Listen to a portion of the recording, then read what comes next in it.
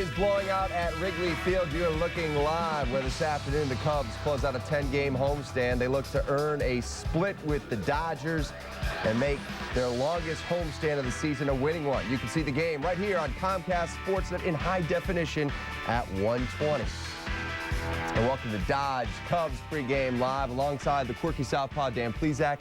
I am Pat Boyle. It's been an interesting homestand. We've seen a little bit of everything. Plenty of highs from D. Lee's clutch 8th-inning home run against Houston to Zambrano's continuing to struggle on the mound to you singing the 7th-inning stretch. You've seen it all. What stands out for you in this 10-game homestand? Well, probably Saturday afternoon's game in the 7th inning when I sang the 7th-inning stretch. No, this was a homestand really that the Cubs were hoping they would be able to make some hay. Unfortunately, they've let Milwaukee creep and still hanging a half a game back with last night's final, with the Cardinals losing their 2 games back right now. They were hoping to get a little bit of separation on this homestand. It didn't happen, but on a good thing, there's 25 games remaining. If they can win this afternoon, they'll have a full game lead over the Milwaukee Brewers. You're in a spot, and we've touched on this a few times. It's always nice to be on top. If the Cubs play the best the next 25 games, they will be playing in October. Milwaukee does have today off. In case you missed it, the Cubs picked up a much-needed victory last night as Ted Lilly improves to 8-1 after a Cubs loss. Lou promising to mix things up before last night's game. Bottom second, one on. One of Lou's subs, Giovanni Soto coming through with an RBI single to left. He had a couple of hits.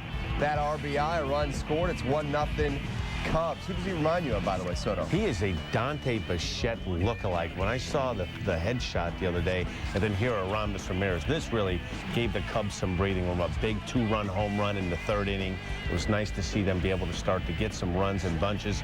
And Ted Lilly really has been the Cubs' most effective starter, most consistent starter all season long. Got some help here in the 7th inning. Carlos Marmol comes in. A nice play by Soto here getting this pop-up.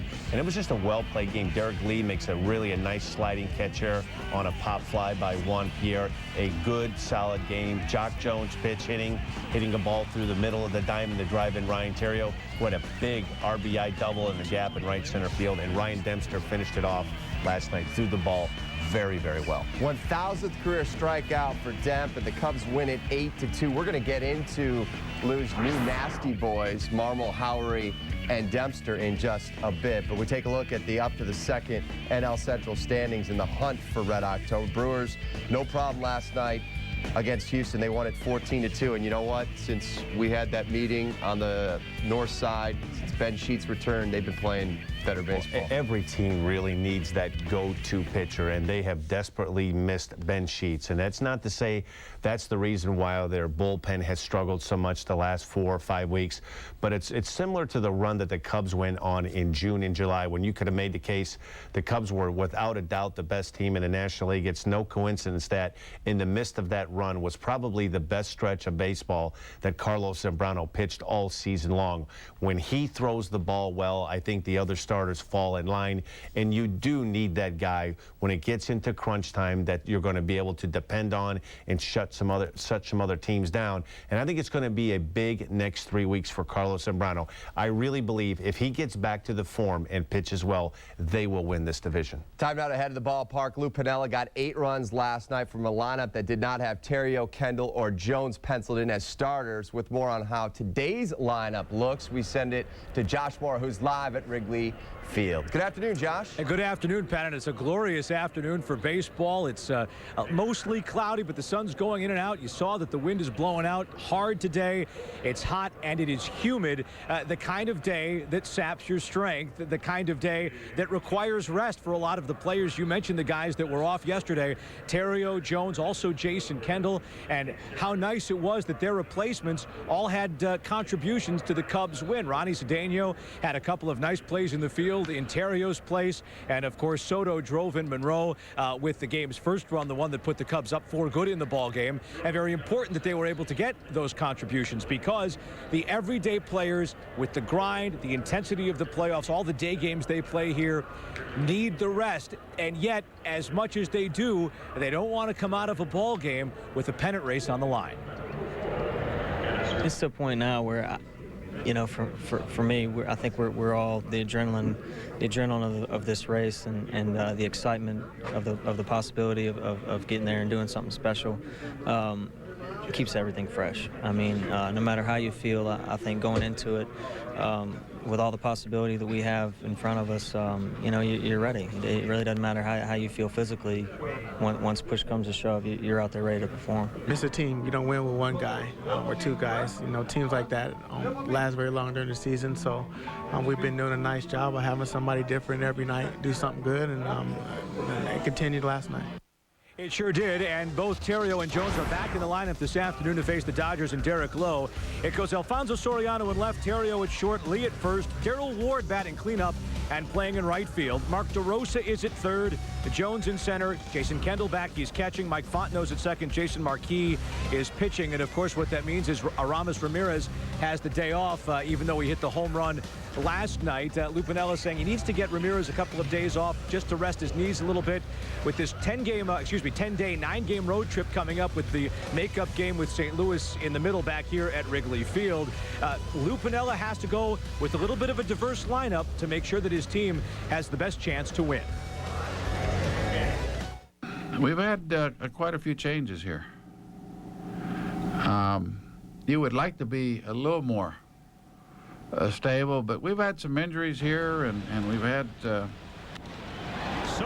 necessities where we've had to filter people in and out. But yeah, in a normal situation, you'd like to have a little more stability. The roster's going to stay the same. I don't know, unless we go to the Mexican League and get a couple players. But no, I don't think that. I think the roster will stay the same. The lineup, we'll have to keep playing with it a little bit. We'll stay as stable as we can, believe me. We're not going to invent the wheel here the last 24 games of the year. The people that have gotten us here are the people that are going to do the majority of the playing. The problem is that lefty-righty pitchers will dictate the different lineups that we use. And one of the reasons that Ramirez has the day off today, night game and a day game, plus the Cubs are set to face lefty Tom Gorzelani tomorrow in the series opener in Pittsburgh. And by the way, we did talk to Jim Hendry. He says he does have scouts watching the Mexican League, but that the roster is likely set with the possible exception of Angel Pagan returning at some point in September. He lost 12 pounds over about a week-and-a-half period with some kind of a stomach ulcer or colitis. The Cubs aren't really sure exactly what he had, but he is out in Mesa trying to get back and ready for some kind of contribution over the final couple of weeks of the season. Cubs and Dodgers coming up. We'll also talk to one of last night's heroes a little bit later in the show. Guys? All right, Josh, thank you very much. Of course, Dan, you'd like stability. You'd like to be able to throw that lineup card out there every day that's the same, but that's not realistic. We'll take unstable as long as it produces victories. And you look at a guy like Terrio, who played in like 48 straight games. The guy needs a day off, and then he comes up in a pinch hitting situation and produces. Is it up to the player to say, Skip, I need a rest, or is this something that the manager and the coaches on the staff have to take a look at and say, look, Aram has to sit down today, bottom line? How's it go? It's really a combination of all three. You know, as a manager, you know that you try to give some guys a little bit of a blow. You know, the last 25 to 30 games, the last week to 10 days, it's probably going to be, you're going to have to do whatever you have to do to win. And even giving Ryan Terrio the first 7 innings of that game off last night, I think it eases as a position player of going through the routine of batting practice, anticipating the first inning, what you're going to do your first at bat, the plan of attack. And even just to give him about 2 hours off last night to just sit down and relax. He came in, delivered a really big hit in a gap in right center field, and he's been and really, sometimes you have to admit, you know, and we talked about this during the Cubs-Sox series prior to the All-Star break, that I think that he was going to be an everyday player. Was a little unsure as far as body type, but he's proven me wrong. A terrific player, plays with a lot of energy. They would not be where they're at right now without Ryan Terrio. Agreed there. Let's take a look at today's pitching matchup brought to you by IPA. It's Jason Marquis against Derek Lowe. Marquis looked great against the Astros last week. I'll tell you what, he has arguably pitched some of the biggest games that this team has had to win, and one that jumps right off the top of my head, the game right before the All-Star break against the Brewers. They had lost the first 2 games. Hill and Marshall were gone by the 3rd inning. They needed innings. He was spectacular, and it seems like every time his back is up against the wall, the bigger the game, the better he's pitched. He was terrific in his last start, throwing strikes, The Astros were helping him out, swinging early in the count, but he was throwing quality pitches. Hopefully he'll be able to duplicate that this afternoon. He's been really good when it's counted. I know as a pitcher, you look at the wind blowing out there. Derek Lowe's given up 5 home runs in his last 2 games. I'm sure as he looked out his hotel room today and saw the wind blowing hard that he wasn't real happy to see that. Well, this is one of the days that when I played that you would really lobby to go into the manager. When it was windy like this, I could not, I had a difficult time pitching, I had a sore throat and just couldn't throw the ball over the plate.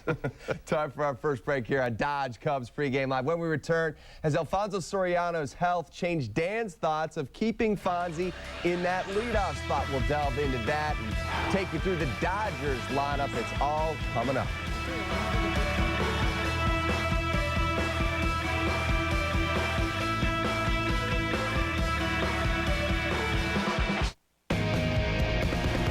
The first NASCAR stock car to reach 200 miles per hour. The first minivan. The first pickup with side curtain airbags.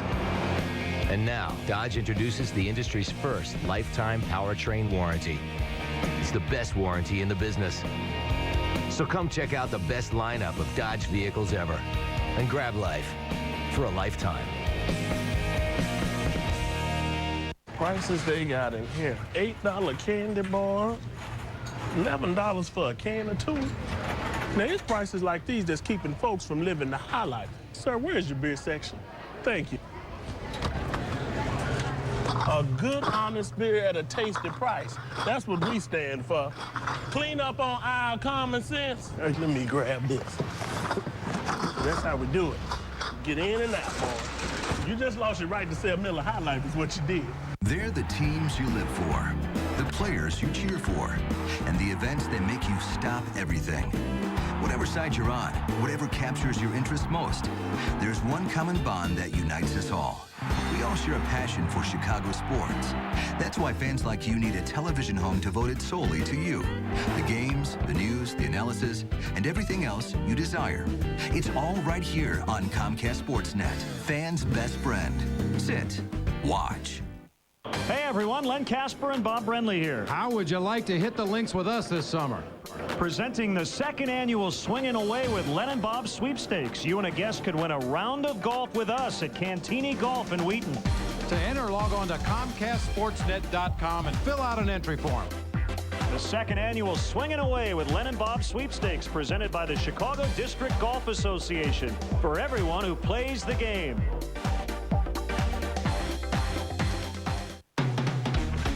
What's the difference between having fun and having none? The Midas Touch Maintenance Package. We'll change your oil, rotate your tires, and do a 45-point courtesy check, all for just $29.95. It's our lowest price of the year. Let Midas help you get the most from your car. For brakes, oil changes, tires, and more. Be safe. Trust the Midas Touch.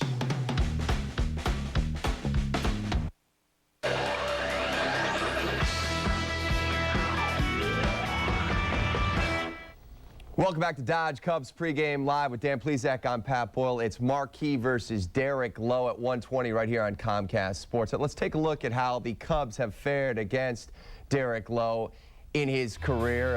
Ryan Theriot has not faced him. Fontenot, Marquis likewise. But there you see it. Derek Lee has had a lot of success. 450, 9 for 25 ribbies against him.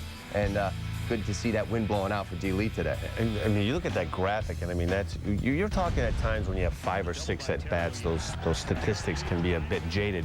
But when you see 9 for 20, obviously that he picks the ball up off of Derek Lowe very well, and that's one of the things. There's really no rhyme or reason why some hitters see the ball well off of certain pitchers, and why certain pitchers that are sinker ball pitchers are not successful against certain hitters. It may be the case that, you know, he's throwing that sinker down and in, and Derek Lee has a pretty good idea of, you know, when to lay off that sinker. And that's going to be one of the keys, what we'll touch on a little bit later. He has a power sinker, Derek Lowe, and if he's throwing the ball very well, it's very hard to get the ball elevated in the air power sinker. On the flip side, you see that Soriano's only batting .233 against Derek Lowe. It seemed like today, if indeed Lou was going to make a change and maybe move Soriano down in that order, say to the 5 spot, today would have been the day.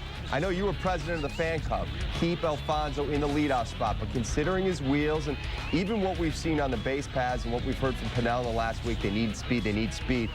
Do you think you might lean to moving him to the 5 spot? At this point of the season, no. And I tell you what, as a manager, your main responsibility is to put your players in a position to where they're going to succeed. And if they succeed, the team is going to succeed. And you can tell the last couple of days was a good sign last night. Mike Quade was very aggressive and sent Alfonso Soriano on a ball hit the left field. So that would lead you to believe that his leg is feeling a lot better. If you look at the numbers,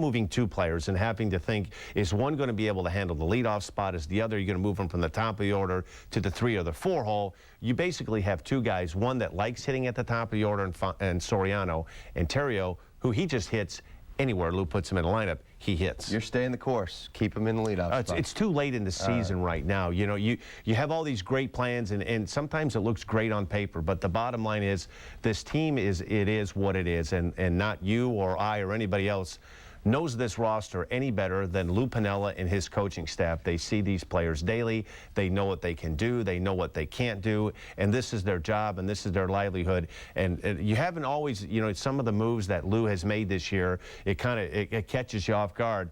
But the bottom line is this team is in first place with 25 games to go, and he's going to do it his way, and so far, his way has worked. Let's take a look at the Dodgers lineup today. Grady Little has a very impressive young lineup. You don't get to see him a lot because they play in the NL West, and you know, usually their games are after we go to bed. But you take a look at some of the guys, like Rafael Furcal's batting .540 in his career against Marquee. This team could be good for a long time. Well, you know, this National League West, really, when the season started, really didn't get a whole lot of credit as being a very deep division. But you could make a case right now that this may be the strongest division in the National League. Without question. And you throw the San Diego Padres into that mix. And what has really hurt the Dodgers, they've had a couple of key pitchers, Randy Wolf in particular, and Jason Schmidt, 2 guys that you bring in the free agent market.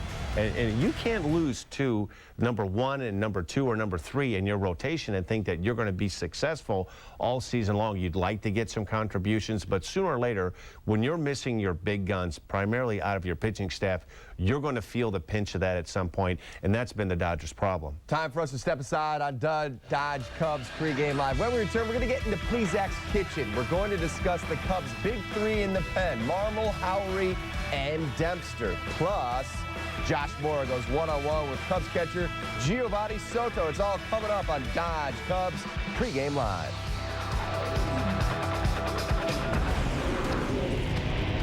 Our Just for Men Stay in the Game highlight comes from last night's tilt against the Dodgers. In the top of the 7th inning, Almedo Saenz hits a line drive to center. Felix Pie loses his footing on the soggy turf. It's now a 4-2 game. But that doesn't faze Carlos Marmol. He gets Rafael Furcal to foul out, ending the Dodgers' threat and helping the Cubs stay in the game. Stay in the game with Just for Men hair color. Hi, I'm Keith Hernandez. And I'm Walt Clyde Frazier. What a marvelous night for the action. Let's go to the play-by-play. Oh, there's Mr. Graybeard approaching Miss Hottie. Oh, no. Rejected. Clyde, that's gotta hurt. Yeah, no play for Mr. Gray. Get that man our Just for Men brush-in color gel. It's specially formulated to penetrate coarse facial hair and gets rid of gray in 5 easy minutes. Home run. Another win with Just for Men. Meet the Rosati brothers, Dick, Ron, Fred, and Al. More than 40 years ago, they came together with one common goal, creating great-tasting pizza. Today, Rosati's Pizza carries on that family tradition. Our authentic recipes are made by hand, always with the freshest homemade sauce and ingredients. There's so much to choose from. Deep dish, thin crust, chicken and ribs with Rosati's homemade barbecue sauce, our famous homemade Italian beef, and more. Rosati's Pizza, a tradition of quality for 4 generations. Log on to myrosatis.com to find the location near you.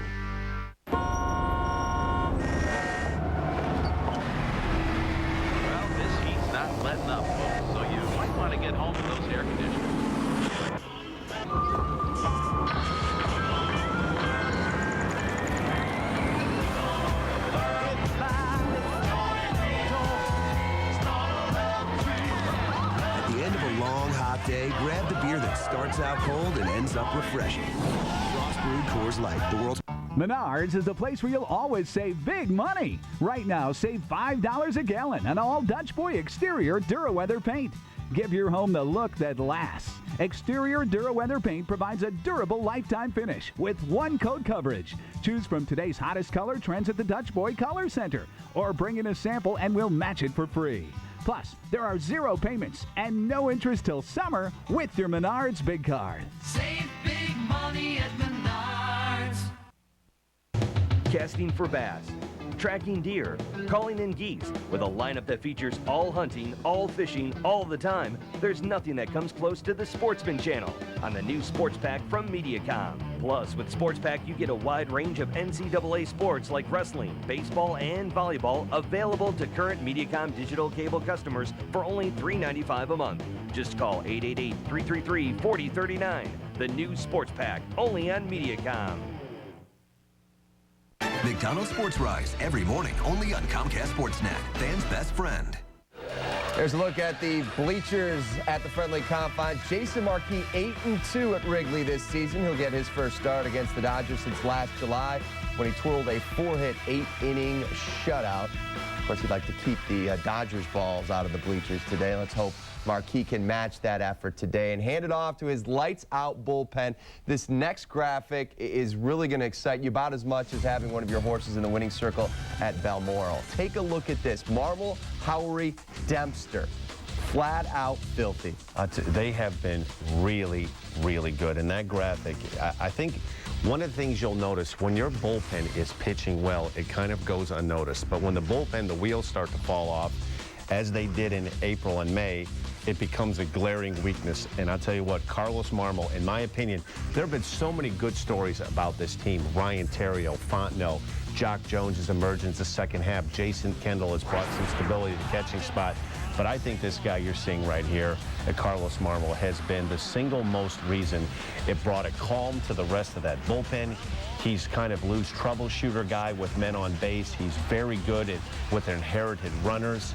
He's very good at getting the first hitter out. Ryan Dempster has quietly had a really good season. He has been really solid tonight.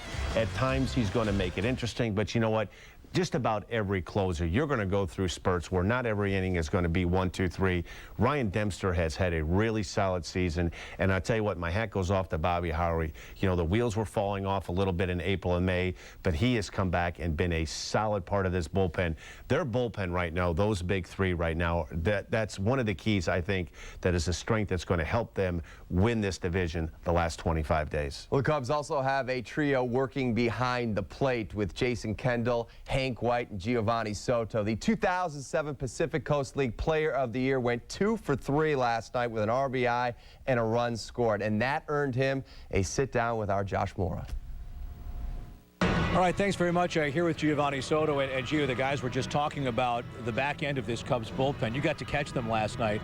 How good are they right now? How devastating are they right now? Right now, it's, you know, they come in and it's, you know, 1, 2, 3 innings. I mean, Howard was really good. Marmol was real good, and them, you know, came in, closed the door real quick, and it's pretty good. You know, everything's clicking right now. It seems to me it's not only their individual talents, but the way they fit together. They seem to complement each other with their different styles. Oh yeah, absolutely. You know, and the main thing is they come in and attack hitters, and you know they're going after you. So that's really good having the pitchers, you know, aggressive, going after guys. For you last night, a very nice game, and you got the team started. And I can't emphasize enough, I think it was very important. You're coming in a fill-in role, up from the minors, and you drive in the first run of the game. Was that your best moment, you think, so far as a Cub? Actually, yeah, it pretty much is. I mean, I haven't really have a lot of experience here, but yeah, I mean, it felt really good to actually, you know, help the team and, you know, help myself. And, you know, it was really rewarding, you know. It makes you feel, you know, part of the team again. Even with that small sample of games you've had here, when we were talking to Lou Piniella this morning, he said he could very easily envision you being the #1 catcher here next year. What does it mean to you to hear that news and to feel that support from your manager, especially, again, with such a small sample of games played here? I mean, it feels like, you know, wow. I mean, that's what we all work for. You know, one day just to get that job, you know, I just have to keep playing hard and keep doing what I'm doing and, you know, keep it relaxed and have fun out there. You know, hopefully, you know, I get that job. Show so far you've come too, right? Oh yeah, I mean, really excited. A nice contribution yesterday, and certainly looking forward to seeing you contribute more down the stretch. Yeah, thank you very much. Okay, that's Giovanni Soto, guys. Let's go back to you. All right, Josh, thanks. Could he be the catcher of the future on the north side? There's no question. He has nothing left to prove in AAA. He was the AAA Player of the Year. He's going to get some experience on the job here in the month of September. One of the things we'll give him an inside track. He's a good offensive catcher that can hit and hit with a little bit of power. So there's no question he's in the mix. Time for one last break here on Dodge Cubs pregame live. When we return, Dan's keys to a Cubs victory. And recently, Derek Lee was named the Chicago Cubs recipient of the 2007 Roberto Clemente Award, given to the player who best exemplifies the game of baseball through sportsmanship, community involvement, and positive contributions to his team. We take a moment to remember Clemente for his accomplishments, presented by the United States Marine Corps.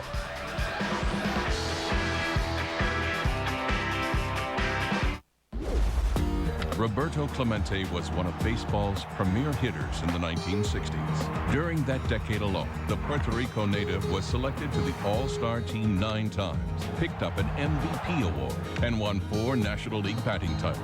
From 1960 through the end of his career in '72, Clemente batted over 300 every season except 1968, when he hit .291. Four Seasons, the largest family-owned and operated heating and air conditioning contractor, has simple goals: provide exceptional service at the best possible price and offer products that leave you nothing but satisfied. Call Four Seasons Heating and Air Conditioning today for a free estimate. Hey, Chicagoland, looking for a career change? International Profit Associates is the nation's leader in management consulting for small and medium-sized companies. IPA had another winning year and is now hiring appointment setters and inside sales representatives. IPA employees are building careers. The 600 employees at the Northwest Suburban office love working at IPA because of unlimited income potential. Create your own promotion. Call IPA at 800-531-2542, weekdays between 7 and 5. Tell them you're looking for a change. The police often question him just because they find him interesting.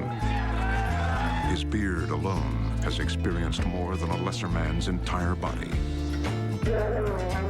His blood smells like cologne. He is the most interesting man in the world. I don't always drink beer, but when I do, I prefer Dos Equis. Stay thirsty, my friends. Grab the new Sun-Times and get the real Chicago story every day. Subscribe at suntimes.com. Chicago Sun-Times. Let's get into it.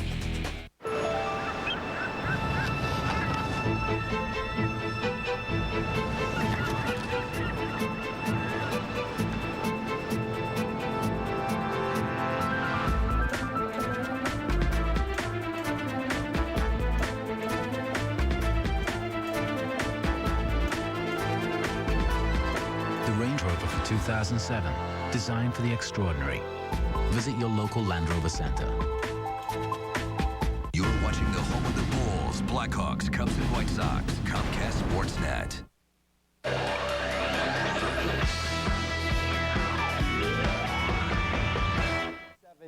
And they look to stay in that position by themselves today. Time now for Dan Plezak's Lexus keys to the game. What do you have for us today? Well, I think there's really 2 keys, and I think get to Derek Lowe early. Like most good pitchers, he'll give you an opportunity in the first or second inning to bunch something together. It'd be very important not to let a good pitcher get off the hook early. Try to make him bring the ball up. A terrific power sinker. He can exclusively pitch with one pitch. Try to get him up in the strike zone, and I think Jason Marquis pitched like he did the other day against the Houston Astros, as attacking early, throwing strikes, believe in his stuff, keep the ball down with the wind blowing out. One of his bugaboos has been the long ball. Use that good sinker early on. That's going to do it for us on Dodge Cubs pregame live. For Dan Plezak, I'm Pat Boyle. We'll see you after the game. Let's turn it over to Len Casper and Bob Brennan. They'll have the call for you right here on Comcast Sportsnet. And Len, we've seen just about everything on this homestand. It'd be nice to see the guys end up with a winning homestand when it's all said and done.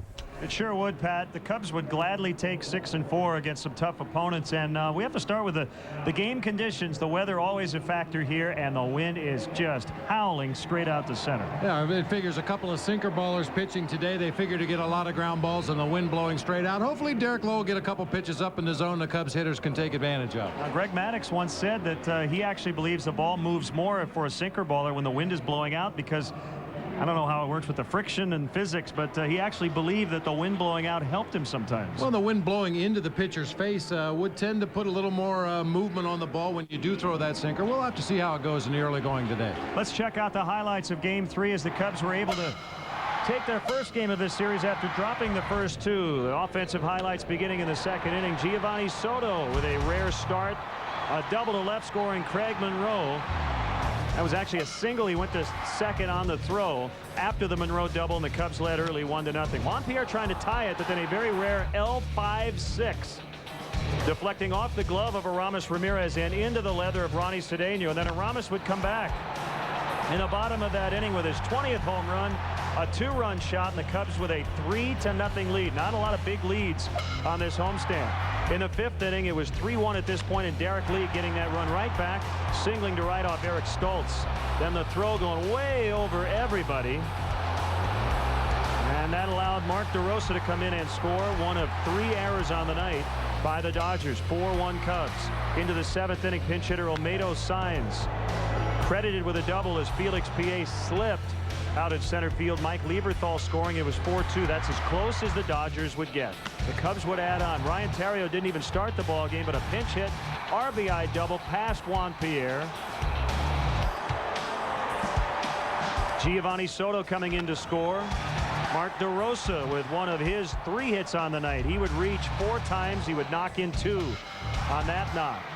Then in the 9th inning, Ryan Dempster with a strikeout of Shea Hillenbrand for career punch-out number 1,000. He would go on to close out the Dodgers 8-2 the final.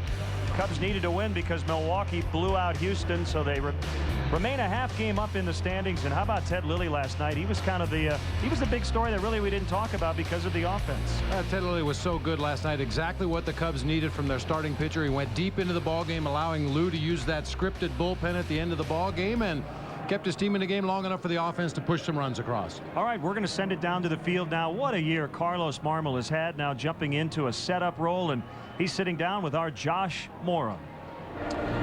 All right, guys, thanks very much. I don't know that there has been a bigger surprise this year than Carlos Marmol, but when you started this season, did you think that this kind of season was within you? Well, you know, when I'm not trying to be perfect. I'm trying to do my job. That's what I'm trying to do.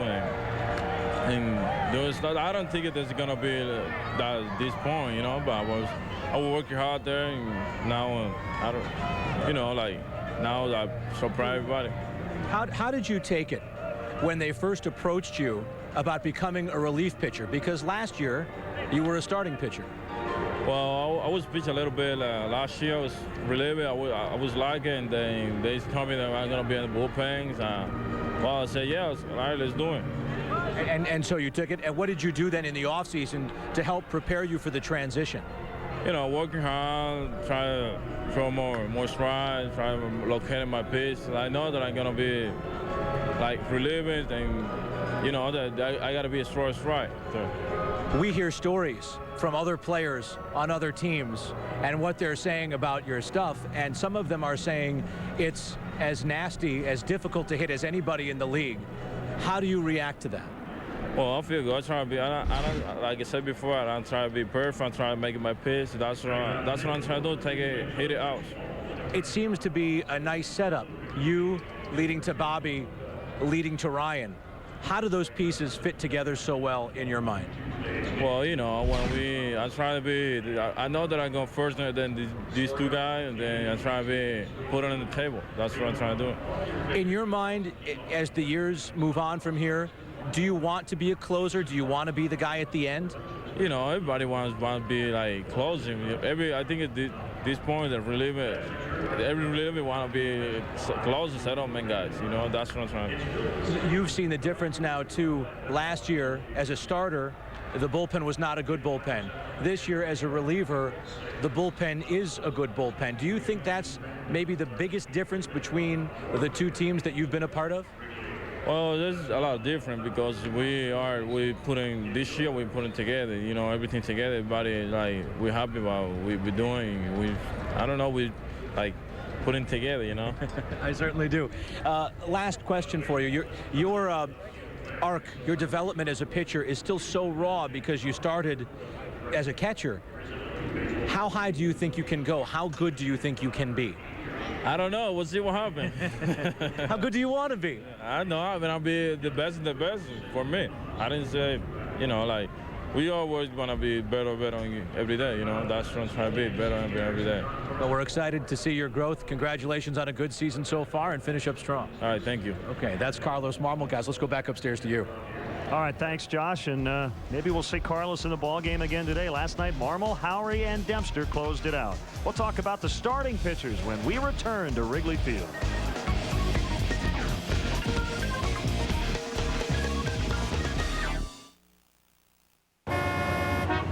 We're not going to make it.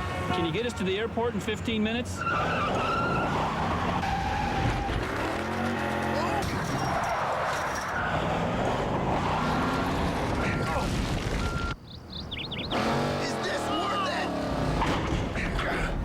Cheaper than a change fee if we miss our flight.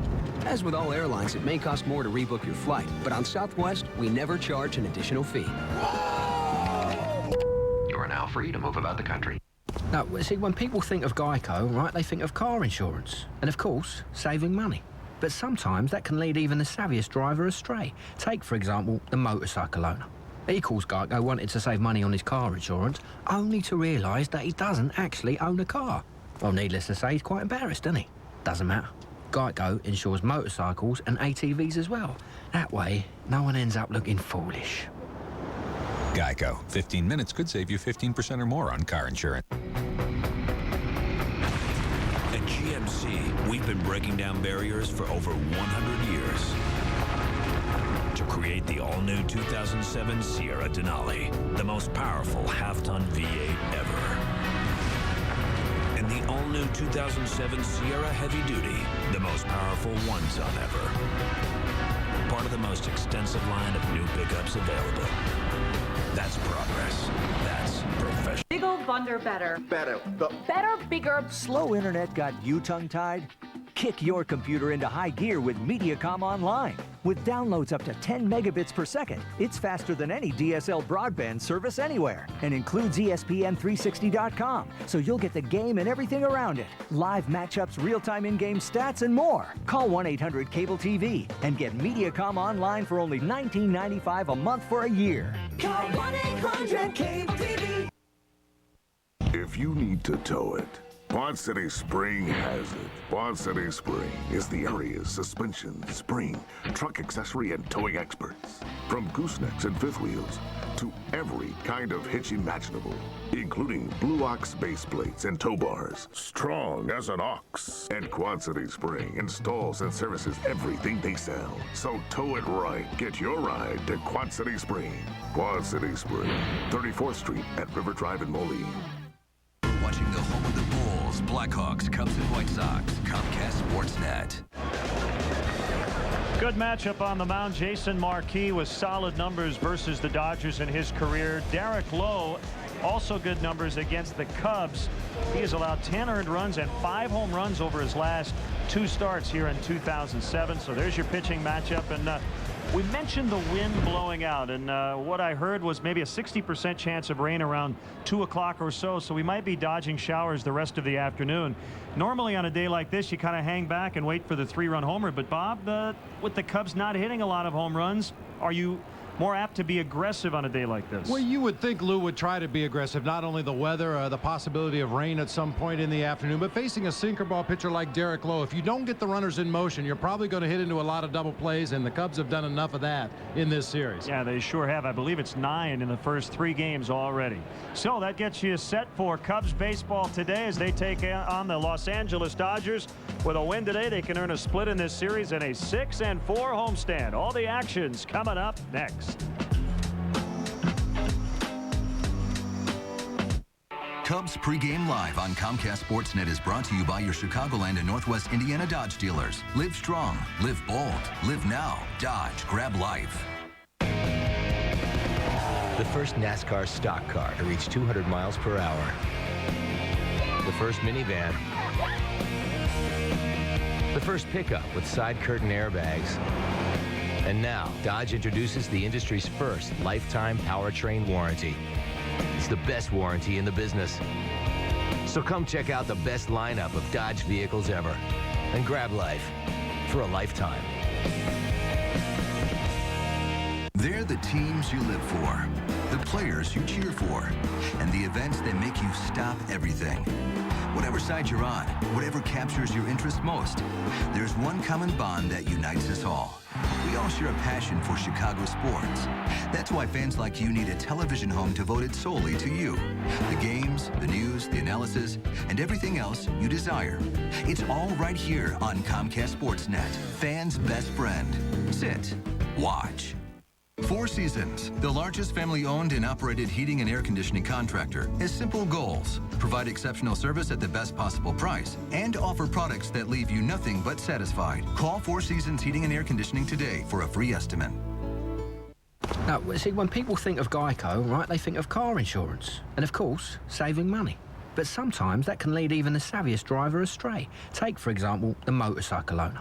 He calls Geico wanting to save money on his car insurance, only to realise that he doesn't actually own a car.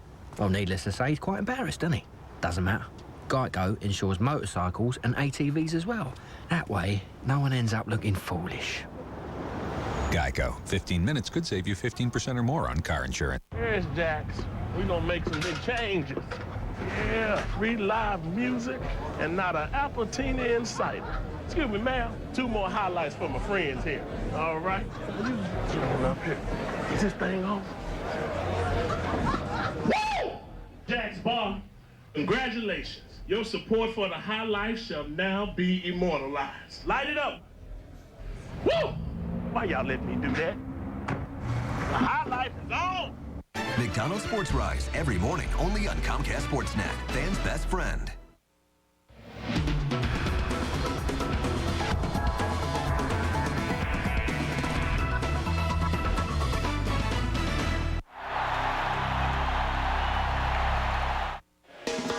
As the sun slowly sets on the season, the Cubs offense rose to the occasion last night to stay ahead of Milwaukee by the slimmest of margins.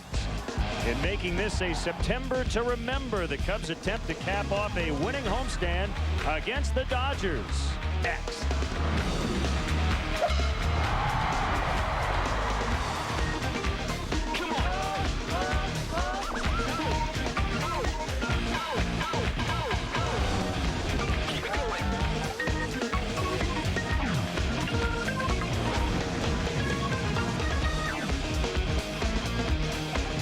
Wrigleyville buzzing as always on game day as the Cubs today wrap up a 10-game homestand and get set for a big 9-game trip that'll actually be interrupted by another home game next Monday. If the Cubs can win today, it'll be 6-4 as they head to Pittsburgh tomorrow. The Cubs and the Dodgers here on Comcast Sportsnet.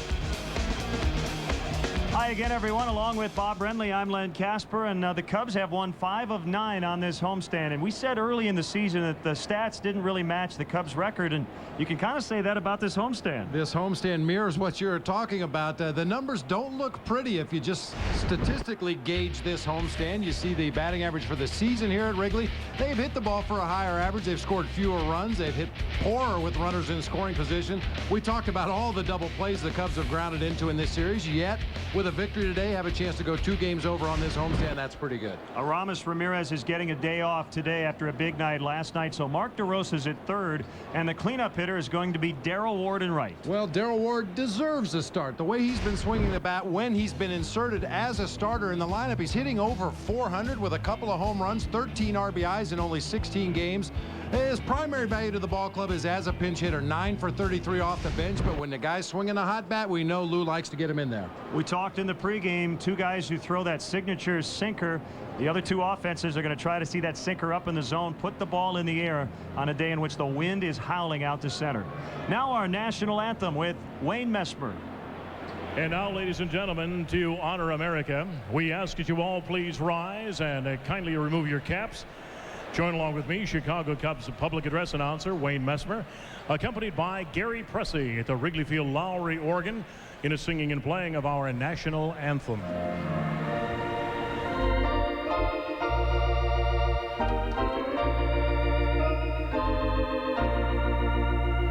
Oh, say, can you see by the dawn's early light what so proudly we hailed at the twilight's last gleaming, whose broad stripes and bright stars through the perilous fight o'er the ramparts we watched were so gallantly streaming, and the rockets' red glare, the bombs bursting in air, gave proof through the night that our flag was still there.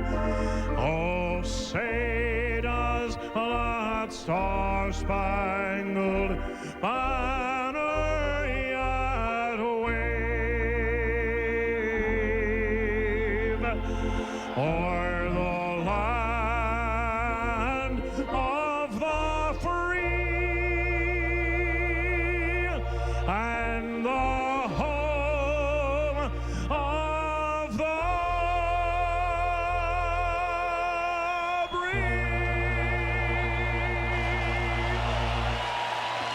Wayne Messmer with our national anthem. And coming up, Jason Marquis will take the ball for the 29th time, shooting for his 12th win. Cubs baseball is right around the corner. Recognize your loved ones on the sidewalks beneath the historic Wrigley Field marquee. Through the commemorative paver program, you can join thousands of fans in celebrating the day you became a Cubs fan, declared your loyalty, or preserved your favorite Cubs moment. If you're a Cubs fan, how can you pass up this opportunity to become part of Wrigley Field? Each order includes a replica paver for your home or office and makes a perfect gift. So to purchase, visit Cubs.com or call today. Space is limited, so order now. If you need to tow it, Quad City Spring has it. Quad City Spring is the area's suspension, spring, truck accessory, and towing experts. From goosenecks and fifth wheels to every kind of hitch imaginable, including Blue Ox base plates and tow bars, strong as an ox. And Quad City Spring installs and services everything they sell. So tow it right. Get your ride to Quad City Spring. Quad City Spring, 34th Street at River Drive in Moline.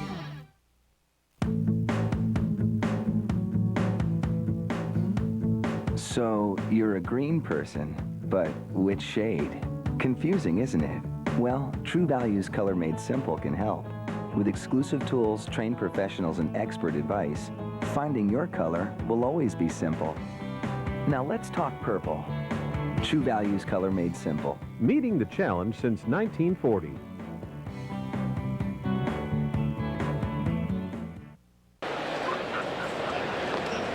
Welcome back to the ballpark as the Cubs end the 10-game homestand. Their longest trip of the year starts tomorrow. It'll be the only three-city trip of the season, but really it's not a three-city trip because the Cubs will come home to make up that game against St. Louis on Monday. They're all big now. Milwaukee is off, so the Cubs had a game in hand on the Brewers, but that game is today.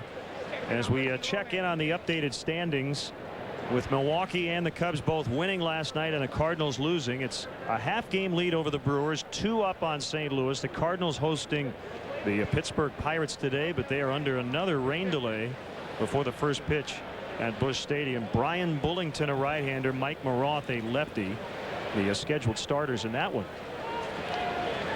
So they're all big from here on out. No question about it. Doesn't matter who you play, where you play it. Every game takes on an added significance at this time of year. You talked about the schedule, the road trip coming up. The Cubs have had a very favorable schedule this year, and The last month of the season is no exception, and we talked about it very early in the year. To have a successful season, you need a lot of things to go right. You need to have that favorable schedule. You need to keep your horses healthy. For the most part, the Cubs have been able to do that. You need to catch some breaks along the way, and the Cubs have caught some breaks from time to time. You need to get some help from the umpires once in a while, and hopefully all the good trends will continue here in the last 3 weeks of the season. Well, let's check in on the weather report. Might see some showers later. A moist forecast. The wind right now out of the south between 15 and 24.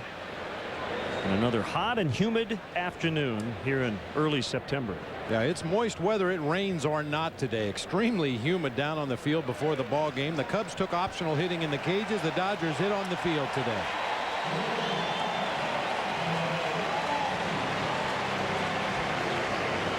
Well, as Jason Marquis gets ready to take his warm-up tosses, let's look in on Grady Little's Dodger starting lineup, brought to you by Southwest. Rafael Furcal leads it off at short. Juan Pierre's had a good series. He's in center. Matt Kemp is in right with his .342 batting average. Another former Cub, Luis Gonzalez, in left. Russell Martin with a mild sprain of his left knee, but that's not going to keep him out of the lineup today. James Loney, Andy LaRoche, Tony Abreu, and Derek Lowe rounded out. And let's take a look at the Cubs defensively, brought to you by Rico. Move your ideas forward with Rico dependability. Soriano Jones and Darrell Ward making his 50th start of his career out in right field today. DeRosa and Terrio on the left side. DeRosa just giving Aramis Ramirez a day off at third base. Mike Fontenot at second. Derek Lee over at first. Jason Kendall back behind the plate today. And Jason Marquis will be taking the ball for the Cubs, looking for his 12th victory of the season. This is his 29th start. Last time he pitched against the Dodgers was July of last year, a 4-hit shutout performance in that ball game. And now the umpires. Ed Rapuano, been doing this for over a decade and a half. He's worked 2 World Series, born in Connecticut and lives in Florida. Hickox, Buckner, and West on the bases. You know, then we talk about Ryan Terrio, what a high-energy player he is. Ed Rapuano is the same kind of an umpire. He really brings a lot of energy to a ball game. Now, we had a light delay on Monday, and it was a bright day. I mean, there were some shadows because it was late in the afternoon, but it's actually darker right now than it was then, and the lights are not on. We'll see if, in fact, I think they're just coming on. I think they've been turned on. They're just taking a little while to heat up here. First pitch of the ball game is a called strike on Rafael Furcal.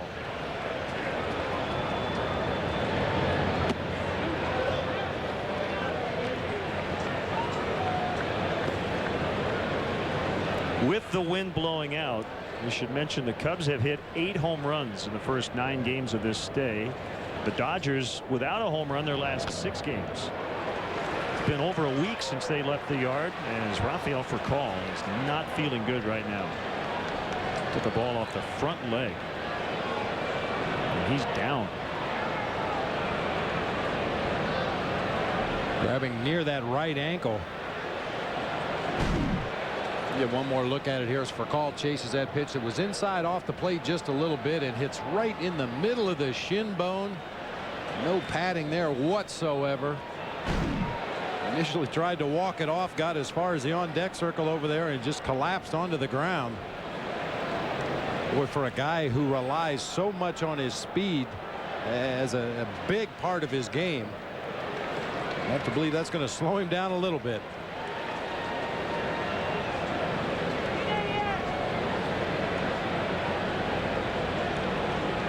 Trying to put pressure on that right leg, but it doesn't look like it's going well. And that's not going to get better as the day goes on. If anything, he's going to continue to have some swelling in that area. It'll continue to throb throughout the ball game. Those are the kind of injuries you never like to see them happen, but if they do, you hope it's toward the end of a ball game when you can get the guy out of there, get him up into the training room, and get some treatments right away.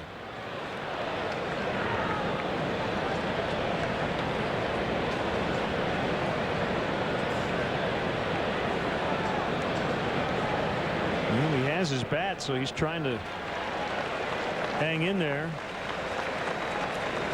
Always a touch-and-go situation for the guy who is most likely to come in and pick up for Rafael Furcal should he not be able to continue. I'm sure Ramon Martinez, maybe Wilson Valdez.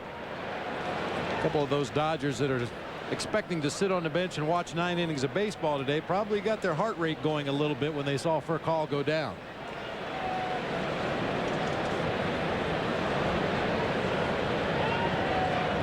So we will resume. 1-2 from Marquis is hit high in the air, right center field. Jock Jones will have plenty of time to get under it.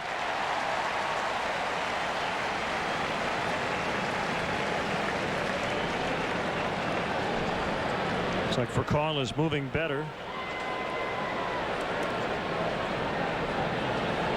So here's Juan Pierre, 7 for 26 with 2 doubles and 2 triples against Jason Marquis, who just retired, a former Braves teammate, and Furcal.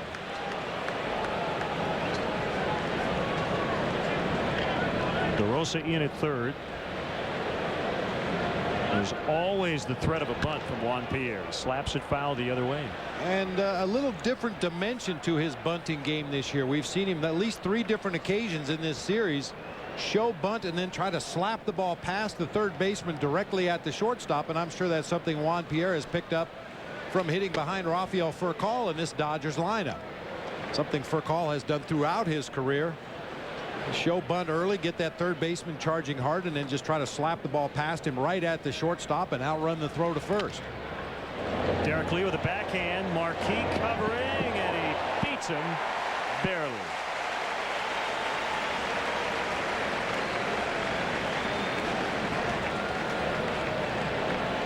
Nicely done at both ends. Boy, and absolutely no leeway for mistakes here. No bobbles, no bad throws, no missing the base, because Juan Pierre, as always, streaking down that first baseline, makes it a close play.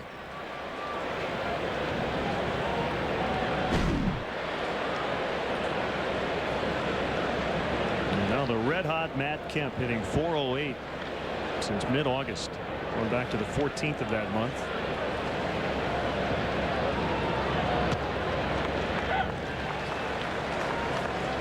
Marquis faced the Dodgers twice last year as a St. Louis Cardinal, and both times he went 8 innings, pitched well, got a no decision at Busch Stadium on July 13th.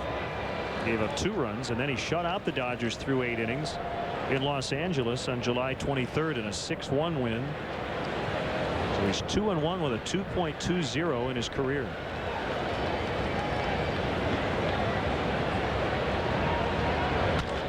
Ground ball right at Ryan Theriot, back in the starting lineup today after not being in the lineup last night. And Ryan will come up second behind Alfonso Soriano. 0-0. What do you think of Mike Wallace and the Geico Chevrolet? Whatever. He's out there selling car insurance. I'm out there to win. Isn't he your cousin? I didn't say I wouldn't go fishing with the man. All I'm saying is, he comes near me, I'll put him in the wall. But you don't race in the Busch Series. Listen, go-kart track, grocery store, those remote-controlled boats. When it comes to Mike Wallace, the story ends with me putting him in the wall. Geico. 15 minutes could save you 15% or more on car insurance. What was once a measure of precision is now being taken for a little drive.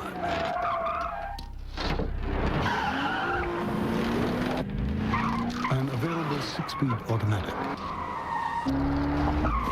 paddle shifters, and highly responsive electronic power steering. The Lexus IS. At your Chicago area and Northwest Indiana Lexus dealer. Honey? I think this might be our lucky day. I think it might be. I think this is what we've been waiting for. I think it is. Yes! It turned blue! Introducing the Coors Light Cold Activated Bottle. The mountains turn from white to blue when your beer reaches the perfect temperature. It's blue like your eyes. My eyes are green. Only from Frost Brewed Coors Light, the world's most refreshing beer.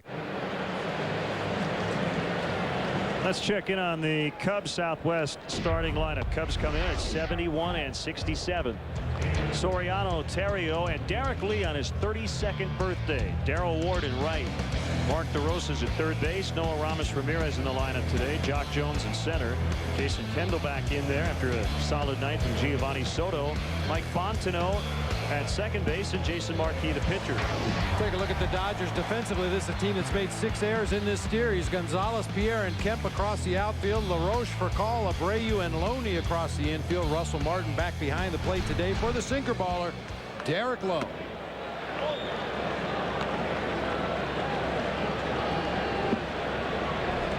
'29th start. He actually had 1 appearance as a reliever this year. He's looking for his 12th victory of the season.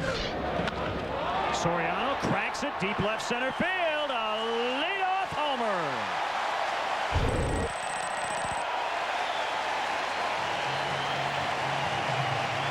'39th career leadoff home run. He did it previously on Monday. Number 21 on the year, and it's 1-0 just like that. Oh, and it happened so quickly we didn't even get a chance to talk about it. You figure the guys in the Cubs lineup that are going to have good swings against Derek Lowe are the low ball hitters, and certainly Alfonso Soriano is a deadly low ball hitter. Good start offensively today for the Cubs. 7th leadoff homer with the Cubs this year as Andy LaRoche throws out Ryan Terrio.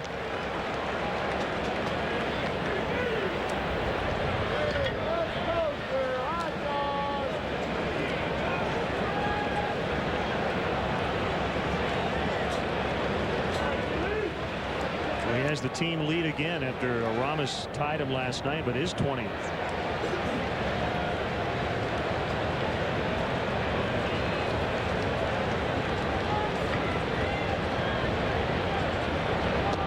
And again, happy 32nd birthday to Derek Lee.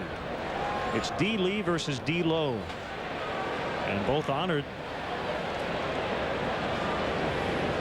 as the Roberto Clemente Award representative from their respective clubs. A base hit into center.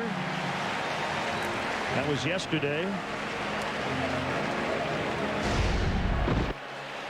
Let's see. On his birthday, Derek Lee has played 9 ball games, the .267 average, 5 home runs. That's a good sign. Big day against the Pirates last year on his birthday, 2 for 4 with a home run and drove in 4. And he continues to have good numbers against Derek Lowe in his career. That makes him 10 for 21 lifetime against the sinker baller. Now D. Ward against D. Lowe. Delightful. And D. Rowe is on deck. We've got it all covered. Well, that home run for Lowe, it's been a common occurrence lately. He's allowed 5 over his last 2 starts, so make it 6 over his last 3, including today. 18 home runs on the season. That's a little bit surprising considering the stuff that Derek Lowe has. But you know, as I mentioned, when you face low ball hitters, they're looking for that pitch down there around the knees or perhaps even a little bit lower.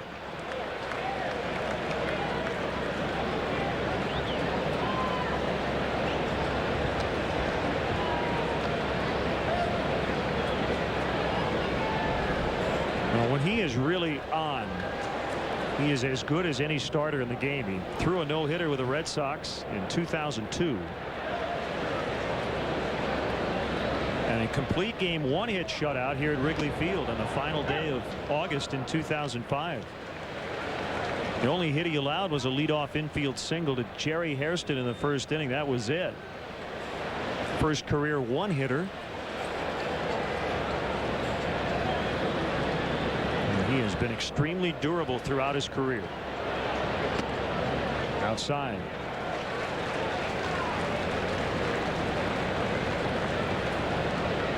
Now for Derek Lowe, since '02, he has 91 victories. That's tied for the 2nd most in baseball with Roy Halladay. Only Roy Oswald has more wins in that period of time with 98.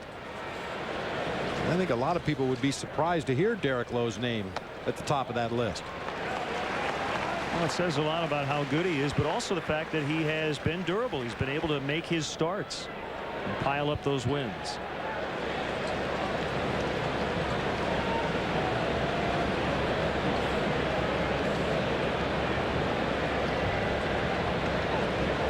Just 4 other games in the big leagues today. We'll keep you up to date on the day games, including Pirates and Cardinals, but they are delayed. There's ball 4 as Ward reaches. White Sox are in Detroit, 1-0 Tigers in the bottom of the 6th. And later on tonight, Boston's at Baltimore. Cleveland is at the Angels. Possible playoff preview. 2 of the best teams in baseball matching up.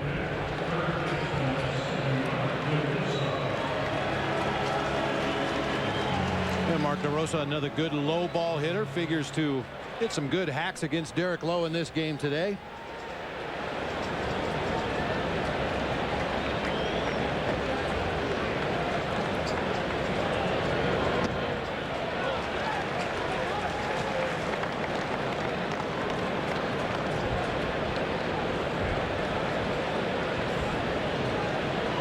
Cubs would like to pile on. They were able to do it in the 8th inning last night, scoring 4 times. Turned a 4-2 lead into an 8-2 laugher. Quick throw. They got him. Darrell Ward picked off for the 2nd time in a couple of weeks. He was nailed at second base recently, and Russell Martin gunned him down. Boy, that's a design play. Loney breaking on the pitch, gets over to the base. Good quick tag. And just like that, 2 outs. Well, and you know, Len, a lot of people want to blame that on the first base coach, Matt Sinatra. That's not his fault. The play's right in front of the base runner. He can see Russell Martin back there behind the plate. And I'm sure Matt Sinatra let him know that Loney was coming in behind, but it's up to the runner to make that reaction when he sees the catcher coming out of the chute.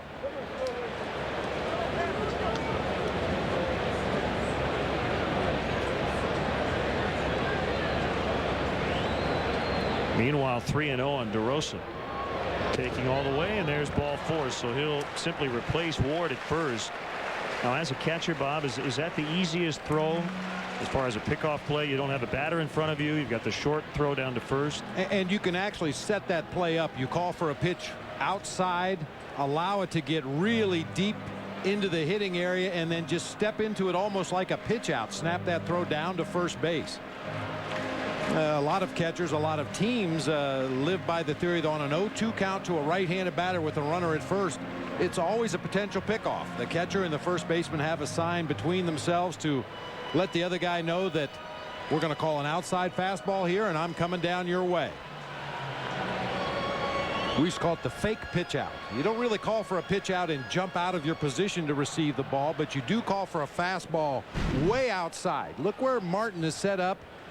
The pitch is actually a short hop out of the dirt, but he was going to first base the whole way. That was a design play that he had on with his first baseman, James Loney, and unfortunately they catch Darrell Ward leaning the wrong way. So after a visit from Rick Honeycutt, the pitching coach, it'll be Lowe against Jock Jones. Came into play center late, ended up with an RBI single and a run in game 3.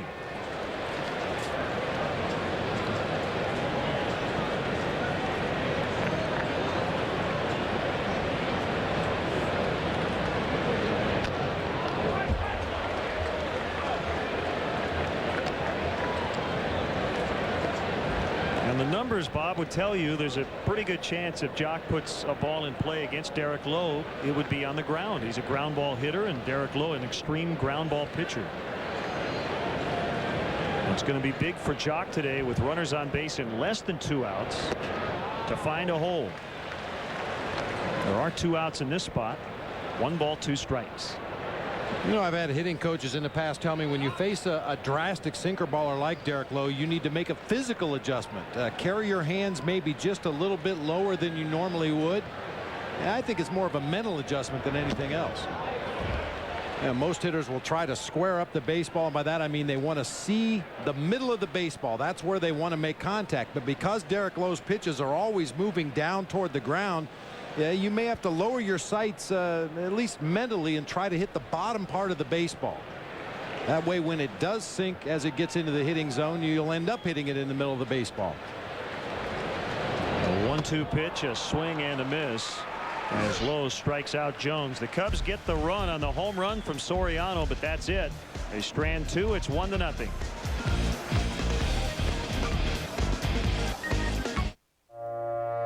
Flying out of Chicago Midway for business? Southwest Airlines isn't just for short flights anymore. We offer nonstop flights to LA, DC, Phoenix, Houston, Long Island, Philly, and dozens of other destinations. You wanted more nonstop flights for business, so we're flying more nonstops than ever before. You are now free to move about the country. Make a smooth approach. Make smooth contact with Electric Shave Pre-Shave Lotion. Stands up whiskers for up to a 52% closer shave. Electric Shave. Blade close, electric smooth. Hey Cubs fans, tune into Comcast Sportsnet all year to watch your team and the LoJack caught stealing play. Then visit Cubs.com/LoJack to enter to win a 2008 spring training trip. LoJack, the only stolen vehicle recovery system operated by the police. During the Pontiac Summer Sell-Down, you can get more than just some sun. Get more horsepower than any import under 18 grand, and still get 33 on the highway. Get more horsepower and better highway fuel economy than Scion TC. And with every 2007 Pontiac, you get more coverage than anyone in America. Every 2007 Pontiac features the GM 100,000-mile 5-year powertrain warranty, plus roadside assistance and courtesy transportation. See your local Pontiac dealer today. Tomorrow, it's a Central Division showdown in Pittsburgh as D-Lee and the Cubs go head-to-head with the Pirates. Coverage starts with Dodge Cubs pregame live. Cubs Pirates tomorrow night at 5:30 on Comcast Sportsnet Plus. Fans' best friend. U.S. Cellular Bears postgame live after every game with former Bears Dan Jiggets, Jerry Azuma, and Jim Miller. We'll bring you the Bears press conferences, and William Jackson is live outside the Bears locker room with player reaction. Only on Comcast Sportsnet, fans' best friend. It's Marquis against Gonzalez. Luis Gonzalez takes a breaking ball for ball one. 1-0 Cubs on the leadoff homer from Alfonso Soriano. Cubs had an opportunity to get more, but could not.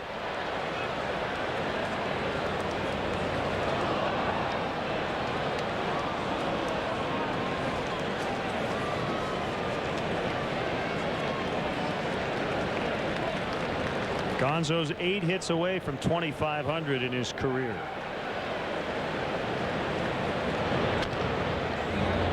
Rollover bouncer, and Fontenot throws him out. 4 up, 4 down for Marquis. Tickets are available now for Cubs games here in the final month of September, in particular the September 10th makeup game at 2:20 versus the Cardinals. To purchase tickets, visit Cubs.com, call 1-800-THE-CUBS, or visit the Wrigley Field box office. Welcome to the Samford volleyball team, or at least fans of that team.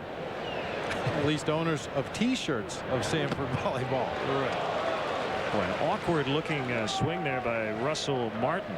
Samford in town, I guess, playing DePaul. Martin with a mild sprain of his left knee. He kind of ended that swing very awkwardly.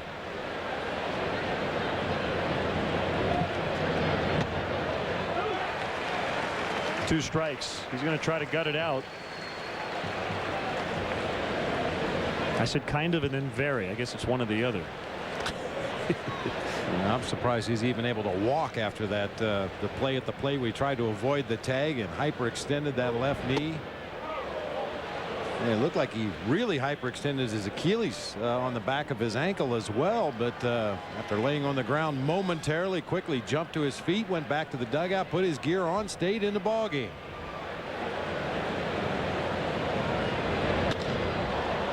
Lifted into center, but Jock Jones is there to make the catch. Yeah, Martin's just not running very well.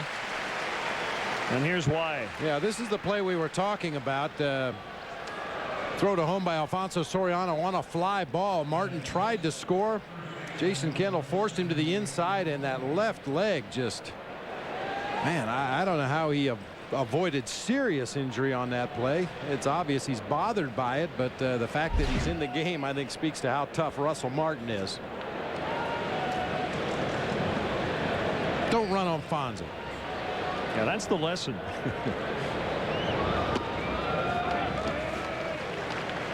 Good breaking ball for a strike on James Loney. Solid start for Marquis.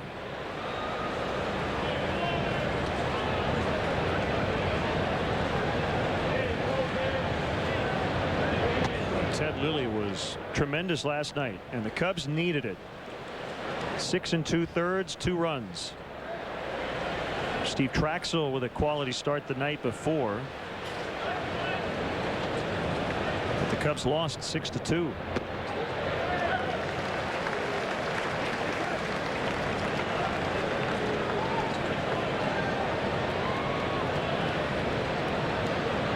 Trax's next start will be on Sunday. So we can go with the nickname since he's been here before.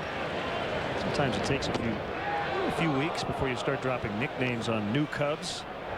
But he's a new old Cub.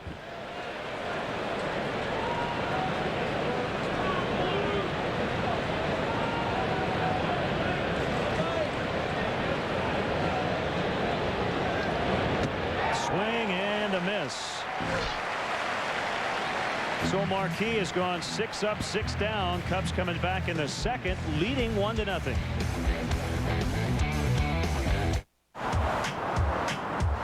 Here's to waking up Thursday and thinking it's Friday. Brighten up your morning with 2 Egg McMuffin sandwiches, 2 Sausage McMuffin with egg sandwiches, or 1 of each for just $3. It's Wednesday, dude. This is the story of how the powerful 270 horsepower V6, roomy 3-row seating with 2nd-row captain's chairs, extra cargo room, and everything else, in the newly redesigned fuel-efficient Toyota Highlander, hauled Mark, his brother Patrick, the kids, and their wave runners off to the lake with ease. The all-new Highlander starts at a great price at your Toyota dealer now. The police often question him just because they find him interesting. His beard alone has experienced more than a lesser man's entire body. His blood smells like cologne. He is the most interesting man in the world. I don't always drink beer, but when I do, I prefer Dos Equis. Stay thirsty, my friends.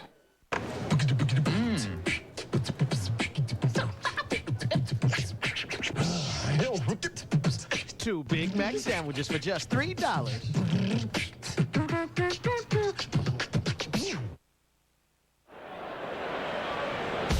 Cubs baseball is brought to you in part by Aflac, ask about it at work, and by Nissan, who invites you to shift the way you move through the world. Final voting for the ultimate 7th inning stretch competition is going on now. Visit Cubs.com and help determine who you think should sing the 7th inning stretch at the Cubs game on September 22nd.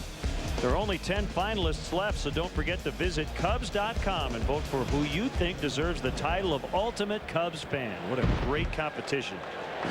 And some great finalists. Jason Kendall hitting 7th. He takes a sinker for a strike. Used as a pinch hitter last night.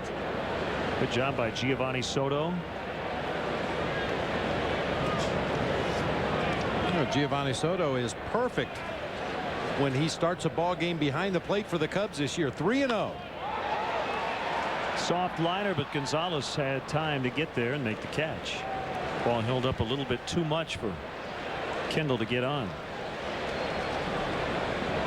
You know, obviously we keep track of every stat there could possibly be, and some that actually have no meaning whatsoever, but they kept the Cubs record depending on who the starting catcher is. Michael Barrett was 24-28 as a starter here, 4 games under. Jason Kendall an even .500 coming into play today at 18-18. Coy Hill 17-8 as the starting catcher. Henry Blanco 3-10. Rob Bowen was 6-3 in his 9 starts here, and as I mentioned, Giovanni Soto 3-0. Rob Bowen and Coy Hill were the beneficiaries of being behind the plate at a time when the Cubs were red hot. Tony Abreu will throw out Mike Fontenot.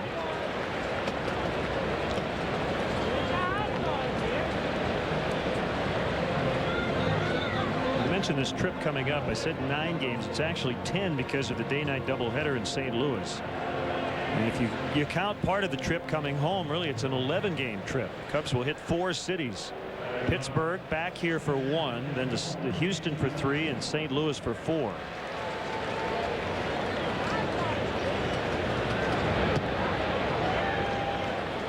And the Cubs have had a pretty favorable schedule pretty much all year. This will be the first trip that's more than a week. That's amazing. That is amazing. And the only one of that nature.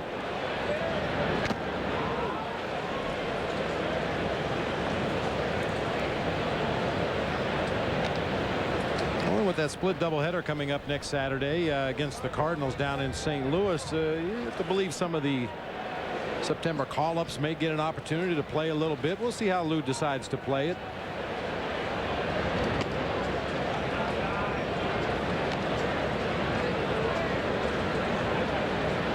We have a lot more options now here in September. The wind in the 1-2. It's outside.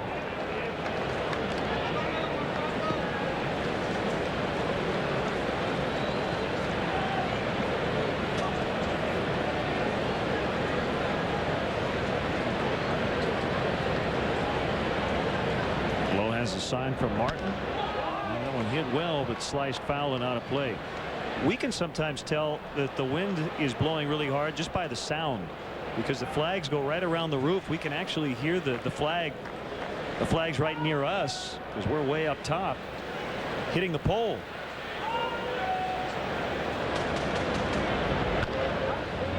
This will be Abreu again with the short toss to James Loney in a quick 1-2-3 inning for Derek Lowe. It's 1-0 Cubs after 2.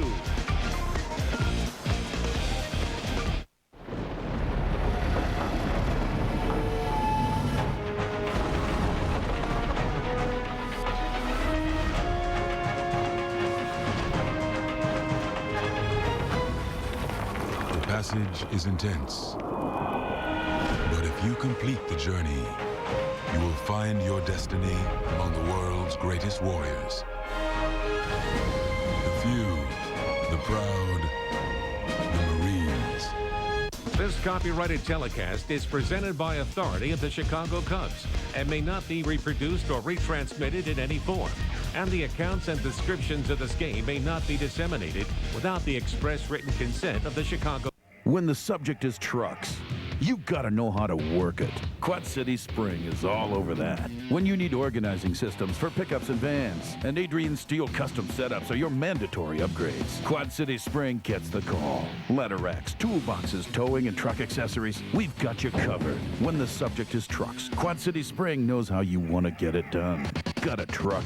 Work it, baby. Quad City Spring, 34th Street and River Drive, Moline. Bigger, bitter, better. Bigger, boogle. Bigger, better, blum. Relax. Talk all you want with Mediacom Phone. All your calls in the U.S. and Canada are included for one low monthly fee. Plus popular calling features like voicemail and caller ID. All for one low monthly fee. Say goodbye to old-fashioned phone service. Call 1-800-CABLE-TV and get Mediacom Phone for as low as $29.95 a month. Call 1-800-CABLE-TV. Good call. Coming up tonight at 6:30 on Sports Night, presented by the AT&T Real Yellow Pages. A report from Hallis Hall as the Bears prep for San Diego, plus an NL Central update. Join Mark and Gail for Sports Night, presented by AT&T Real Yellow Pages tonight at 6:30 only on Comcast Sportsnet. Fans' best friend. Can you believe it? The NFL season starts tonight. I can't believe it. Still baseball season. The best part of baseball season. Well, I love football, but it's like every night of the week now they're playing games. Not just Sunday anymore.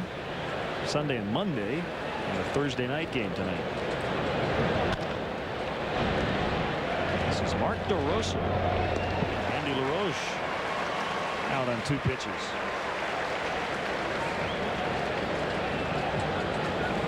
4 ground ball outs, a strikeout, 2 hit to center. And it's switch hitting Tony Abreu getting the nod at second base. as he spells Jeff Kent. Brady with 1 home run on the season. It was a big one, however. June 26th against the Diamondbacks. Came off the bench as a pinch hitter in the 10th inning. Hit the home run to win the game for the Dodgers in that game. He's from Puerto Plata, Dominican Republic.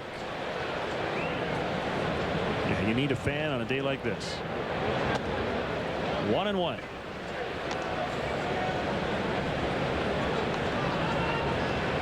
On May 25th, he picked up his first major league hit, a double off Carlos Marmol. Later, he would single as well off Bob Howery as part of a big 4-run 8th inning. Dodgers came back to beat the Cubs 9-8. Sun's coming out.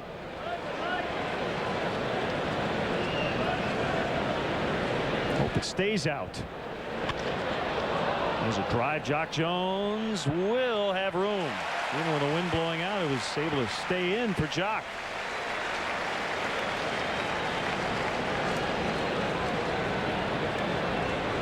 The ball was slicing as it got out there to center field. Jock played it perfectly, just stayed on the proper side of the baseball, let it tail right back to him as he retreated into center field. Well, that just comes with experience, knowing how a ball is going to react off the bat of a left-hander or a right-hander. Jones again. He has made 4 catches in the first 3 innings. On this hot day, I'm not sure Jason Marquis has even broken a sweat. 1-0.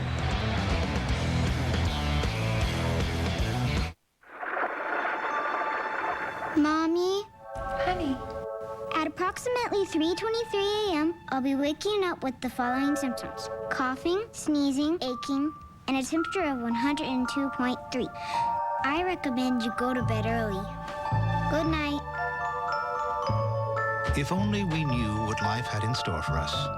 Fortunately, Walgreens has the most 24-hour pharmacies in America, and your prescription is available at all of them. The survival of the greenbacks is a daily challenge. This one was overspent. They're at risk of becoming extinct. But you can help right now during Kia's Save the Greenback sales event. You save a lot of greenbacks with Kia, like the fuel-efficient Spectra. With its impressive safety rating, you and your greenbacks are more protected than ever. Together, we can save the greenbacks. Hurry and get the Spectra starting at $13,520. Stop, Hub! Where should we sit? Right at first base. Wait, how about along the third baseline? Wow, this is great. Just like having season tickets. Looking for great seats? Buy tickets from other fans. Have extra tickets? Sell them to other fans. Go to StubHub.com today for tickets to the hottest sports, concert, and theater events, even if they're sold out. Peanuts. Hey, there's still tickets right behind home plate. Let's go for it. StubHub, your choice, your ticket, your experience. StubHub! Every night, only one show brings you closer to the teams that matter most. Sports Night on Comcast Sportsnet. Highlights, breaking news, interviews, and more time to tell in-depth stories. Sports Night presented by AT&T Real Yellow Pages. Tonight on Comcast Sportsnet, fans' best friend. Become a founding member of the Cubs Club, the new official online fan club for the Chicago Cubs. Members will receive benefits unavailable to other fans, including a membership card, access to the post-game press conferences, 24/7 interactive cameras of Wrigley Field, and exclusive editorial content provided by the staff of Vineline. Join today by visiting Cubs.com, where baseball is always on. You ever thought about doing a Bob Cam 24/7, just follow you around? I thought about it, but not for long. I'm not sure what the policy is on the internet, but I'm sure there are certain restrictions as to what you can show, and I don't want to push the envelope. Right. Well, you sitting around eating pizza, I know there are a lot of people who would like to see that. Yeah. Great spectator sport. Soriano with a leadoff blast in the first inning. The only run to this point. The story early on has been Jason Marquis. He hasn't given the Dodgers anything.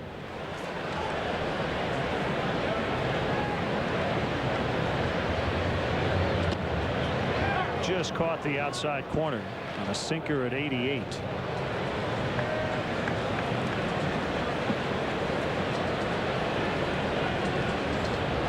That's the pitch when if Derek Lowe can locate that pitch as it gets Soriano on a slider, he's very, very tough. That comebacker sinker that just catches the outside corner. Yeah, if any right-handed sinker ball pitcher can consistently hit that spot, you might as well just leave the bats in the rack. And after pounding that outside corner with a good comeback sinker, he comes right back with a breaking ball in the same location, moving the other direction, and gets the swinging strike from Soriano.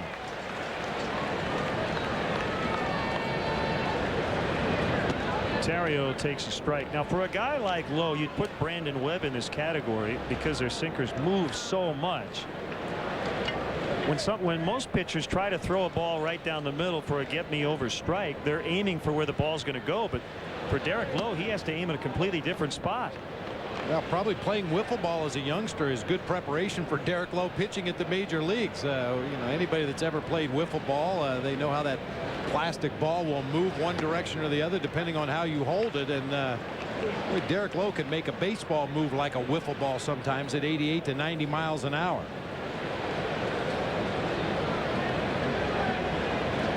The other thing for a guy like Lowe, it requires not as much effort as, for instance, a Brad Penny as he strikes out Ontario looking. I think that's why Derek Lowe's been able to pile up some pretty good innings totals. He has 3 complete games this year. And the harder he tries to throw, the less movement he gets on that sinker. Well, in an odd kind of way, you're right. The more velocity he takes off that pitch, the more break he gets on his sinker. And a lot of teams, because he does give up so many ground ball outs when they get runners on base, they try to play hit and run. They get runners in motion. A lot of early pitch swinging during a sequence. So you're right. That is a contributing factor to the fact that he's been able to work so deeply into ball games. And since he became a starter in 2002 with Boston, you see all the ground ball outs. Just under 220 innings. The Red Sox in 02, 203 1/3 the next year, 182 2/3 in 04. And with the Dodgers, 222, 218, and this year 176 1/3 coming in.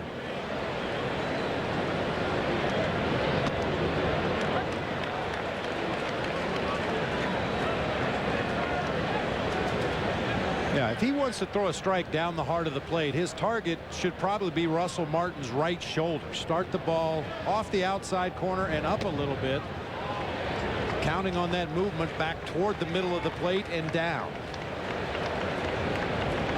Well, as you sit at home and watch today, just see where the ball is when it leaves his hands and where it ends up. Yep, right what you said, just at the shoulder, and that ball came right back over the heart of the plate. And for a sinker ball pitcher like Derek Lowe or a Brandon Webb, his catcher is so important to him because that ball is moving as it gets to the hitting area. And if as a catcher you try to track the ball with your glove as it's coming into the hitting area, you're going to end up pushing a lot of those sinkers down and out of the strike zone. It's so important to anticipate where that ball's going to be and then put your glove there and let the ball come to your mitt. Lee is on for the second time, a single and a walk. And it brings up Darrell Ward.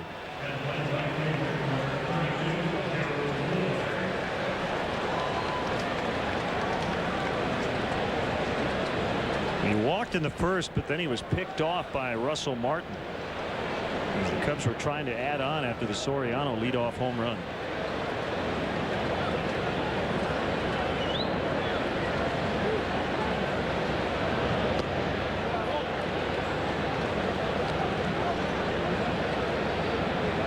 And while Lowe and Marquis are both sinker ballers, I think they're a little bit different. You know, Lowe's a guy who, when he's on, he can throw 85–90% sinkers, whereas Marquis uses his other pitches. We've talked about his changeup becoming a big pitch for him, especially against the left-handed hitters. Has every appearance of being a sinking fastball. When it leaves his hand, the batter commits to it, and then the ball is just short enough that he gets the hitters out in front, or they take the pitch for a called strike.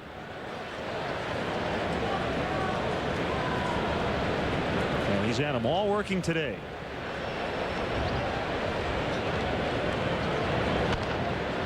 Bouncer, Loney can't get it. Abreu does, no covering, and that should go 3-4-1 to get Darrell Ward.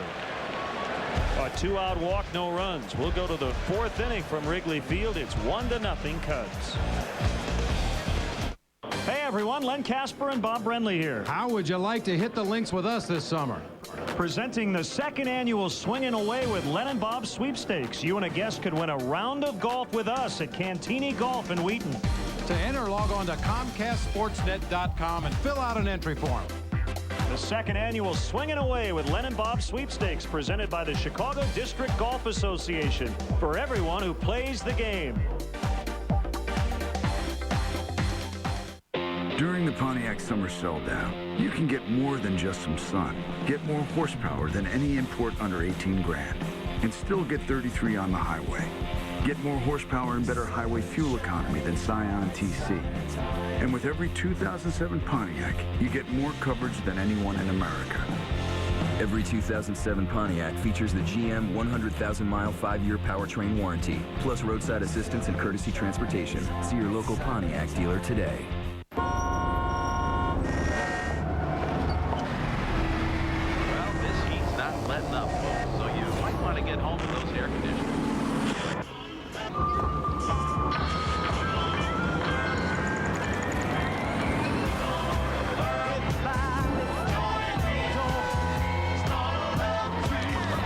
At the end of a long, hot day, grab the beer that starts out cold and ends up refreshing. Frost Brewed Coors Light, the world's most refreshing beer. Saturday, NIU football plays on Comcast Sportsnet. State bragging rights are on the line as the Huskies take on Southern Illinois at DeKalb. Don't miss NIU football, Saturday night at 6:30 on Comcast Sportsnet. Fans' best friend. Back here in the 4th. Cubs looking for a split.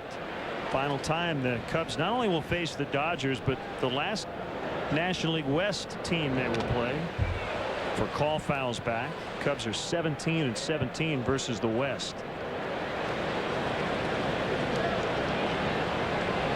It's 31-28 against the Central and 15-18 versus the East. They had a good time against the American League, 8-4. Call staying in the game after fouling a ball off his front leg as he throws him out. Call tried to bunt it past him, couldn't do it. And that 3-4-1 put out to end the bottom half of the 3rd inning off the glove of James Loney, but Tony Abreu right there to back up the play, and Derek Lowe never quit on his route over to first base. They turn it into an easy out. We've seen a couple of those deflection plays in this series. The one last night, a line drive to Aramis Ramirez at 3rd that deflected off his glove, went in the air to Ronnie Cedeno for an out. Slider was too high on Pierre.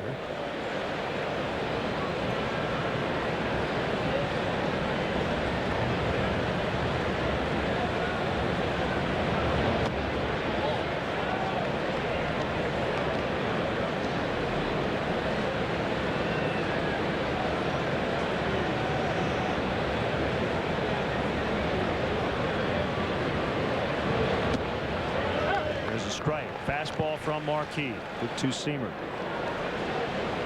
Well, then we talk a lot about the exaggerated pull shift that teams put on for guys like Adam Dunn and Barry Bonds. Here grounds one to Fontenot at second base, and somewhat of a shift on for Juan Pierre as Derek Lee comes off the bag and applies the tag for the out at first. The difference is the infield shifts in closer to home plate. Both corners were way drawn in. Theriot and Fontenot at their middle infield positions were probably playing 3 steps closer to home plate than they normally would, respecting the speed of Juan Pierre.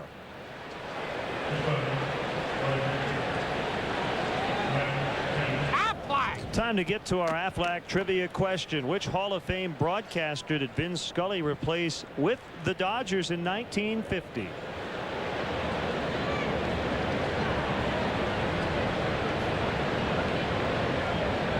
He's the greatest. Works by himself on television. His 58th season. He's the voice of the Dodgers. Kemp pops out to second base. And Marquis cruising along. Cubs in the fourth will bat. DeRosa leads it off, leading 1-0.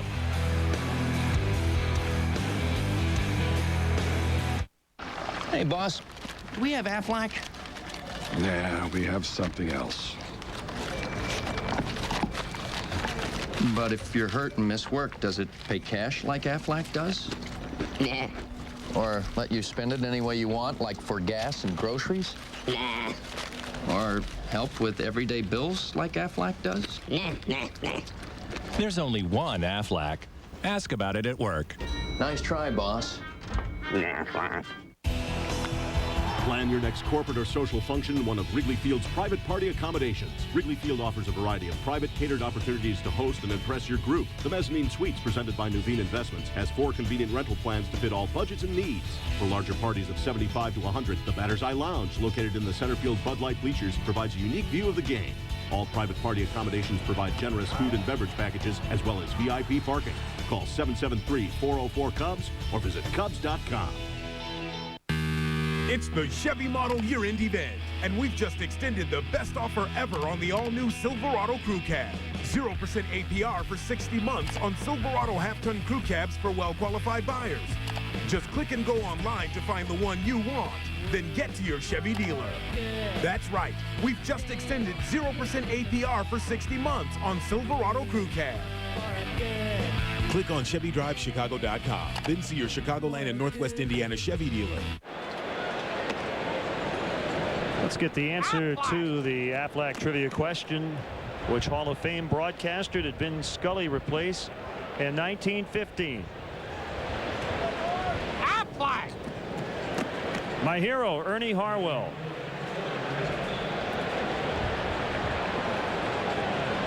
Vin Scully and the great Red Barber. And at some point here in this half inning, we're going to listen in to Vin Scully. 1-0 Cubs. Mark DeRosa leading off against Derek Lowe, and a strike. Ernie would go to the New York Giants in 1950, the Baltimore Orioles in the late 50s, and would eventually become the longtime voice of the Detroit Tigers. A one bouncer right at Abreu. Let's listen in on the great Vin Scully. Had to do with the fact that Juan Pierre has stolen 55. Who was the last Dodger with 60 or more stolen bases? And the answer, please. Yes, Davy Lopes in 1976. You were probably thinking Maury Wills, but Davy was right there on the last Dodger. So Juan Pierre is 55. We have 1 out. Jock Jones a strike, 0-1.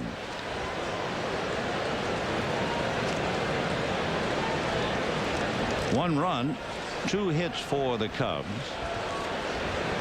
Nothing for the Dodgers.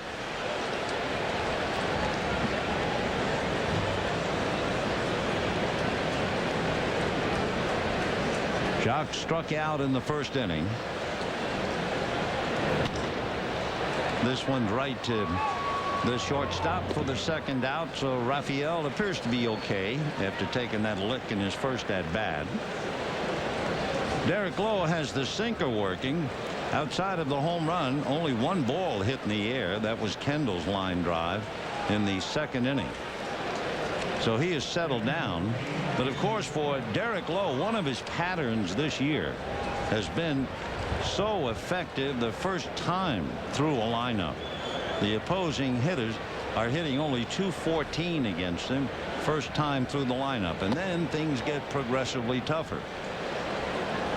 Ball 1 to Kendall, who lined out to left field. Outside of Soriano's home run, the only ball hit in the air.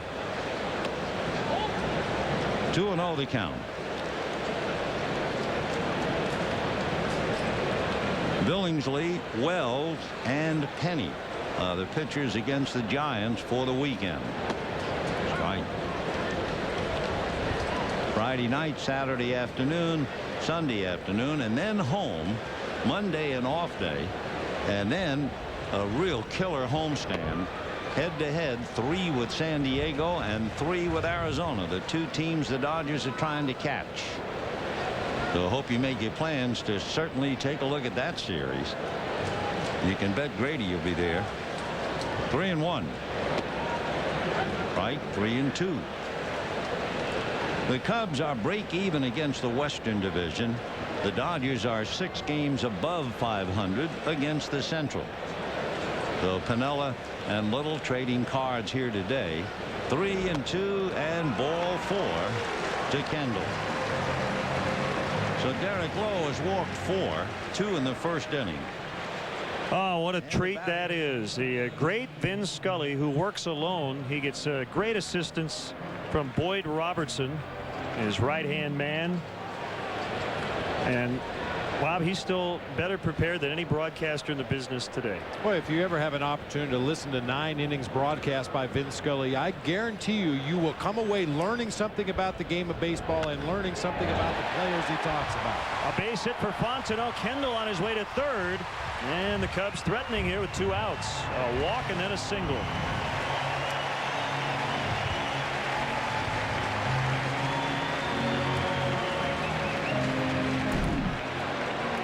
Mike Fontenot gets a little cut fastball, maybe a slider that just didn't take the break. Lowe trying to move that pitch in on the hands of Fontenot. He's too quick, lines it into right field. Jason Kendall motoring around second base, challenging the arm of Matt Kemp in right field. We saw that horrible overthrow at home plate last night. However, Cubs coaching staff was talking about the strength of Matt Kemp's arm out there in right field. It may not have been a good throw, but it was a strong throw. A wide one for ball 1 on Jason Marquis. Well, it's so great to have Vin back here at Wrigley Field for the first time in about a half a decade, and I certainly hope that he comes back many more times. Kick in the pitch by Lowe. The pitch is low, 2-0. And Martin's going to head out. Of course, every time we go to Dodger Stadium, we do our work from the Vin Scully press box, named after him back in 01.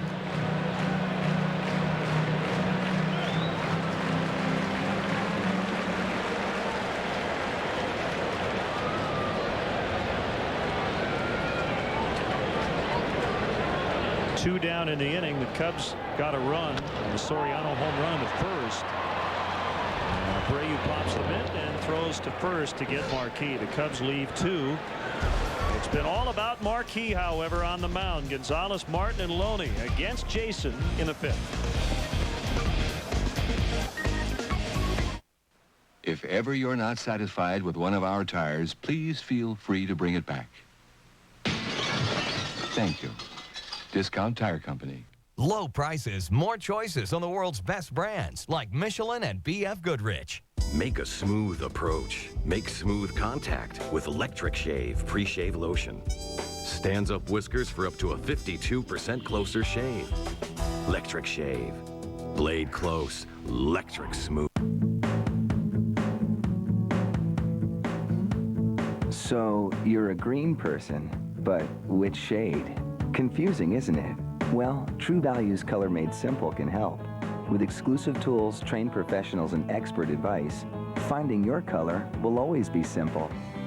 Now let's talk purple. True Value's Color Made Simple. Meeting the challenge since 1940.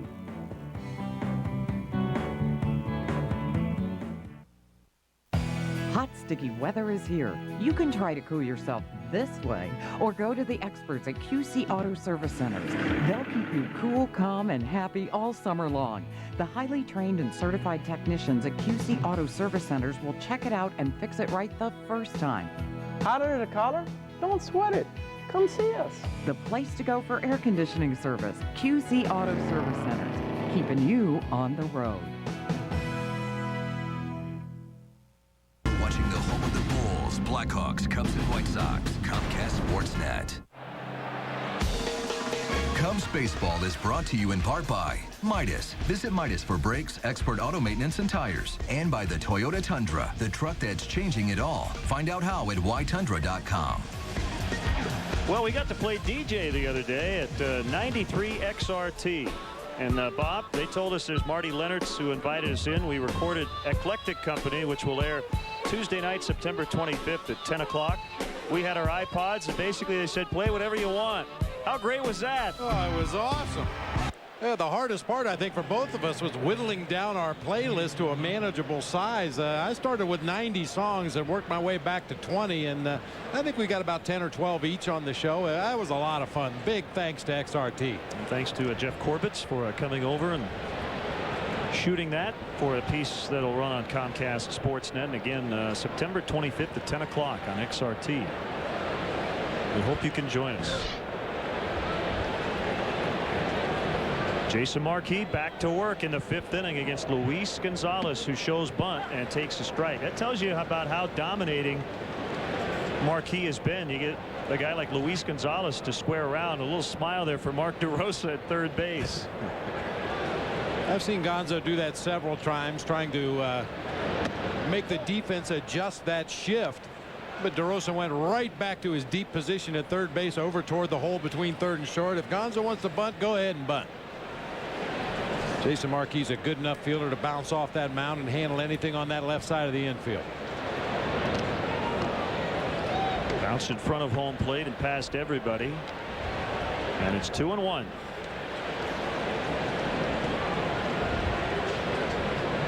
Gonzo has spread him around a little bit more this year than he normally does. He has been a dead pull hitter throughout most of his career. We saw him in his first at bat of this ball game, reaching out over the plate and hooking a ground ball back to the right side. Which he just did, but foul.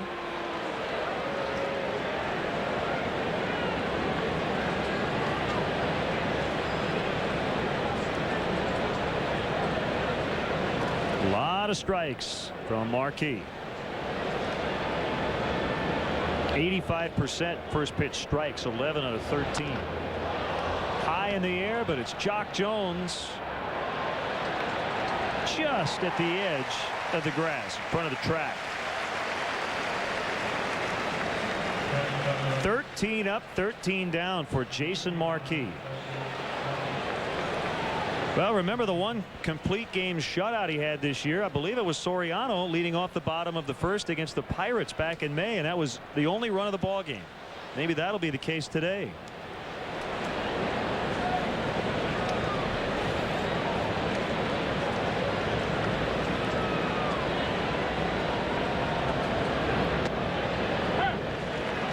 Well, former Cub Bill Miller back in uniform in mid-June with the Dodgers offense struggling. They fired their hitting coach Eddie Murray, replaced him with Miller on an interim basis, so he'll at least finish the season. He had been in the front office as a special assistant. And as good as the Dodger offense was in the first 2 games of this series, they were shut out in 3 consecutive games and in 4 out of 5 during a stretch in early August.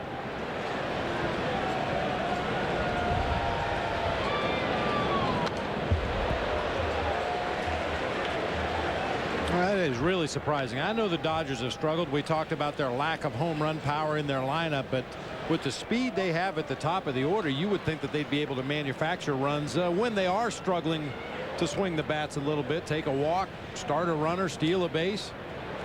But to get shut out in 4 of 5, that is a huge offensive drought.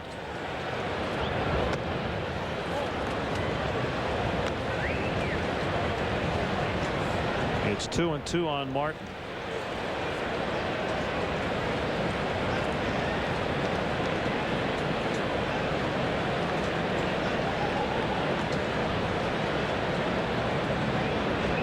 Swing and a miss. Strike 3.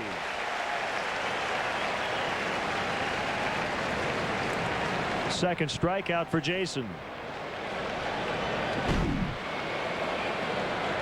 Slider down low and away. You get those hitters aware of that sinker working its way down and into a right-handed hitter, and about the time they look for that pitch in that location, Jason drops the slider going the other way, gets the swinging strike.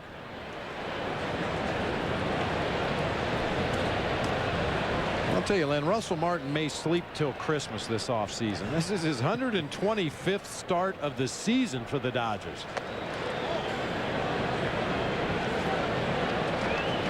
They cannot afford to be without any of their star players for any length of time. Right now they're 3 out in the wild card, 4 back in the West. Outside. And rare to see Marquis behind in the count today.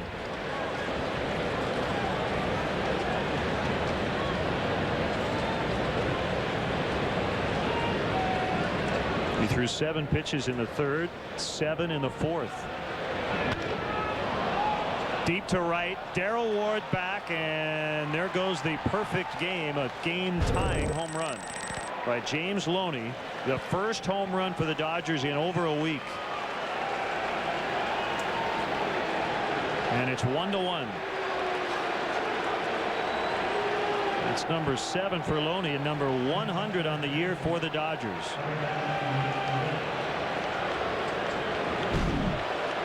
Marquis fell behind in the count, had to come with a strike. He chose to go with a little slider that just stayed in the middle of the plate. Loney just does get it up into the front row of the bleachers out there, just to the center field side of straightaway right.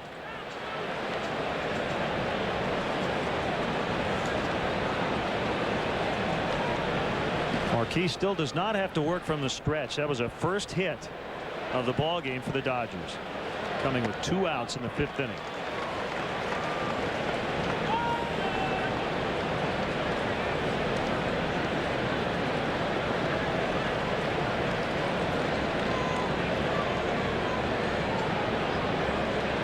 A 1-strike pitch, Andy LaRoche down 0-2. We'll see his brother Adam and the Pittsburgh Pirates starting tomorrow night at PNC Park.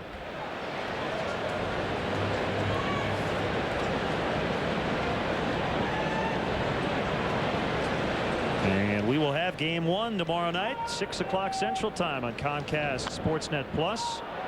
And the finale of that series Sunday afternoon at 12:30 right here on Comcast Sportsnet. Rich Hill and Tom Gorzaloni, excellent matchup of young up-and-coming left-handers tomorrow night. Steve Traxel and Matt Morris, veteran right-handers, on Sunday. The middle game of that series will feature Carlos Zambrano against Ian Snell.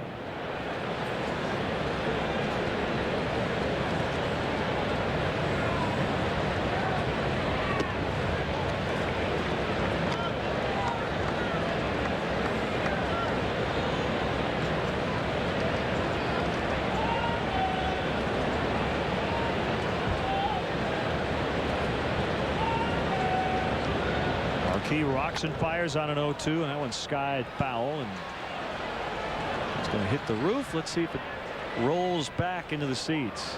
Everybody in the lower grandstand waiting, and here it comes. That's how you can tell the fans that have been to Wrigley Field before, as opposed to the fans that are maybe visiting for the first time. They see that ball go up on the roof, and the first timers, their attention is turned back to the field. The veterans know the ball has a chance to come back off the roof, so they wait anxiously for that ball to come back.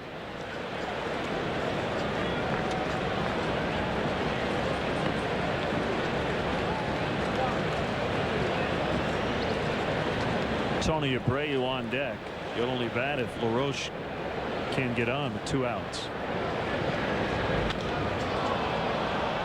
Down the left field line, pulled foul. Dodgers are getting some better swings here in this inning. Loney broke up the perfect game with a home run, and LaRoche has had a couple of good hacks in this at bat. Now some of Marquis' pitch is starting to stray up closer to the belt. He'd like to start that sinker at the middle of the thighs and break it down near the bottom of the zone. He gets LaRoche to strike out, but Loney ties it on a home run to right center. It's 1-1.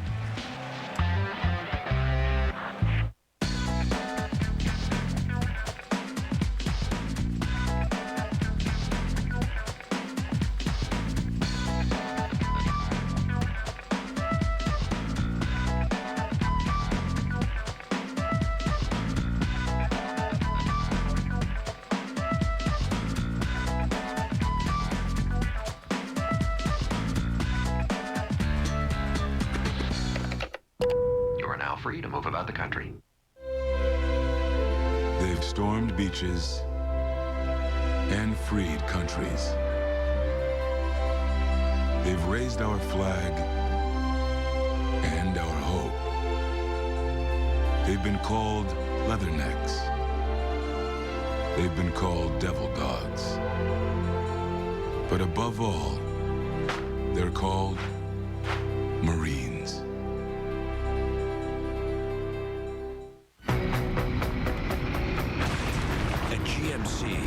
breaking down barriers for over 100 years to create the all-new 2007 Sierra Denali, the most powerful half-ton V8 ever. And the all-new 2007 Sierra Heavy Duty, the most powerful one-ton ever. Part of the most extensive line of new pickups available. That's progress. That's professional grade. Time now for a GMC Sports Update. Hi everyone, Pat Boyle back in our downtown Chicago studios. Get you back to Wrigley in a second. First, let's get you caught up on the FedEx Cup playoffs. Round 1 of the BMW Championships at Cog Hill. And the par 5 15th Tiger for birdie. Moves him to 3 under. He had 1 double bogey today, shot a 4 under 71. He's 3 shots off the lead. We'll have much more on Tiger in round 1 after the game on Chicago Tribune Live. Now back to Len and Bob. Thanks, Pat. As Alfonso Soriano leads off in the bottom of the 5th. Wind blowing out, so not a surprise we've seen 2 home runs, but it's only 1-1. Yeah, it's only 1-1. Both pitchers have been very good. After the leadoff home run, Derek Lowe has found his sinker ball, keeping it down in the zone, and Jason Marquis putting up zeros through the first 4 innings of this ball game. Looked like he was headed for uncharted territory this year, but unfortunately got a pitch up to James Loney when he was behind in the count, and Loney rode it out of here into the front row of the bleachers. Early on, what was Jason doing that really seemed to work well for him? Well, I think basically just keeping the ball down, keeping the ball on the corners of the plate. Any sinker ball pitcher, unless you have an excessive amount of movement, and Derek Lowe at times can have excessive movement. Jason Marquis doesn't have the same kind of sinker as Derek Lowe, but when he keeps it down, it's very effective. When he gets it up, it can be hit. Pierre going after it. That ball really taking off. Terrio trying for 2. He'll get there easily. So Terrio taking a page out of Juan Pierre's book. That was very similar to a ball Pierre hit last night for a double. And the Cubs have a runner in scoring position and a chance to regain the lead. Know your defenders. Ryan Terrio working that gap in right center field. He knows the throwing arm strength or lack thereof of Juan Pierre, and when you have Pierre moving laterally as he is on this ball, no hesitation whatsoever by Ryan Terrio. Goes into second base standing up. Slider pulled outside on Derek Lee.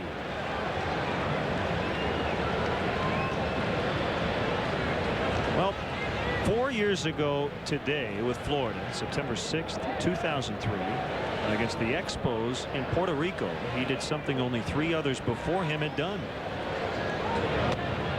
He hit the corresponding home run on his birthday, hit his 28th on his 28th. Zeke Benura hit home run number 26 on his 26th birthday back in 1934. Harmon Killebrew hit his 28th in 1964. Boog Powell his 29th in August of 1970. How about that stat? Pretty impressive. He hit his 28th home run on his 28th birthday.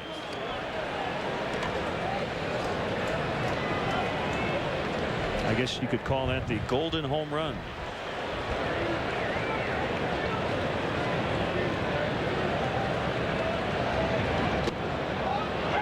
A strike. 2-2.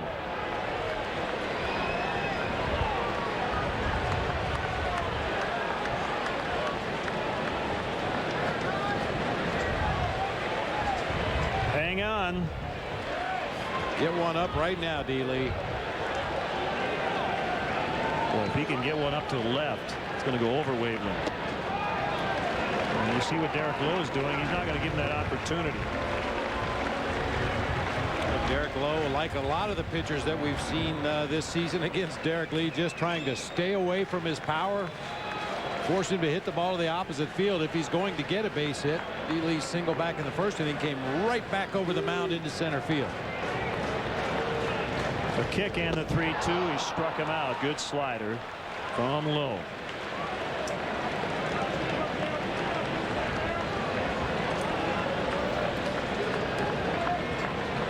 I wonder if the wind conditions affect the repertoire of a guy like Derek Lowe. He goes with a pitch that's going to break away from Lee as opposed to that sinker that would come in. And with the wind blowing straight out today, he does not want to find Derek Lee's wheelhouse. Especially not in a 1-1 ball game. If you had a big lead in the game, you may be a little more bold, challenge hitters a little bit more on the inside part of the plate, but not in a tight one. Slow roller, and so Abreu up with it. And that's it. 1 out double, no runs. We're 1-1 after 5. Honey, I think this might be our lucky day. I think it might be. I think this is what we've been waiting for. I think it is. Yes! It turned blue! Introducing the Coors Light Cold Activated Bottle. The mountains turn from white to blue when your beer reaches the perfect temperature. It's blue like your eyes. My eyes are green! Only from Frost Brewed Coors Light, the world's most refreshing beer. What was once a measure of precision is now being taken for a little drive.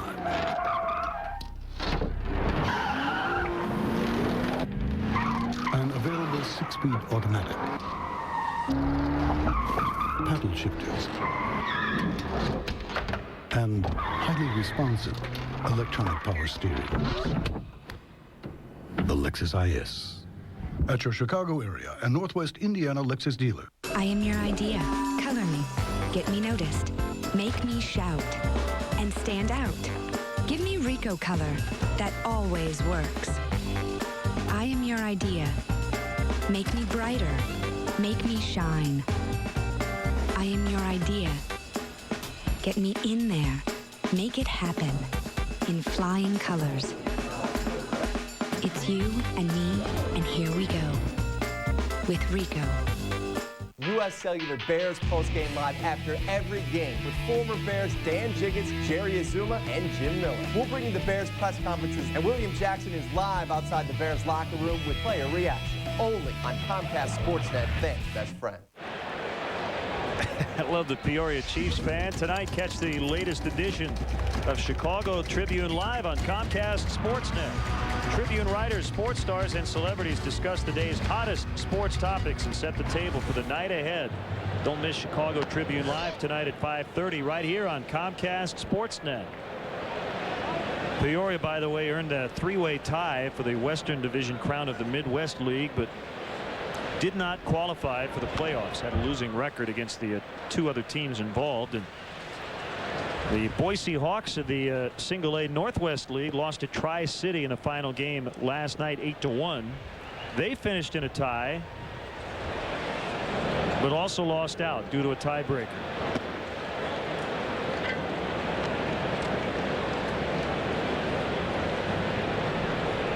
The Tri-City Dust Devils won the tiebreaker by winning the season series against Boise 7-5. Tony Abreu with a leadoff hit. Just the second one for the Dodgers. The other hit was the James Loney game-tying home run.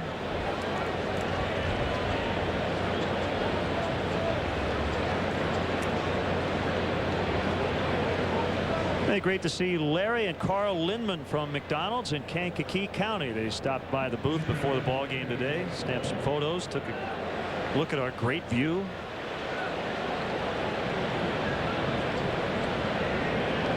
Low bunts back to Marquis. He's going to look at second, but he's going to toss to Fontenot at first. Some in the crowd disagreeing with that maneuver, but I'll tell you what, it would have been a risk. I think he ultimately took the right play. What's your thought? I think he had him at second right there. I mean, we talked about Jason Marquis earlier. He's such a great athlete. He jumps off the mound so well, and Derek Lowe bunts that ball right back to him on a couple of hops right there.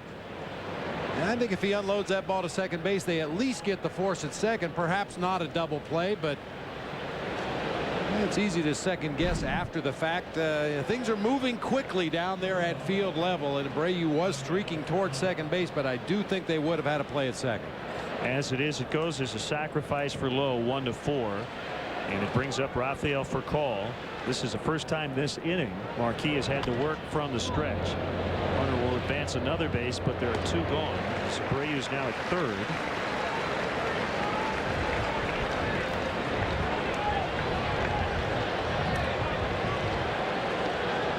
be Juan Pierre. Well, congratulations to our colleague Paula Ferris, a sports reporter and anchor here in town. Her husband John as well. Paula gave birth to a baby girl named Caroline Grace. So we hope everybody's doing well.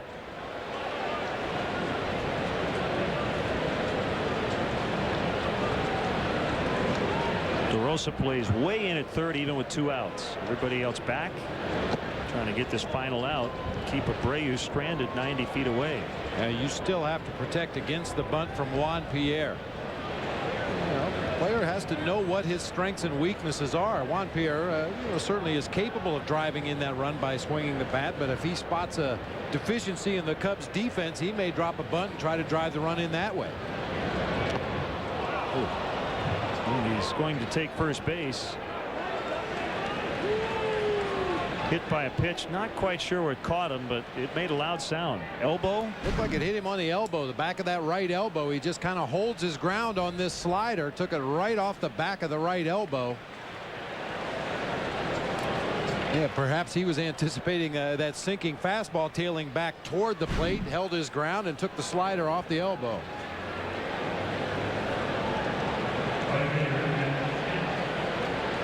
Well, you get the feeling Juan's not going to be on first base very long. Jason Kendall's going to come out and have a chat with his pitcher on the mound. I don't think the Cubs are going to risk a throw to second base once again in a 1-1 ball game. You don't want to risk a bad throw to second base, or a throw that perhaps is offline, or one of the infielders drops the ball at second base. The LoJack caught stealing report. LoJack, the only stolen vehicle recovery system operated by the police. They steal a lot. They've been caught a lot.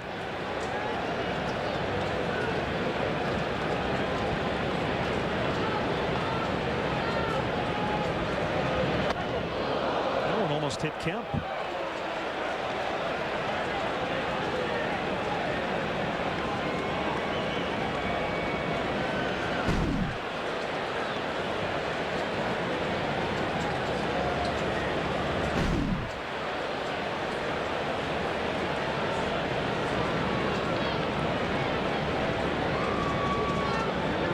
Pierre not running, and it's fouled away off the end of the bat.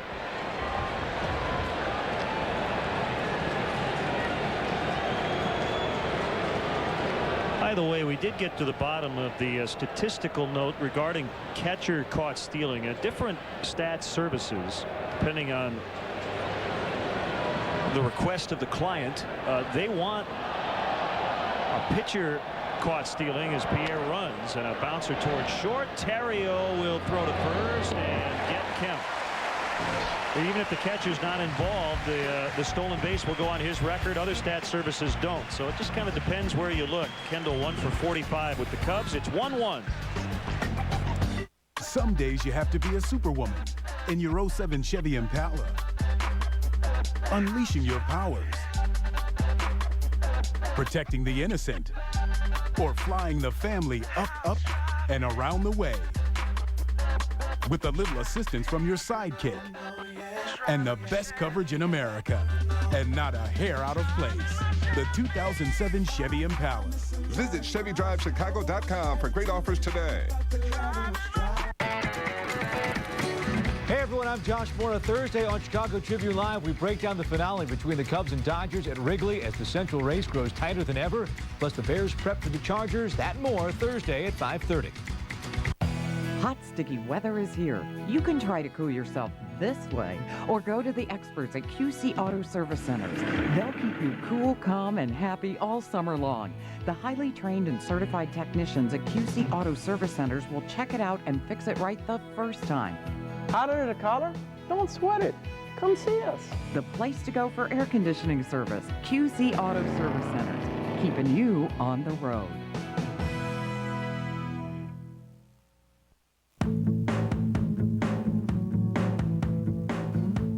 So, you're a green person, but which shade? Confusing, isn't it? Well, True Value's Color Made Simple can help. With exclusive tools, trained professionals, and expert advice, finding your color will always be simple. Now let's talk purple. True Value's Color Made Simple. Meeting the challenge since 1940.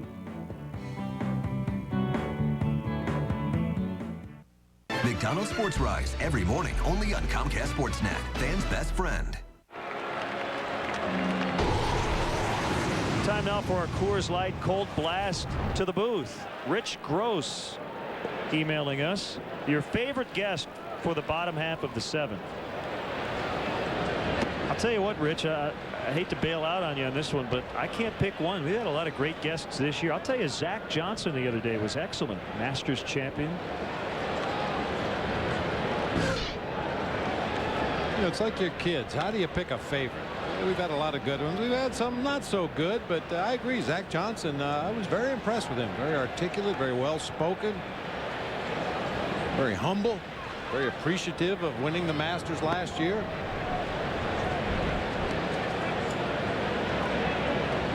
To DeRosa, just outside. And some of our old favorites and all-time favorites, Randy Hundley, some of the former Cubs that we get an opportunity to see on a semi-regular basis. It's always good to have those guys in the booth.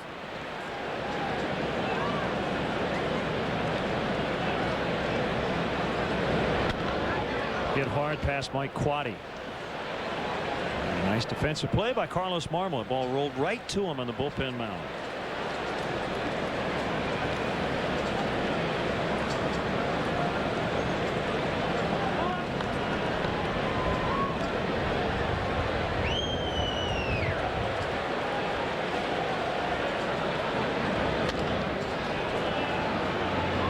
Typical ground ball. And this ball game is for call. Throws out DeRosa.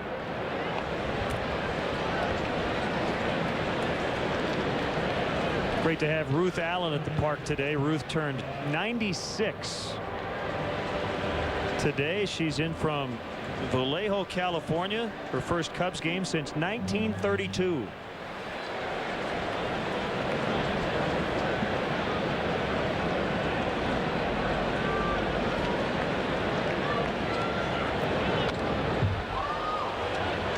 Maybe Ruth Allen saw Babe Ruth in the 1932 World Series.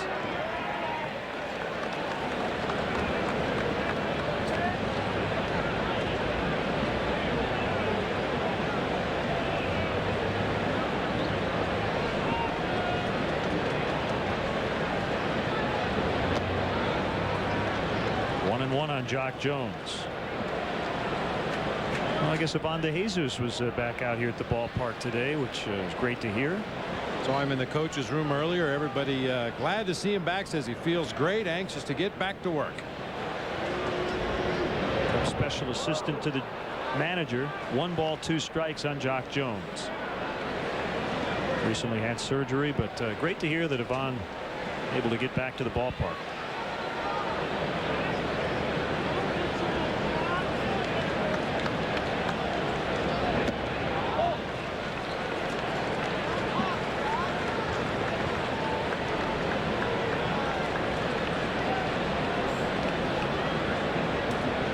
Jock is 6th in the lineup. Kendall behind him 7th, and then Fontenot and the pitcher Jason Marquis. Cubs have had their chances to get more than the one they have.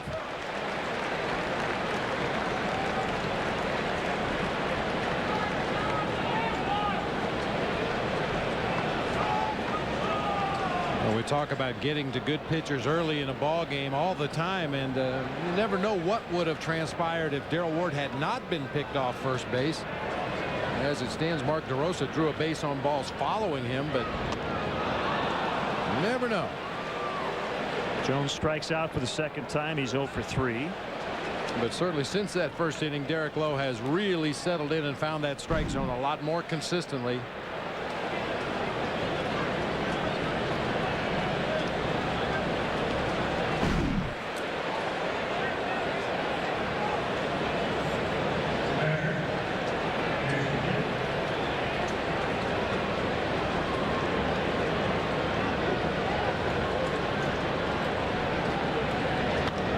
Kendall turns on it foul into the upper deck.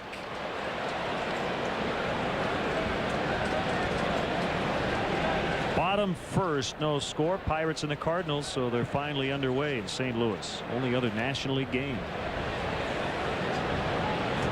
Cardinals are 2 back of the Cubs in the Central. The Brewers are off, a half game out.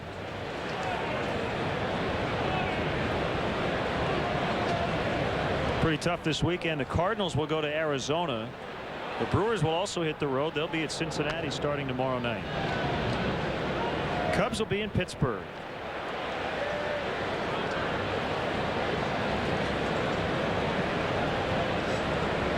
And regardless of what time of year it is or where the teams are in the standings, for the Dodgers, going to San Francisco to play the Giants. Always a big series.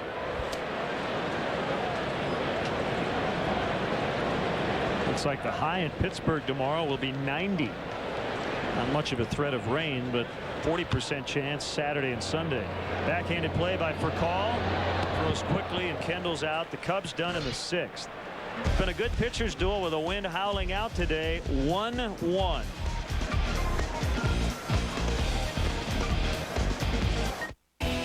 Recognize your loved ones on the sidewalks beneath the historic Wrigley Field marquee. Through the commemorative paver program, you can join thousands of fans in celebrating the day you became a Cubs fan, declared your loyalty, or preserved your favorite Cubs moment. If you're a Cubs fan, how can you pass up this opportunity to become part of Wrigley Field? Each order includes a replica paver for your home or office and makes a perfect gift. So to purchase, visit Cubs.com or call today. Space is limited, so order now. Grab the new Sun-Times and get the real Chicago story every day. Subscribe at suntimes.com. Chicago Sun-Times. Let's get into it. Critics everywhere agree. Someone will bring him to justice. 3:10 to Yuma is a masterpiece. The best Western since Unforgiven. Russell Crowe, Christian Bale. Laugh while you can. 3:10 to Yuma. Rated R. In theaters everywhere tomorrow.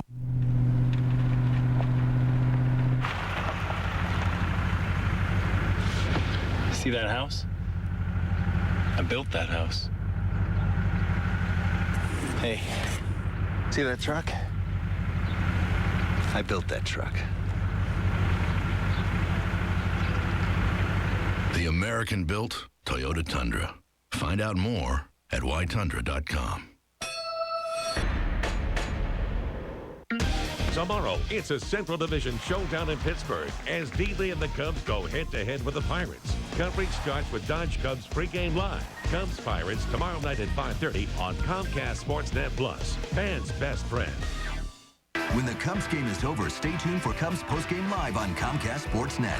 All the interviews and press conferences, in-depth game highlights, and Dan Plesek breaks down all the action. Cubs postgame live after the game on Comcast Sportsnet. Fans' best friend. The 23rd annual Cubs convention will take place at the Hilton Chicago January 18th, 19th, and 20th, 2008. To reserve a room now for the Cubs convention weekend, call the Hilton Chicago at 312-922-4400. Weekend passes are $50. A limited number will go on sale Wednesday, November 7th at 10 a.m. on Cubs.com. For more info, please call 773-404-CUBS or visit Cubs.com. Luis Gonzalez hits a foul pop into the bullpen and will drop untouched for a foul strike. We're in the 7th. It's 1-1. Solo home runs today. Soriano leading off the bottom of the 1st. James Loney with 2 outs in the 5th. No walks for Marquis. Lowe has walked 4. Unfortunately, none of those came around to score. Darrell Ward was walked, picked off first base. DeRosa followed with a walk. Derek Lee walked in the 3rd, and Jason Kendall walked in the 4th. None of them came around to score. The Soriano leadoff home run, his 7th of the year. That's a new record. He's the first player in Major League history to hit at least 7 leadoff blasts in 4 different seasons. Got him, called strike 3. Gonzalez is 0 for 3. Just a perfectly executed backdoor slider from Jason Marquis. We've talked about Luis Gonzalez and his desire to pull the ball just about every at bat. That pitch started a good 6 inches off the outside corner. Just did nip the edge of the black for a called strike 3.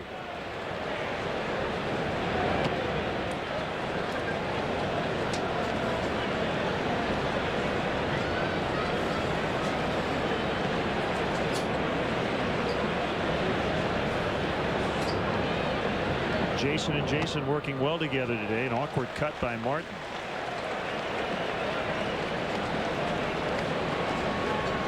Award-winning journalist Bill Curtis will handle our 7th inning stretch duties today. This will be fun. Most of investigative reports, American Justice, and cold case files.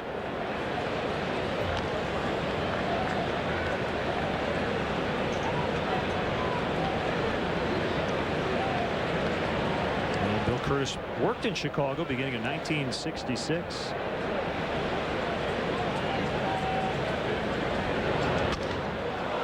Broken bat, and Soriano will play it on the hop. Spins, fires back, and keeps Martin to a single.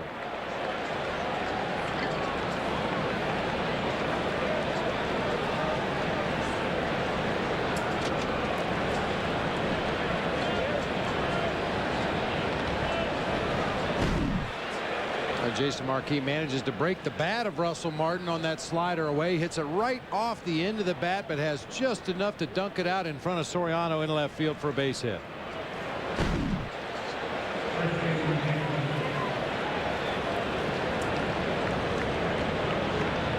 Now the guy who tied it with a home run in the 5th inning, James Loney, was the first base runner for the Dodgers after Marquis had sent down 14 in a row to start the game. And normally you would have to keep a close eye on Russell Martin over there at first base with 1 out in the inning. He's stolen 21 bases on the season, but because of that knee injury, I'm not sure what kind of speed he has under his belt today. Very cautious lead off the last couple of pitches over there at first.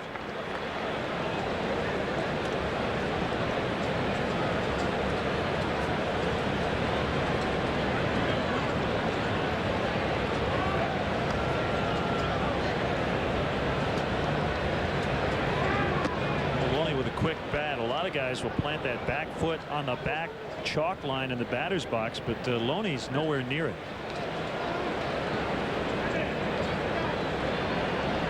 Well, that's about as far forward as we've seen a hitter in that left-handed batter's box all summer. Most guys, as you said, try to get close to that back line, some of them over the back line. To tell you the truth, Len, I think that's a pretty good approach against a sinker ball pitcher. Try to move as far forward in the box as you can. The idea is you get that sinker before it finishes its break and ends up down around your ankles. Try to get it out there in front of home plate before it really sinks.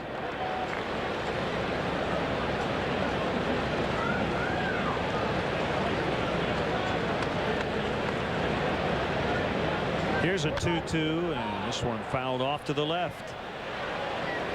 That's something that you really don't see much of in baseball anymore. Hitters making adjustments as to where they stand in the batter's box depending on the opposing pitcher that day, and I could never really understand that. You know, you face a right-handed power pitcher that throws 98 miles an hour and the guy's in one spot in the batter's box. You face a left-hander that throws 82 the next day, and you'll see the guy standing in exactly the same spot he was the day before. Martin dancing off first. He's not going to steal, but now he'll head to second. He's going to make the turn. Jock with the jump throw. They're going to try to send him. Fontenot will fire, but it's going to be way late. So Martin able to go first to home on a gimpy knee.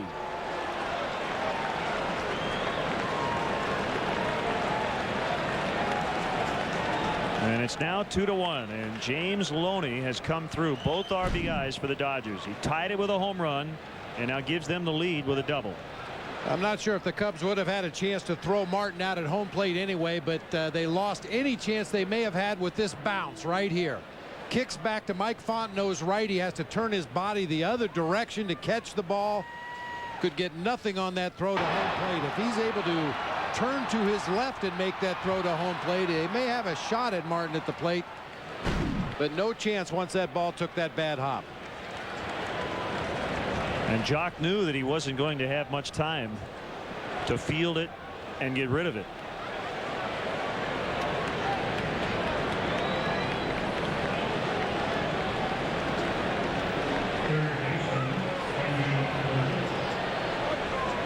The Those cutoff men are taught to get out there in a position, give the outfielder a good target to throw to, and then as the ball is in the air on the way to the cutoff man, ideally you turn your body so that as soon as you receive the ball, you're already in a good throwing position. Mike Fontenot didn't have that luxury. The ball kicked back to his right. He had to turn to his right to catch the ball. Couldn't get anything on the relay throw to the plate.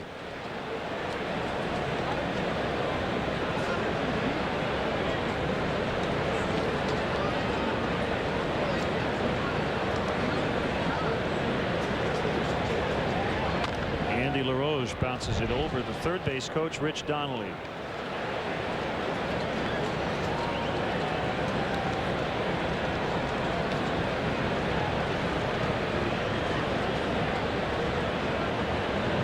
can always count on a funny line or 7 from Rich Donnelly around the batting cage.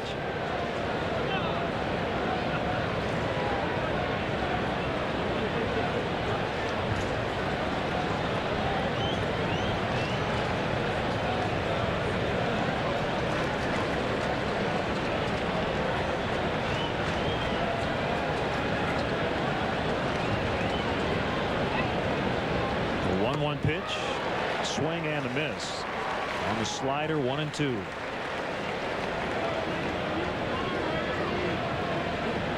Well, I don't know if it felt too good, but Russell Martin gutted it out. Looked pretty good going first to home.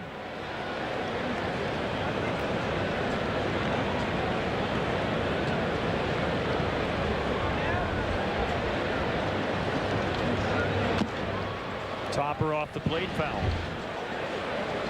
And you wouldn't have known that he had any sort of left knee injury at all.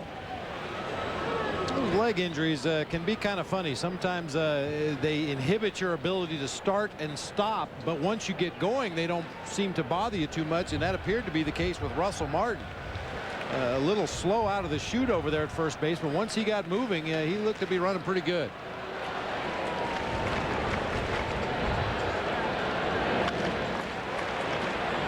Near third, and it's DeRosa for the second out.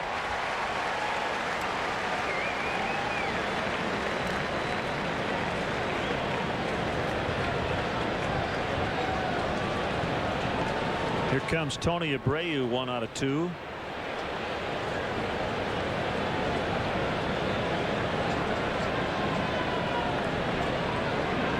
Take the bat out of his hands. Different situation. You may bring in a lefty to face Abreu and turn him around to the right side where he's not nearly as effective as a hitter, but if you do that, there's a chance you'll see Jeff Kent off that bench to face the left-handed pitcher. So they're just going to put Abreu on first base and take their chances with the opposing pitcher, Derek Lowe.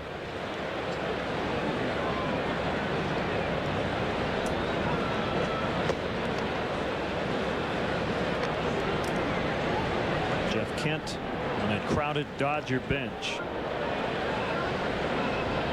9 right-handed batters available for Grady Little today. 2 left-handed hitters and 1 switch hitter.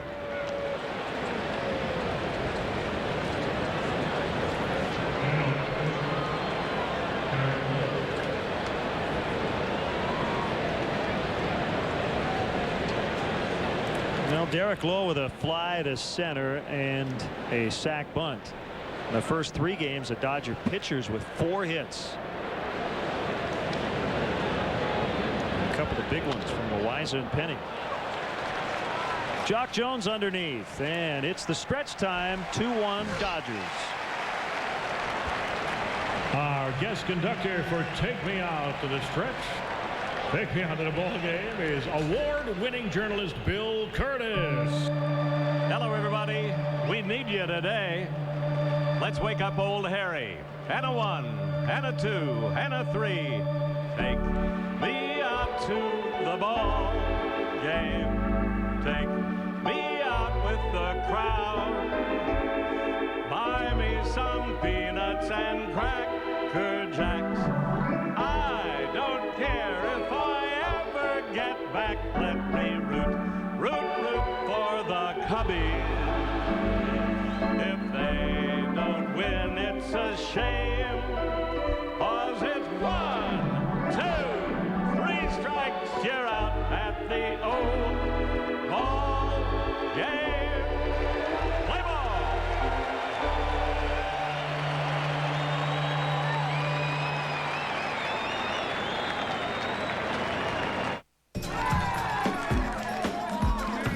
Police often question him just because they find him interesting. His beard alone has experienced more than a lesser man's entire body. His blood smells like cologne. He is the most interesting man in the world. I don't always drink beer, but when I do, I prefer Dos Equis. Stay thirsty, my friends. When life comes at you fast, you can depend on two things: Chevy Tahoe and OnStar. The 07 Tahoe comes with 1 year of the OnStar Safe and Sound plan, including help if you get locked out or your truck is stolen. And diagnostic checks emailed to you every month. And it's got the best coverage in America. Chevy and OnStar, for life at any speed.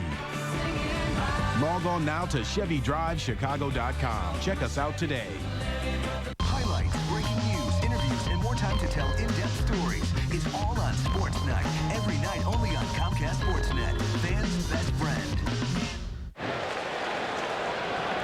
Dodgers taking the lead in the top of the 7th, so 2-1. Derek Lowe's still in there, and great to have with us award-winning journalist Bill Curtis, who worked for a long time in Chicago, and the host of one of my favorite shows, American Justice, Cold Case Files, Investigative Reports. And Bill, it's really a pleasure to have you here. Thank you for having me. Boy, oh boy, you know, I've been here when this place was empty.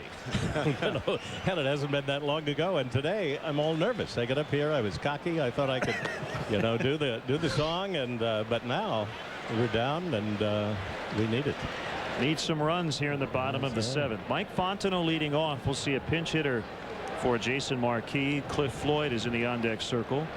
And a 1-0 pitch is right down the middle, 1-1. Little twist on the stretch. You brought some bears with you to throw out during the song. I like to put a little action in, you know, bring a little added value to the thing.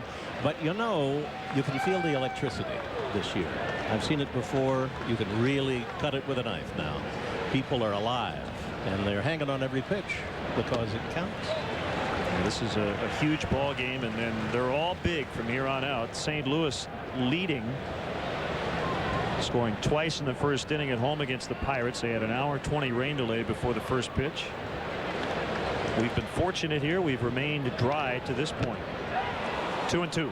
Well, Bill, that was a veteran move, bringing the Bears with you, because while they're trying to catch the Bears, that prevents them from throwing things up here at you. That was a very good veteran move right there. That was a favorite. Also, it keeps their ears off the quality of the song, you know, so you keep them looking in one hand for the illusionist. And a base hit to start it. This could be the big one. I have not lost one. Oh, that's good to know. Yeah. Take full credit for that. So here's Cliff Floyd to bat for Jason Marquis. So I'm a huge Dandy Warhols fan. Their latest album came out a couple years ago. I pop it in the CD player, and the first thing I hear is your voice. I know. That was great. I think they respect any old codger who can actually, you know, make a sound anymore. So, but you know what happens is that after the rock concerts, these entertainers will sit around and they'll watch late night television. Of course, my reruns are on, and they say, you know, as a matter of fact, I'll tell you who turned the Andy Warhols on to me was David Bowie. And they said, oh, you ought to get Curtis, you know, and, you know, have him read history or something in front of the record. And the rest is, I wish I could say history. But, well, I was impressed. Nicely done. A few selected fans out there. It's good for your street cred, too, you know, to be on a Dandy Warhols record. Lowers my demographic. As they say of Anchorman, that's the only voice that ever stole a movie. Yeah, oh, yeah. That's right. The narrator on Will Ferrell's great movie.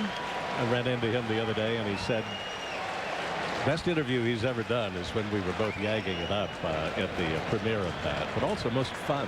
And none of them had any idea how big it would be and start this whole ensemble thing and how big he is these days. We had him in the booth a couple of years ago. How did he do? He was great. He did it as Harry. Did he? Yeah. He did it with Coach Ditka, didn't he, Bob?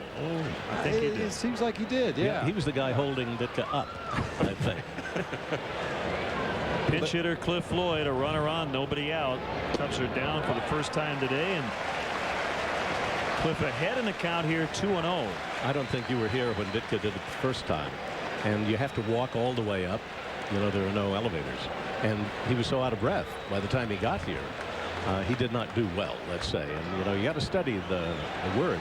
And everybody thought he was drunk, but he was really out of breath. I know that. Worrying about living. Yeah, walking up here every day. That's about the only workout I get anymore, Bill. Missed again. 3 balls, no strikes. Good patient at bat in the pinch for Cliff.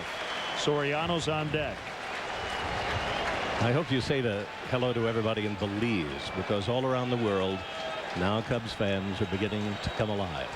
They feel the tingle. They actually have hope again. This is a worldwide cause. Well, we get emails from all over the globe. Those Cub fans cheer on their team. It'll be a national holiday in Belize. He walked him. First 2 have reached. And that is going to be it for Derek Lowe. He's lasted a long time, probably more than he deserved. So Grady Little is going to go into his bullpen, and it's going to be Jonathan Broxton. We'll be back. It's 2-1 Dodgers.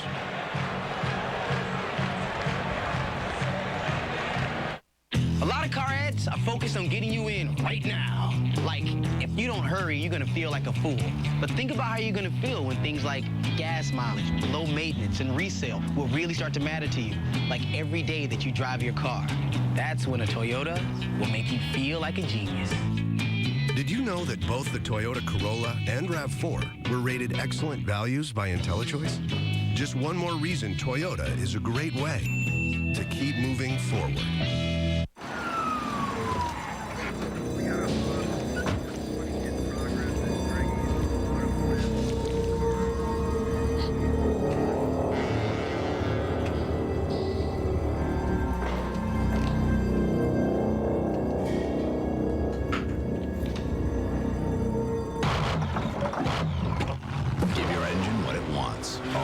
For Pennzoil. Get an oil change with 5 quarts of Pennzoil and a Fram filter for just $12.99 at AutoZone. I've always had this dream to be a car designer. From a very early age, I was drawing cars on every piece of paper I could find. And at age 11, I wrote Cadillac. And I was very interested in what was it that I needed to do to become a designer. I'm still following their advice, and my dream cars, they came true.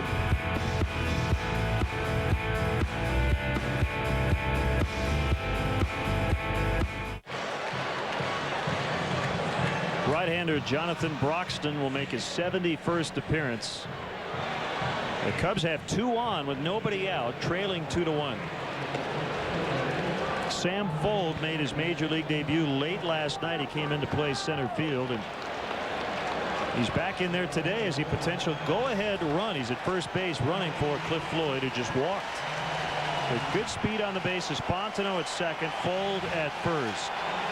Bill Curtis in the booth with us, and it'll be Broxton against Soriano. Crowd getting up. Yep, I feel it.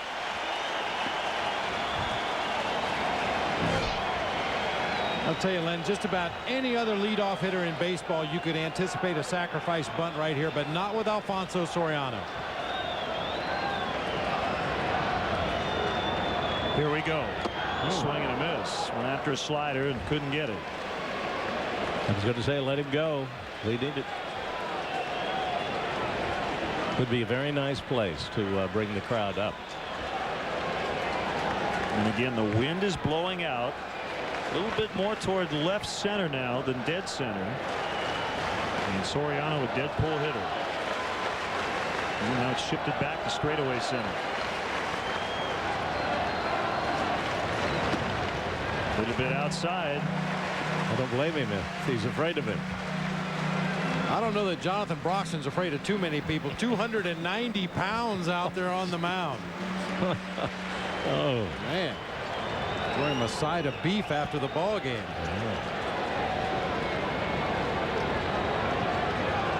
Big spot in this one. A 1-run ball game. Here's the pitch. In the dirt, they'll get a new baseball. That's imposing when you're standing at the batter's box, isn't it? Oh. And 290 pounds leans into it even before he's thrown anything. And throws in the mid to upper 90s. Bob Howery joining Carlos Marmol in the bullpen. Under the guidance of Lester Strode, the bullpen coach. The Dodgers want a double play.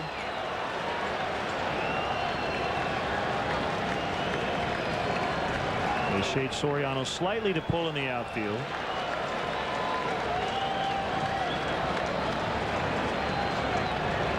And a long pause. Now the 2-1. Good eye. Very aggressive hitter at the plate, but Soriano waiting him out.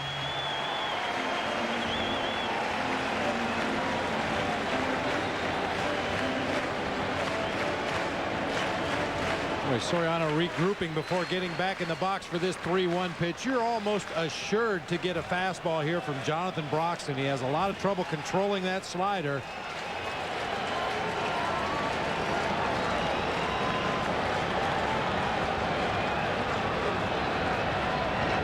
Oh, look out. Drives it. Gonzalez will what?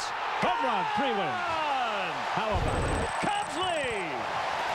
How about it? His second of the day, a 3-run blast. Did I say something was going to happen, or did I just think it? You called it.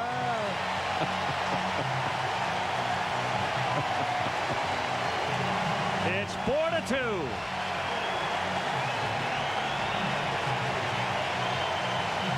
That was a thing of beauty. You put good major league hitters in predictable counts where they can look for one pitch in one zone. And this is going to be the result a lot of times. Alfonso Soriano looked fastball, got fastball, a curtain call, a rocket line drive. Was that a fastball that Soriano hit? Yes, sir, you called it. Now the sun is out almost as if someone's smiling. Smiling. Just like that, it's 4-2. Well, that's the kind of payoff these fans deserve. No question about it. 2 home runs today for Alfonso, 22 on the year, 4 RBIs, all of them for the Cubs.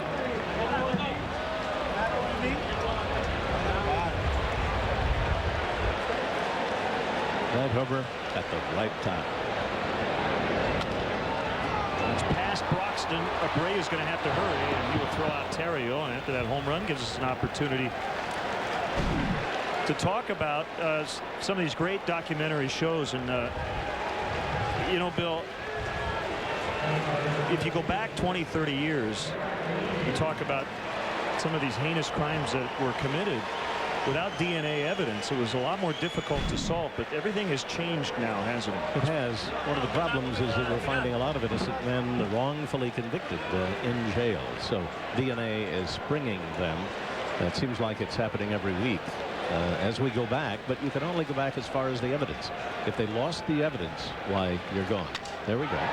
Broken bat. That's actually going to help Derek Lee as it drops down for a hit. Well, that 290 pounds didn't help him this time. When you're on a roll and momentum, it won't stop. And good news in St. Louis, RBIs from Freddie Sanchez and Jose Bautista. It's 2-2 there. And you're absolutely right, Len. If Derek Lee squares that ball up off the barrel of the bat, chances are it carries out there to one of the Dodger outfielders. But because he broke his bat, it just dunked in front of him. Brady Little's coming back out. He lasted 2 hitters, didn't they? Or 2 or 3? 3. Next. Oh, that would be embarrassing. Next. Even for a Los Angeles man. Well, Bill, thanks so much for stopping by. And quickly, anything coming up of interest? Tonight. Okay. Tonight, 9/11. This is our big sort of revisit. And we look at the second wave of victims. And those are the rescue workers who went down but had to breathe in the cloud of toxic chemicals. The worst toxic cloud in history. Asbestos, dioxin, benzene. Imagine that pulverized concrete and steel and everything inside. So now there are 10,000 people in one lawsuit alone who are claiming that they should really be helped. And it is true. So tonight at A&E, I think 8 or 9. something like that. Well, thanks so much for the time. Thanks. We appreciate the visit very much. It's good to see you. Brought us some luck. Well, Thank thank you. you. I take full credit. That's Bill Curtis, and we'll be back.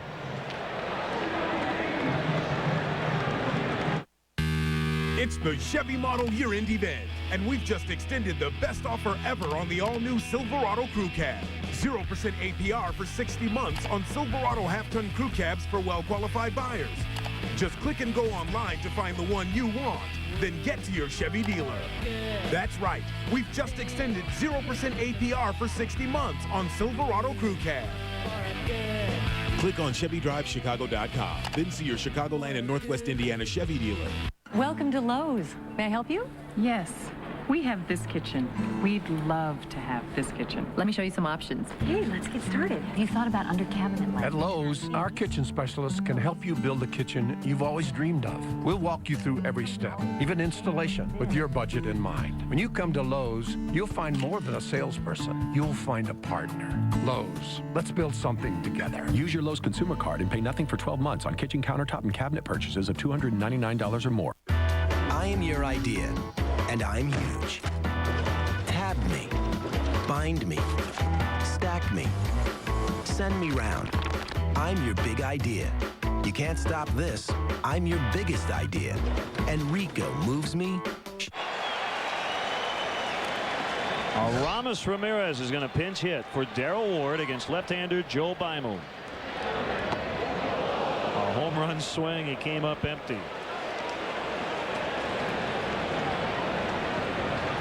See the numbers for Beimel on the season. This is another thing about the expanded rosters, Len. You just look for spots to drop those guys in there where Aramis Ramirez was available because he did not start the ball game today.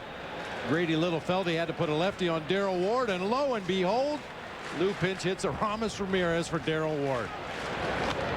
Fouled back, 2 strikes. And that's somewhat of a calculated risk by a manager. You think, well, maybe he won't play Ramirez today. He's giving him a day off, a day game after a night game. Maybe he won't pinch hit him right here. Could be Matt Merton or Craig Monroe or one of the other right-handed hitters, but sure enough, Lou goes right to the big boy. And with a Soriano home run a couple of batters ago, Jason Marquis has a chance for the win. It's 4-2 Cubs.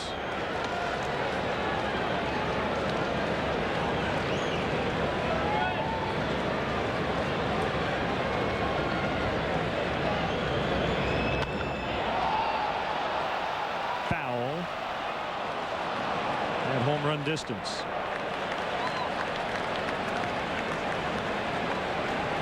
You know, a lot of times you have to think, okay, you want Broxton against Ward or Beimel against A, B, or C. Right. And the big weapon, of course, is Aramis.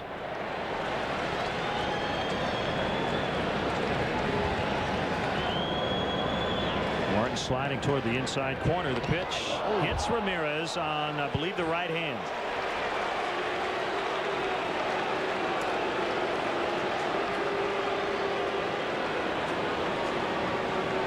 Well, he was grazed last night, but that one just caught his jersey. Not this time. And that get his elbow. Yeah, it looked like it got him somewhere on that right forearm as he turned into the pitch near the right elbow. Get a real good look at it from this angle. Just a grazing blow. Fortunately, didn't catch him flush. Well, you know, Len, we talked about Alfonso Soriano being such a great low ball hitter and how facing Derek Lowe should be a good matchup for him, and certainly he proved that true with the leadoff homer. And this is the first inning on the left side of your screen, and we're going to try to freeze these at contact. Look at the location of that pitch, way down in the zone. And then on the right against Jonathan Broxton here in the 7th inning, another pitch down below the knees. Look at the bat angle for Alfonso Soriano as he makes contact. No other hitter in baseball can have that bat angle and get the results that Alfonso Soriano does. That's great stuff. First and second now for DeRosa.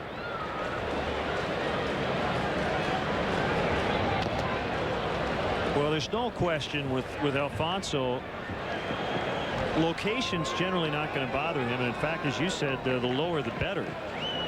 And the teams that seem to have the most success against him, they change speeds or they go way up in the zone.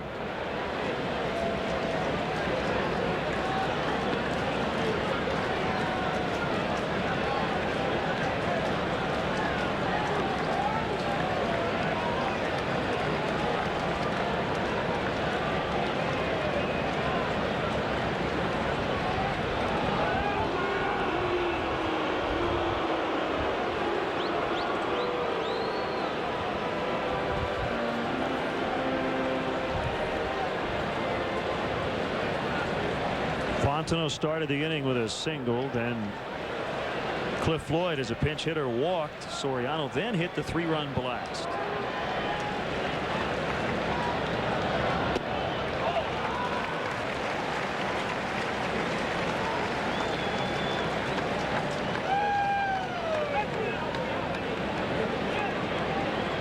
So the book is closed on the starter, Garrett Lowe.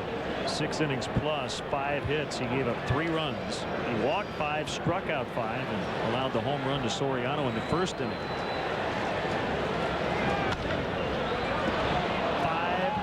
5-4-3. The Dodgers turned their 10th double play of the 4-game series, but the damage done. Soriano with a 3-run homer, and the Cubs have the lead again. It's now 4-2.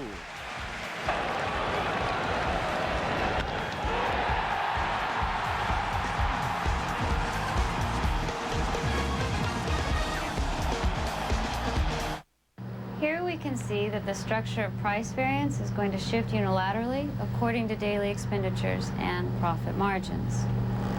And here on slide 88 or 250, we have a contribution margin. That's why Southwest Airlines has 6 daily nonstop flights from Chicago Midway to Denver, so you can always catch a later flight. And you can count on us to get you there with our convenient nonstop flights and on-time service. You are now free to move about the country.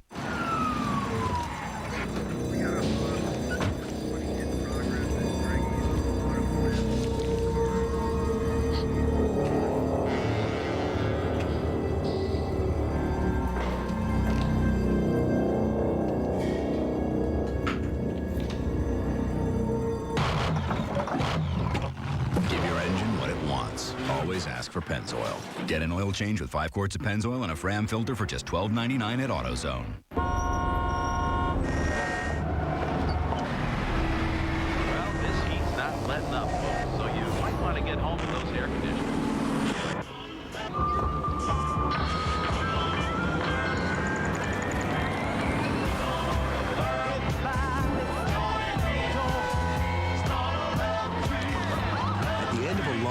Day, grab the beer that starts out cold and ends up refreshing. Frost Brewed Coors Light, the world's most refreshing beer. 4-2 Cubs, and Vin Scully getting in to take me out to the ball game here at Wrigley Field.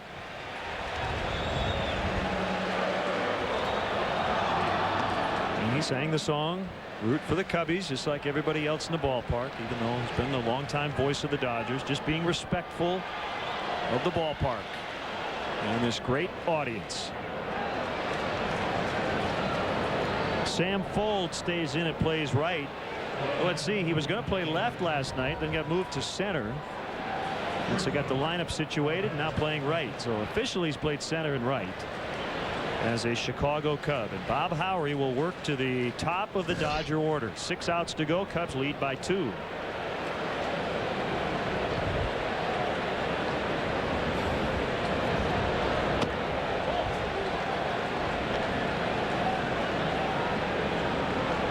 Well, and that's great to see the offense bounce back and push across some runs there in the bottom half of the 7th to give Jason Marquis an opportunity to win this ball game, because he pitched well enough to get a W today. No doubt about it. He was perfect through 4 2/3. That means he retired the first 14 hitters of the game. That was before James Loney hit a home run. If you want to make it as simple as possible, basically it's Alfonso Soriano 4, James Loney 2.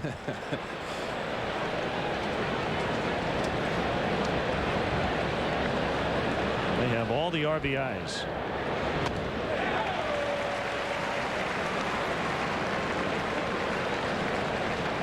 been remarkable to watch Bob Howry this season. He started the year, his fastball was sitting about 86, 87 miles an hour, and it seems like every time he goes out there, he adds another mile per hour to his fastball. He's consistently been in the mid-90s, occasionally hitting 96, 97 with that fastball.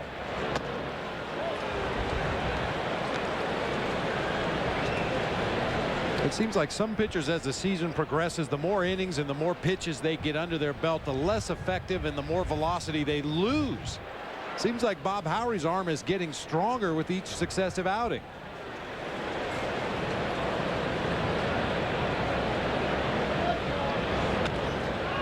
Jammed him and he popped it up. Hauled in by Lee. Well, not that Bob was not trying to throw hard early in the season, but I think he knew that it would come eventually. He knows his arm, he knows his body. And I don't think that his pregame preparation or his between outing preparation has changed at all. It's just a byproduct of throwing more, getting more arm strength, and that velocity just creeping up there a little bit month by month.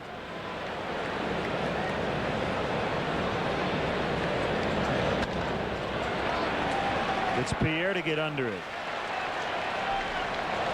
Full drifting a little bit with his wind, and he makes the catch. Time now for the Sharp Aquas detail of the game. We're going to go back to last night. Juan Pierre was trying to tie it. The ball deflected off the glove of Aramis Ramirez and into the mitt of Ronnie Cedeno. L5-6. That was in the third inning. And to add insult to injury, Derek Lee giving him a hard time on his way off the field. Former teammates.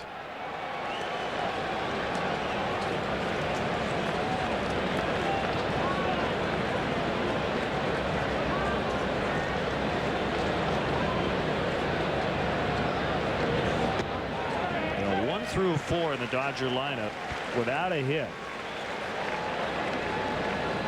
0 for 13 collectively. The only base runner among that group, Juan Pierre, who was hit by a pitch in the 6th.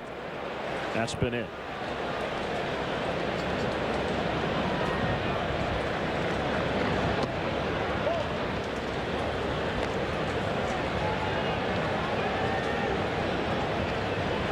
Can you believe that? Rick Ankiel with another home run. 3-run shot. It's 5-2 St. Louis. Only in the second inning.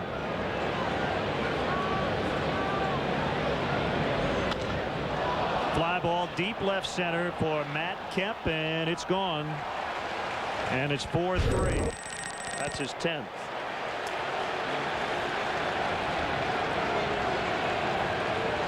And for Kemp, that's his first home run on the road. His first 9 came at Dodger Stadium.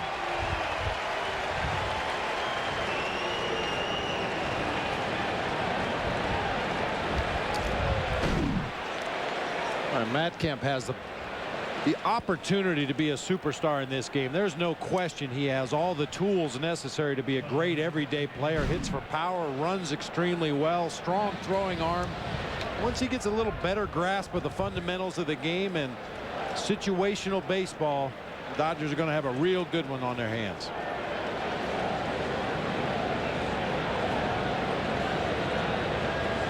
Napkins and hot dog wrappers flying around the ballpark.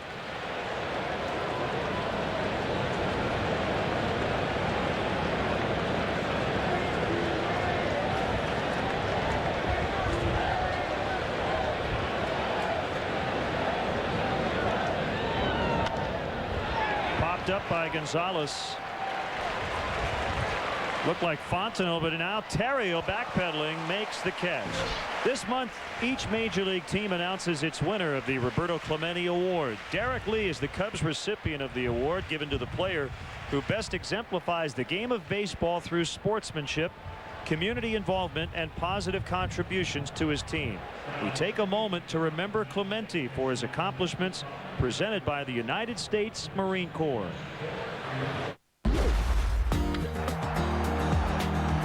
Roberto Clemente was one of the most respected right fielders in Major League history.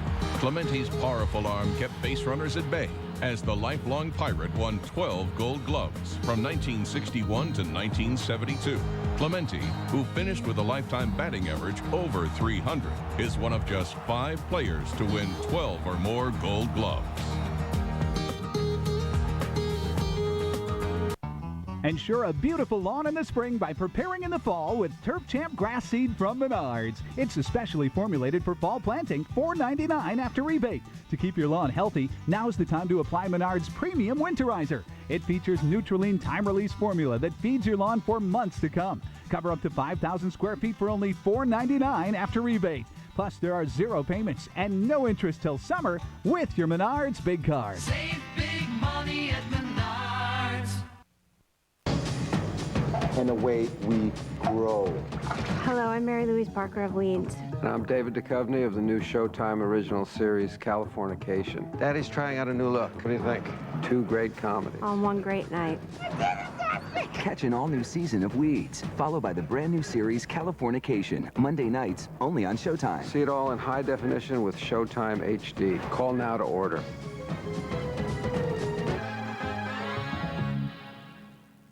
You're watching the home of the Bulls, Blackhawks, Cubs, and White Sox. Comcast Sportsnet. Time now for a Cadillac Sports Update.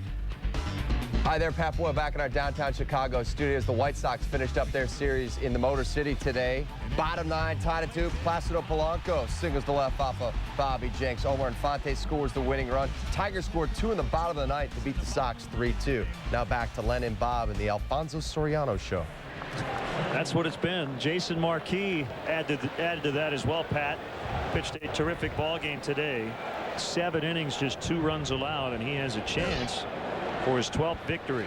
Joe Beimel stays in, and he'll face Jock Jones. 4-3 now. Matt Kemp made it a 1-run game with a solo home run off Bob Howry.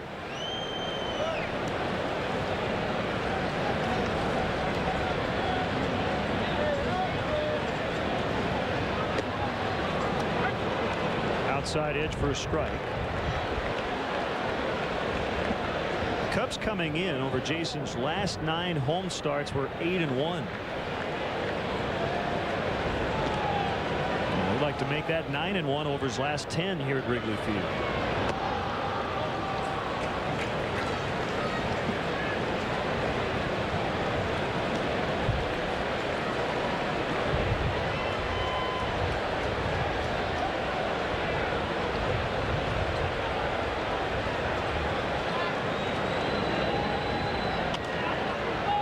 Up by Jones near third base. For Andy LaRoche.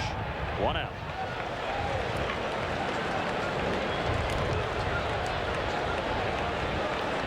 Got a nice email from D. Randall's a big Cubs fan from Byron, Illinois. Dee is here at the ball game. Her son Ryan also here, leaving Monday for his 2nd tour of duty in Iraq. Dee's grandson Logan along as well with them in the bleachers today, and we want to thank Ryan and all the men and women serving our country around the world. We salute you.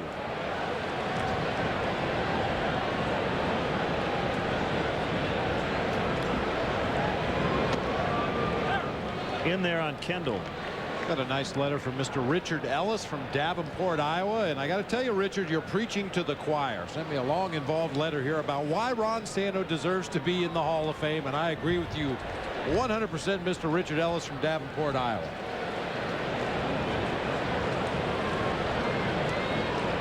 That bright shirt on today.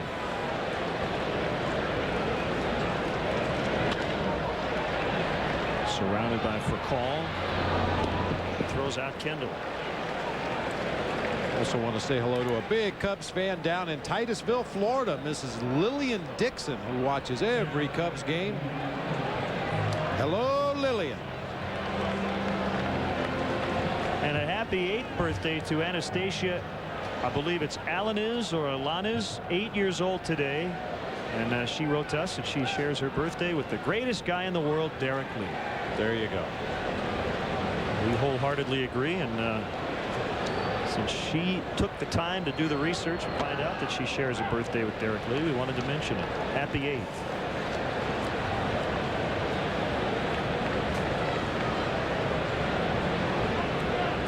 Fontenot would love to get on and give Sam Fuld an opportunity. It would be his first career plate appearance.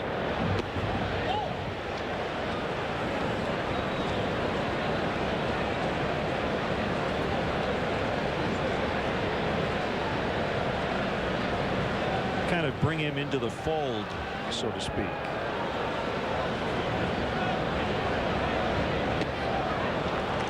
I knew that was coming at some point.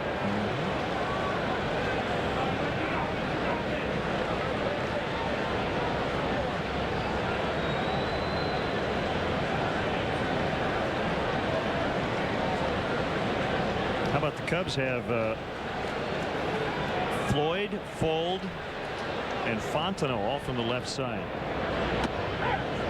Called strike 3, so Fuld will not get a chance to bat. They'll head back out and play defense as Ryan Dempster tries to save it. Here comes the ninth. Stop, Hub! Where should we sit? Right at first base. Wait, how about along the third base line? Wow, this is great. Just like having season tickets. Looking for great seats? Buy tickets from other fans. Have extra tickets? Sell them to other fans. Go to StubHub.com today for tickets to the hottest sports, concert, and theater events, even if they're sold out. Peanuts. Hey, there's still tickets right behind home plate. Peanuts. Let's go for it. StubHub, your choice, your ticket, your experience. StubHub.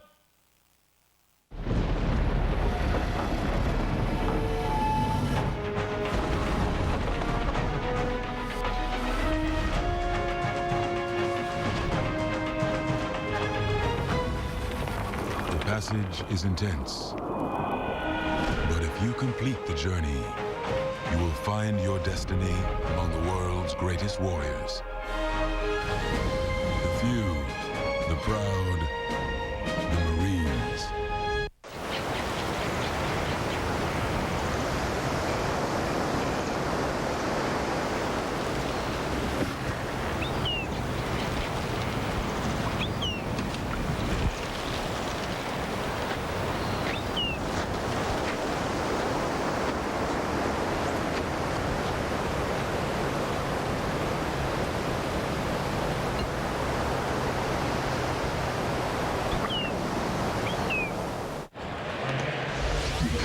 After the game, stick around for Cubs Post-Game Live. Get highlights of all the action, analysis from Dan Plesac. Plus check in on Lou Pinella's post-game remarks. Don't miss Cubs Post-Game Live immediately following the game, right here on Comcast Sportsnet. Fans' best friend. Rookie Felix Pie now plays center, and Sam Fuld is out of the game as Jock moves from center to right. And it's the closer, Ryan Dempster, in a one-run ball game.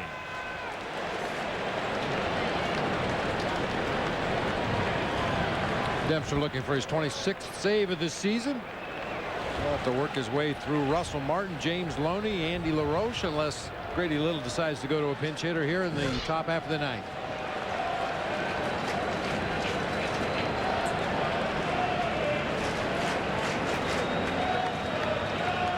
Opposing batters collectively hitting just 195 against Dempster. He starts Martin with a strike on a good slider. Ryan has saved his last 13 in a row going back to June 11th versus Houston. In the ninth inning last night, he picked up his 1,000th career strikeout. That's when he fanned Shea Hillenbrand.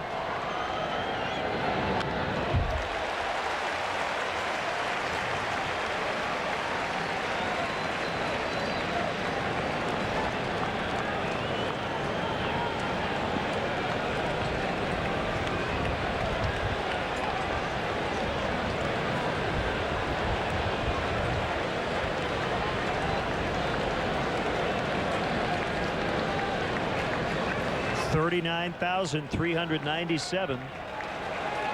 And they're waiting to see Ryan Dempster get the final 3 outs.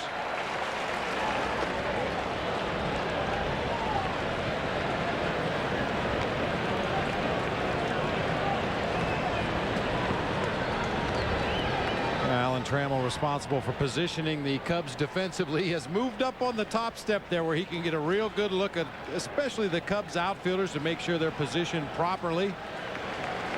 Yeah, normally he'd be down there on the dugout floor peering out through the protective screen. But he wants to make sure he's up there and gets a real good look at where everybody is, not only right and left, but are they deep enough, or should they be a little shallower, and Tram right on top of it as usual. Allen just about got run over by the media last night after Lute dropped a hint that he might go with a speed lineup. Tram posted that lineup in the Cubs clubhouse and had to run for his life. Everybody packed in there trying to get a look at it. That's a fair ball. Jones over to get it. Martin taking a look at it. Big turn. He's going to stop at first. A leadoff single for Martin.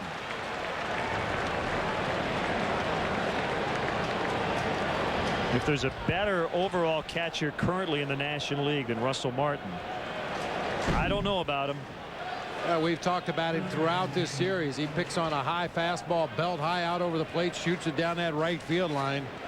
I mean, if the Dodgers were to creep back into that National League West race, you could make an easy argument that, first of all, that he's the most valuable player on this Dodgers ball club for what he brings on a daily basis with the bat, with his glove, with his legs.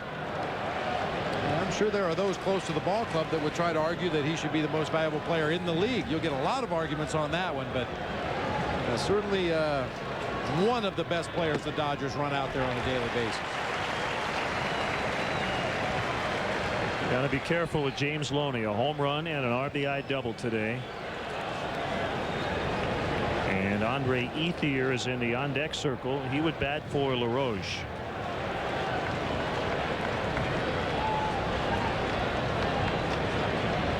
Dempster's 0-1. That's a strike.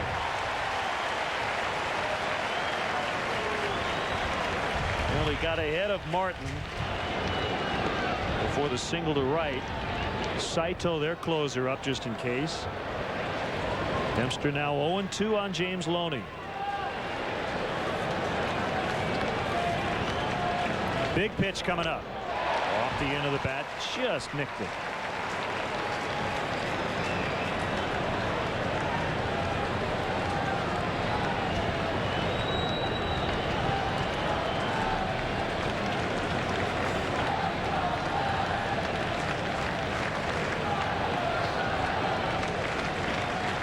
Cubs have out-hit the Dodgers 7-6.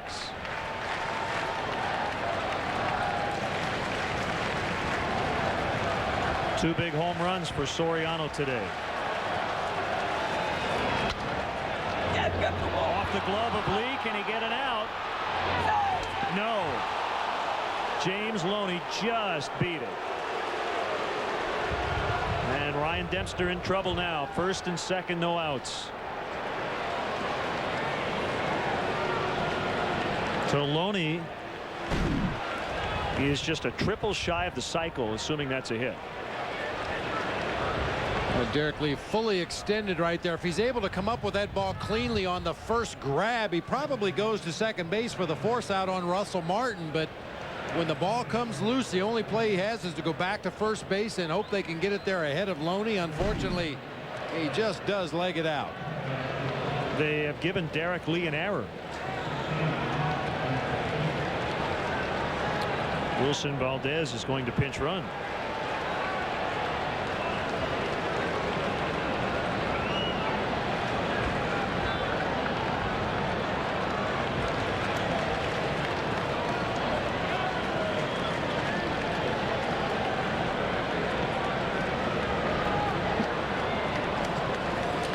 And here's Andre Ethier. He bats for LaRoche. First and second for the Dodgers with nobody out. One more look at this play. Derek bounces off the bag after holding on Russell Martin, goes 4 or 5 steps to his right, fully extended. The ball hits off his glove. That's a tough error right there. I don't think that's ordinary effort. No. And not a lot of first basemen even get to that ball. Fly ball deep left center. Soriano at the warning track. It's out. That is a 3-run homer for Andre Ethier, and the Dodgers lead. It's now 6-4.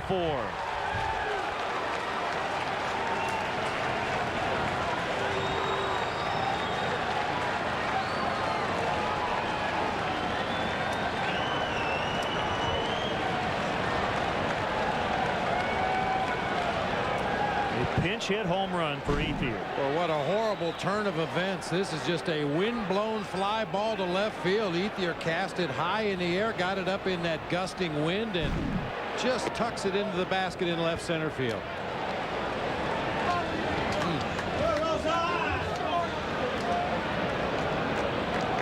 And they have changed that error, giving Loney a single.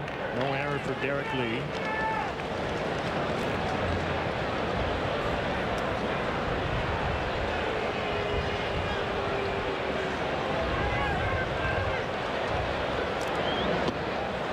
Swing and a miss by Tony Abreu.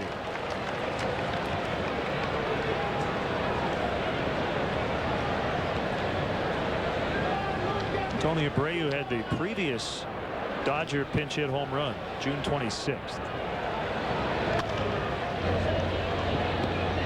This will be the first out. So a blown save for Ryan today after 13 in a row. But a blown save doesn't necessarily mean a loss. His team will still get a final shot in the bottom of the ninth.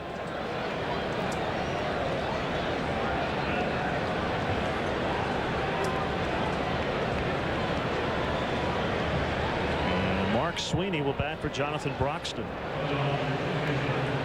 Check that for Joe Beimel.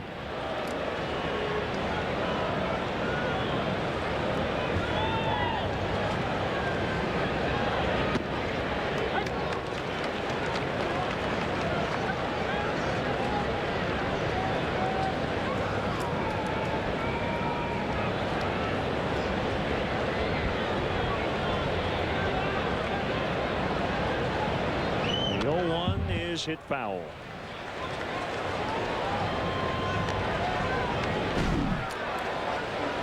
And Andre Ethier with the 3-run homer off the bench, fist in the air as he rounds the bases. Lou not quite as excited.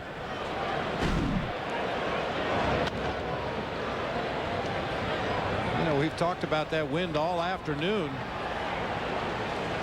Both the Soriano home runs didn't need any assistance from the wind, and Matt Kemp's home run back in the 8th inning was a blast. Loney's to right field made it into the first row of the bleachers, but I feel that one by Ethier right there got a huge assist from the wind. Another fair ball rocketed past Derek Lee. Sweeney going to stay with a single.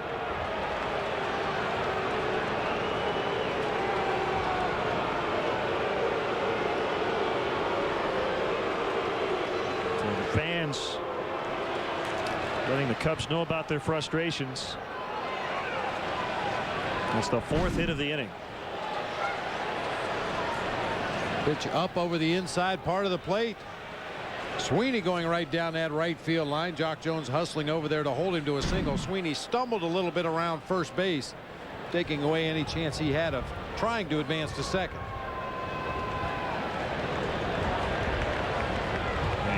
Michael Wirtz is going to grab a baseball as for call, like he was trying to slug bunt as DeRosa was drawn in.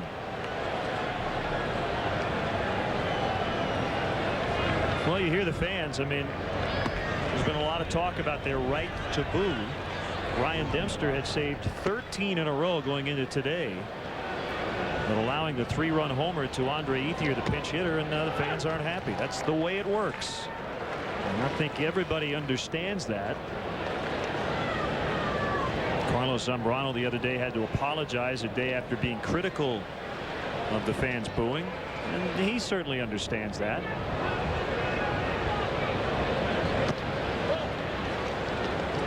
I think Carlos simply needed a 24-hour period to kind of cool off a little bit. Just basically said, I was wrong. Well, and you hoped in the time that elapsed from when Carlos came out of the ball game until the post-game interviews that perhaps he would have cooled off a little bit, thought about what he was going to say before he went in there in front of the assembled media after the ball game. Unfortunately, that was not the case, but did come back the next day and recognized his mistake. Once again complimented the Cub fans, greatest fans in baseball, and hopefully that's an episode that's behind him. Fontenot gets it out at second base, but no chance for 2 for call running.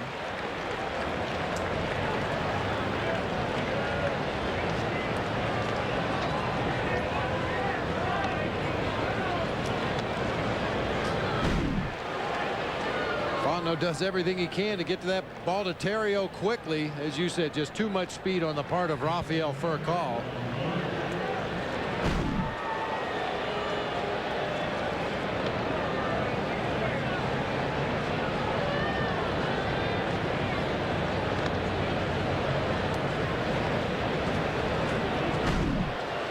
Veteran Mark Sweeney going into second base, doing everything he can to try to disrupt that throw to first. Reaches his arms out there, tries to get a piece of Ryan Terrio. As long as that base runner is able to touch second base with any part of his body, whether it's his foot or his hand, if you can touch the base with any part of your body, you can slide as wide as you can to try to disrupt that defender and his throw to first base.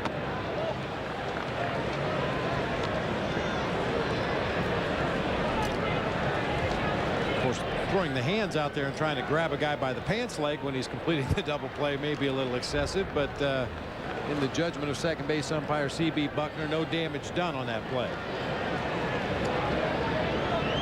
Cubs pitch out. Furcal was not on the move. 2 balls, no strikes. 6-4 Dodgers. They were without a home run in this series before today, but have hit 3. Cubs with 2 from Alfonso Soriano. Furcal running, and he is safe.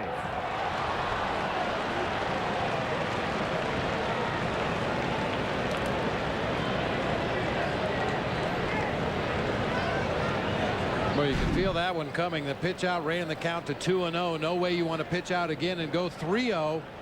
Furcal with a good jump against Ryan Dempster, and Kendall has no shot to get the speedy Rafael Furcal at second.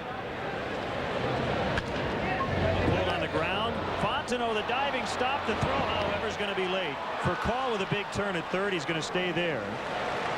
Derek took maybe a little bit of a shot on the left arm or elbow as he stretched out for that ball. And that's going to be it for Ryan Dempster.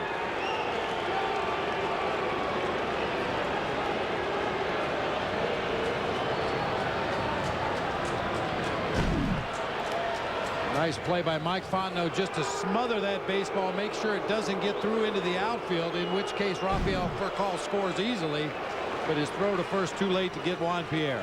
A rough ride for Ryan Dempster today.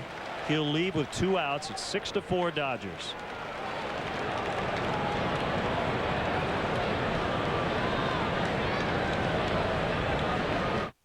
What was once a measure of precision is now being taken for a little drive.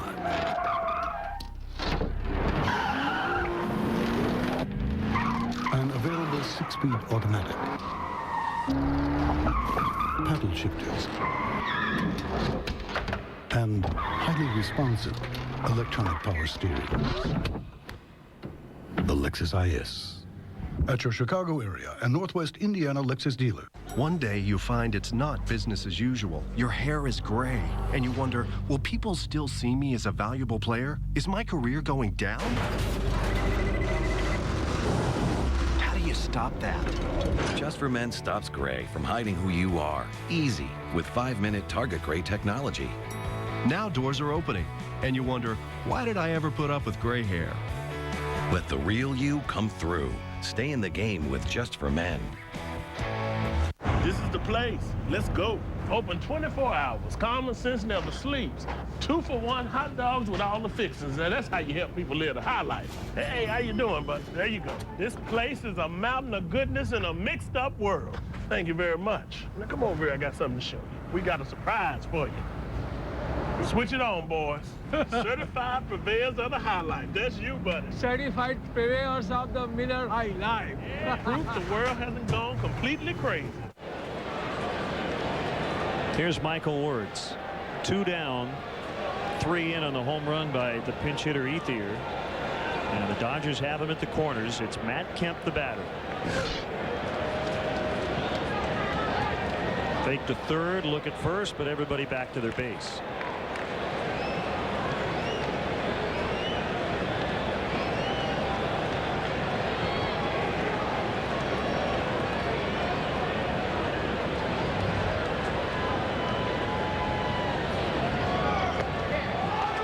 runner goes, a swing and a miss. No contact was made, and Furcal scores. It's 7-4.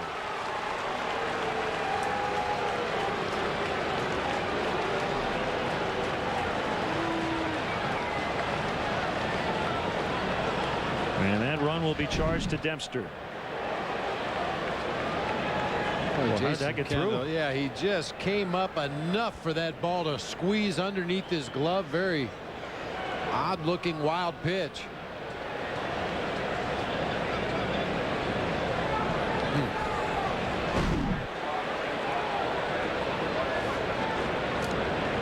A stolen base for Pierre and a wild pitch allowing Furcal to score.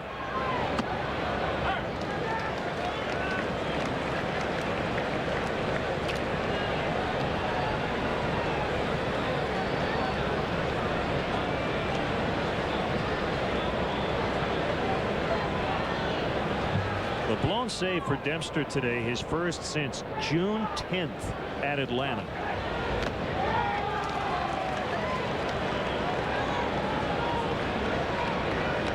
That foul tip off the bat of Kemp once again looked like it caught Jason Kendall on that right hand, his throwing hand. He's been hit on that right hand at least a couple of times on this homestand, not to mention getting hit by a pitch in the back of his left hand. See, he goes down to block that ball, just catches the tips of his fingers behind the mitt as he tried to make sure that one didn't get through. A swing and a miss by Kemp, and he's headed toward the dugout. Throw will be made, and he is out. The Dodgers are done, but they get 4 runs. And the Cubs in the bottom of the 9th need at least 3. During the Pontiac Summer Sell-Down, you can get more than just some sun. Get more horsepower than any import under 18 grand, and still get 33 on the highway. Get more horsepower and better highway fuel economy than Scion TC. And with every 2007 Pontiac, you get more coverage than anyone in America. Every 2007 Pontiac features the GM 100,000-mile 5-year powertrain warranty, plus roadside assistance and courtesy transportation. See your local Pontiac dealer today. We're not going to make it. Can you get us to the airport in 15 minutes?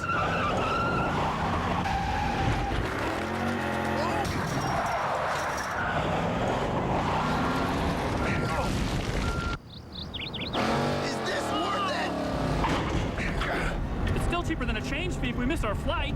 As with all airlines, it may cost more to rebook your flight, but on Southwest, we never charge an additional fee. You are now free to move about the country.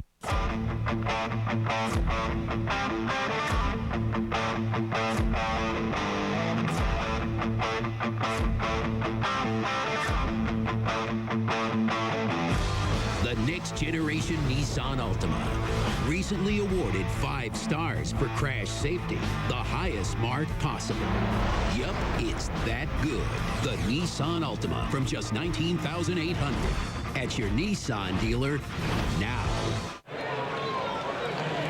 Sign up for a subscription to Vineline, the official monthly magazine of the Chicago Cubs. Vineline offers exclusive player features, team analysis, Wrigley Field news, and Cubs minor league coverage. Subscriptions start at just $24.95. Call 1-800-248. Now what we have going here. Give you the rest of the number. Ed Rapuano letting somebody have it in the Cubs dugout. 1-800-248-9467 or visit Cubs.com to order Vineline today. Pardon the interruption. Andre Ethier stays in to play left after hitting the huge home run. Former Cub Ramon Martinez at the hot corner. Mark Sweeney's at first. And Takashi Saito will do the pitching.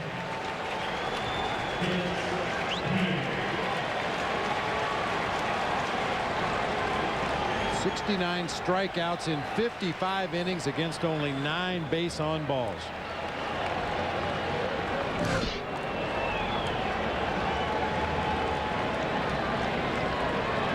So here we go. Felix PA takes a strike. Felix with his first at bat. He came on to play center in the top of this inning. 7-4 Dodgers. The big blow, a pinch hit 3-run homer by Andre Ethier. A little bit outside. How'd you hold that one? That ball would have been behind a right-handed hitter. Not sure what happens here. Saito just loses the grip on the baseball, throws it all the way to the bricks behind home plate.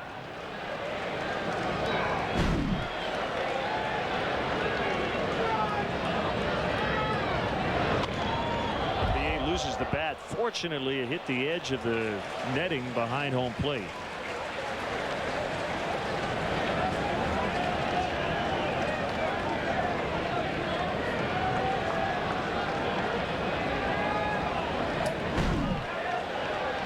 Ball went one direction, the bat went the other, and as you said, fortunately it just did catch the edge of that backstop.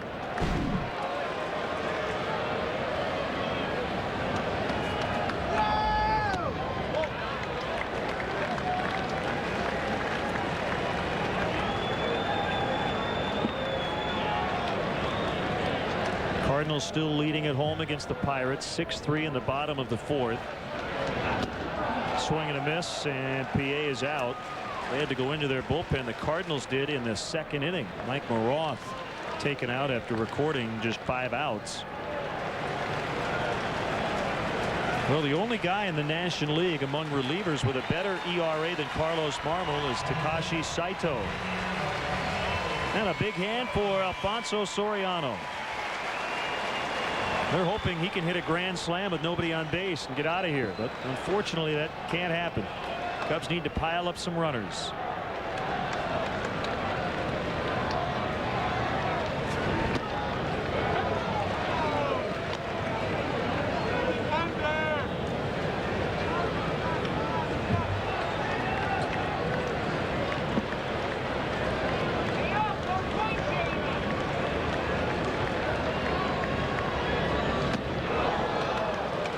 Vicious slider, man. Len, coming into this series, the Cubs collectively had 10 at-bats against Takashi Saito. He'd struck out 6 of the 10 batters he faced.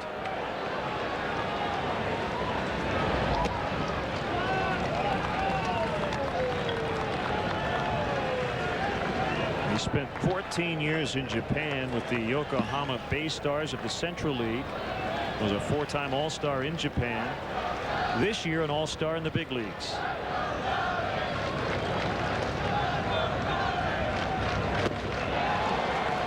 has struck out the first 2.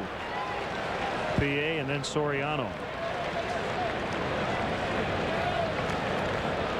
The producer of Cubs baseball on Comcast Sportsnet is Bob Albrecht. Our director is Dave Turner. Our associate producer Tamara Anderson. Our stage manager in the booth, Christine Charbonneau. Mark Stencil handling our graphics. Our technical director, Joe Vinci. The executive producer of Cubs baseball on Comcast Sportsnet is Jim Corno Jr. And we thank our entire Comcast Sportsnet home crew. Great work throughout the stay as Ryan Theriot pops it up behind second base. And it's caught by Tony Abreu, and the Dodgers take 3 of 4. They come from behind today, and this one hurts.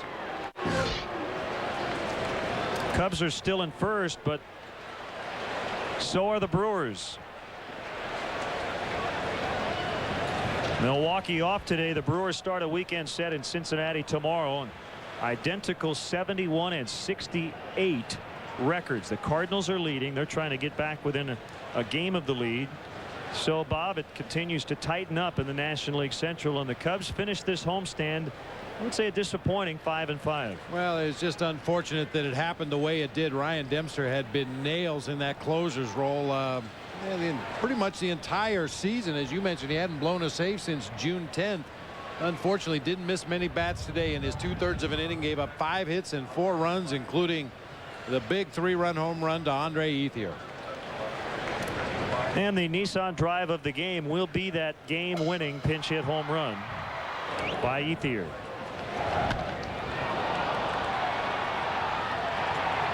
Just into the basket. Well, it's not the first home run he's hit against the Cubs. A pinch hit game-tying home run off Scott Air on May 27th in Los Angeles. And he hits a game winner today. So the winning pitcher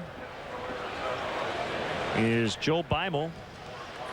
Ryan Dempster not only the blown save but takes the loss, and Saito picks up his 37th save. Well, that'll do it for our game coverage. Stay tuned for post-game live. Once again, the final score today, the Dodgers 7, the Cubs 4.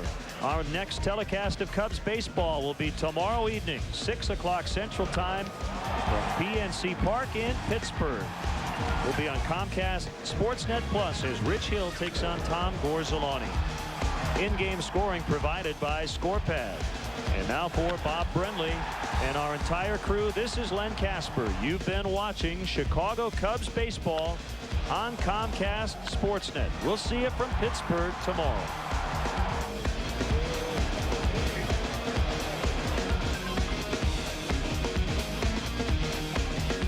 Dan Plesac is taking his warm-up tosses, getting set for Cubs postgame live. We'll break down today's tough loss to Los Angeles. You'll hear from Lou Piniella live. Plus, we invite you to get interactive with the show. Log on to ComcastSportsNet.com. Check out our opinion poll on the Cubs page and vote away. It's Cubs postgame live. It's coming your way after the break. Dex, I need an internet cafe. Surf and Perk. It's open 24 hours. Dex, I broke a heel. Oh, love your souls. 5 blocks down. Repairs while you wait. There you are. Dex, I need to find Millinger's Flower Shop. Chestnut and Browning. Can't miss it. Dex, you know everything. Come on. Oh, no. The AT&T Real Yellow Pages, published by Dex, your most complete local info. The 2007 Chevy Equinox. It comes with a 5-star crash safety rating and something Ford and Toyota don't. The best coverage in America, including the GM 100,000-mile warranty. Protection never looked so good.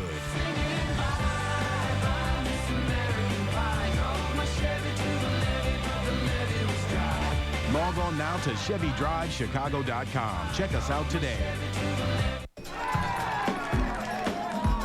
The police often question him just because they find him interesting. His beard alone has experienced more than a lesser man's entire body. His blood smells like cologne. He is the most interesting man in the world. I don't always drink beer, but when I do, I prefer Dos Equis.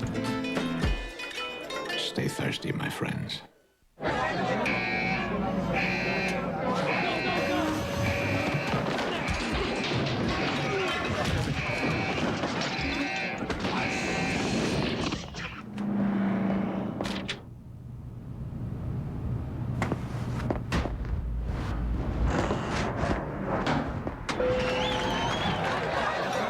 Buffalo Wild Wings. You have to be here.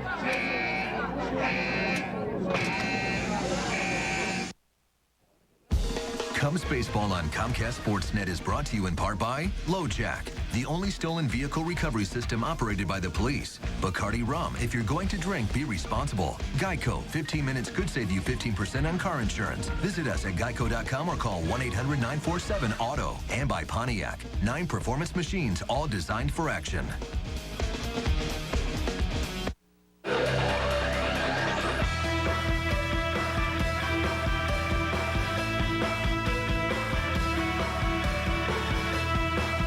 First baseman even get to that ball. Fly ball deep left center. Soriano at the warning track. It's out. That is a 3-run homer for Andre Ethier, and the Dodgers lead. Cubs get snuffed out by Ethier today. Andre Ethier with a pinch hit 3-run homer in the top of the 9th inning off of Ryan Dempster. Los Angeles scores 5 runs the last 2 frames for the come-from-behind victory. 7-4 is your final. So now the Cubs and Brewers are tied for first in the NL Central, 71 wins, 68 losses. Welcome to Cubs Postgame Live with the quirky southpaw who spent 18 years in the bigs. Dan Plesac, I am Pat Boyle. Most of that as a reliever, and that is an amazing accomplishment considering the roller coaster ride most of these bullpens go through. We were bragging on the pregame show how flawless this bullpen had been. Certainly the last three guys with Marmol, Howery, and Dempster, two of them today couldn't get the job done and protect that lead. Oh, that's what makes pitching that 8th and 9th inning so difficult, because you're only as good as your last game. You can string together 5, 6, 7, 8, 10 appearances, but when they really count. I mean, you look at it this way, virtually the Cubs had a chance to put themselves one full game up. The inning started here, unraveling in the 9th. A 1-2 fastball to Martin that was up and elevated here. There's not much you can do about this. Derek Lee, I'm not sure if they changed this ruling or not. That would be an awfully tough error for Derek Lee. Yeah, they ended up giving him a hit. And then this sets up what I was a little bit surprised here. The first pitch, I thought that the Dodgers possibly would be bunting with first and second. As a general rule, you don't like to play for a tie at home, but they elected to let it swing, and it worked out. Time now to go inside the Cubs clubhouse, brought to you by United. Here is the skipper of the North Siders, Lou Piniella. Balls over there by first base, and then we got one into the wind in left field, and that was it. Nice to see Soriano. Yeah, he had a big day. Solo home run and 3-run shot. Big day. Games seem to be hard to win all the time, but particularly hard at this time of the year. Is that how? I don't think so. I think the Dodgers are a good baseball team, and they got some pretty good talent sitting on their bench, and they utilize it quite well today. Overall, the homestand 5-5. We were hoping for 6, maybe 7. Just didn't happen. Is finally in your mind going to just take some good 6 out of 7 streak? We're going to have to get hot one time. I don't know when, but one time. One more streak. Okay. What did we pick off the first inning? That could have been a I don't know. You know, Ward's not going anywhere. So I just don't understand how you can get. Now they do have a play that's a backdoor play, but I mean I think he was made aware of it. But there's no place for him to go. Sorry, thank you. Thanks.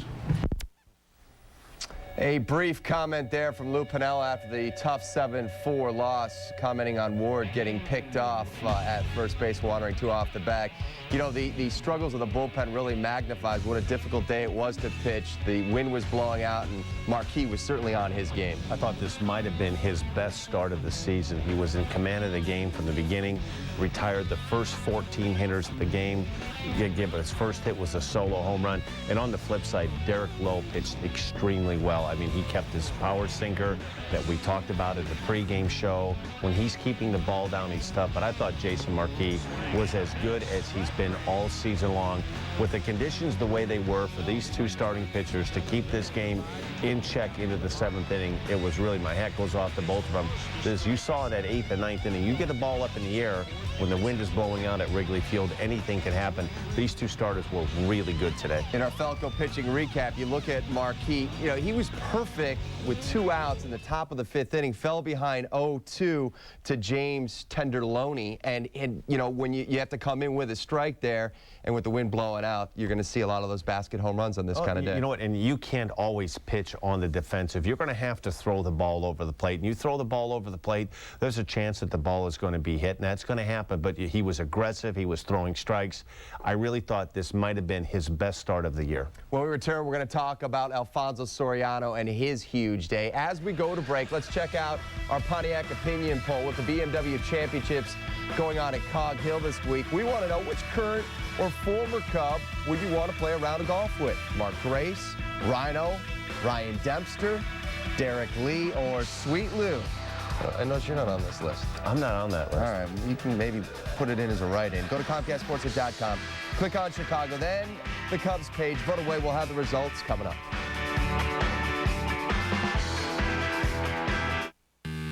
It's the Chevy Model Year-End event. And we've just extended the best offer ever on the all-new Silverado Crew Cab. 0% APR for 60 months on Silverado half-ton crew cabs for well-qualified buyers. Just click and go online to find the one you want, then get to your Chevy dealer. That's right. We've just extended 0% APR for 60 months on Silverado Crew Cab. Click on ChevyDriveChicago.com, then see your Chicagoland and Northwest Indiana Chevy dealer.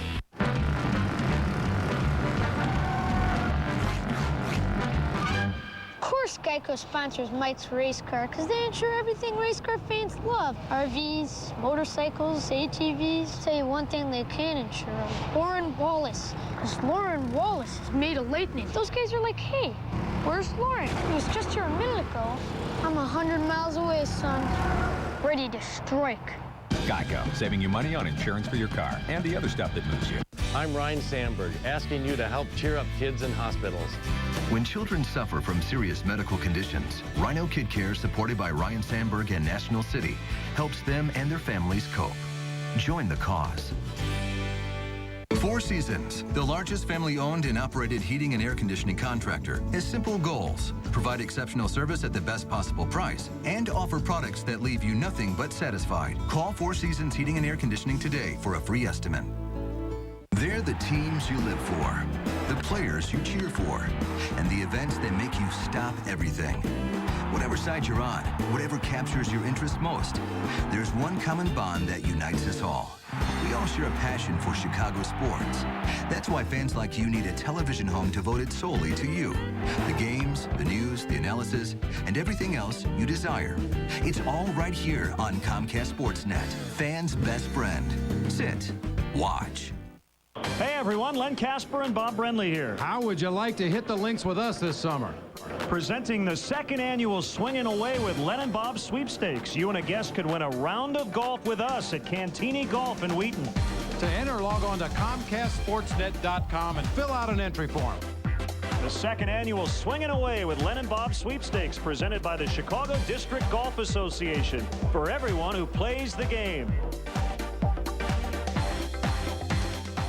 McDonald's Sports Rise every morning only on Comcast Sportsnet, fans' best friend. For every Cubs victory this season, National City is proud to make a donation to Rhino Kid Care. Please visit rhinokidcare.com. Well, we thought we'd see one of those donations made today. Let's take a look at our National City NL Central standings. The Cubs now tied with the Idle Brewers, 71 up, 68 down. Cardinals are right now at 500. They are leading right now Pittsburgh 7-3. That one has had some rain in it. It is in the top of the fifth inning. Here's a look now at our Four Seasons who's hot, who's not around the major leagues. See Carlos Pena, Tampa Bay, batting .292 with 4 jacks. Jimmy Rollins of the Fighting Phils. Garrett Anderson of the Angels. Who's not? Pujols, .150 with 3 hits. Ryan Howard right around the Mendoza line. And Chris Young, 0-2 with an ERA over 10. Welcome back to Cubs Postgame Live with Dan Plesac. I am Pap. Well, it was the Alfonso Soriano show until the Dodgers put together that last couple inning rally. He did a great job, and I don't know the idiot that you were talking to in the pregame show that suggested we should put Soriano in the 5-hole, but that guy should be fired. No, you know what? You look at this. We touched on a little bit in the pregame show. As a manager, you want to put your players in the best position for them to be successful. Soriano leads off the game with a solo home run. He comes back in and he hits a huge home run to give the Cubs the lead. And what you try to do is put your players in spots where they're comfortable and they can be successful. And that leadoff spot only comes up one time, and that's the beginning of a ball game. And he came up at the right time later on in the game, and he delivered for a second time. It's just unfortunate because this could have been a huge win for this club, a comeback win. It just didn't happen. Yeah, you know, we've seen that now with the big win Sunday. They couldn't follow it up with the Labor Day effort with Zambrano and his problems, certainly dealing with the fans. Then a big win yesterday, couldn't follow it up today. This team, you want to see it get on that roll that we saw, say, post-All-Star break, but it's been kind of difficult to get it going. It's been difficult, and I'm, you know, not to keep harping on it, but they're going to need Carlos Zambrano to be the real Carlos Zambrano. And I think one of the things that you can go back to June and July when this team went on this terrific run, you could have made a very valid case that they were the best team in the National League for about 60 games. In the middle of all that was probably the best run that Carlos Zambrano has had, and he's had some good runs as a Cub, but in June and July, he was very, very good. And if he's that good the rest of the season, the Cubs still, you know, as you look at this now, it's disappointing. You have a 10-game homestand. You go break even 5-5. You keep worrying about what we could have done. They haven't. The bottom line is they're tied for first with 24 games remaining, and if Carlos Zambrano pitches the way he's capable of, the ace of this pitching staff, I still believe that this team is going to win this division. And Zambrano will get a shot at the Pittsburgh Pirates. We'll set the table for the Cubs' upcoming road trip coming up. Time for another break here. First, a look at our Pontiac opinion poll with the BMW Championships at Cog Hill this week. We want to know, which current or former Cub would you want to play a round of golf with? Would it be Gracie, Rhino, Ryan Dempster, Derek Lee, or Lou Piniella? Log on to ComcastSports.com. We'll have the results coming up. And as we head to break, let's take a look at the StubHub upcoming schedule for the Cubs. They're on their way to the Berg tonight. They'll start a 3-game series there. Our coverage begins at 6:05 tomorrow. You can see that on Comcast Sportsnet Plus. We'll also have the finale Sunday on the main channel, Comcast Sportsnet. Then it's a makeup game against the Cards, and then back on the road to take on the Astros. The upcoming schedule is brought to you by StubHub, where fans buy and sell tickets. Hey everyone, Len Casper and Bob Brenly here. How would you like to hit the links with us this summer? Presenting the second annual Swingin' Away with Len and Bob sweepstakes. You and a guest could win a round of golf with us at Cantini Golf in Wheaton. To enter, log on to ComcastSportsNet.com and fill out an entry form. The second annual Swingin' Away with Len and Bob sweepstakes presented by the Chicago District Golf Association for everyone who plays the game.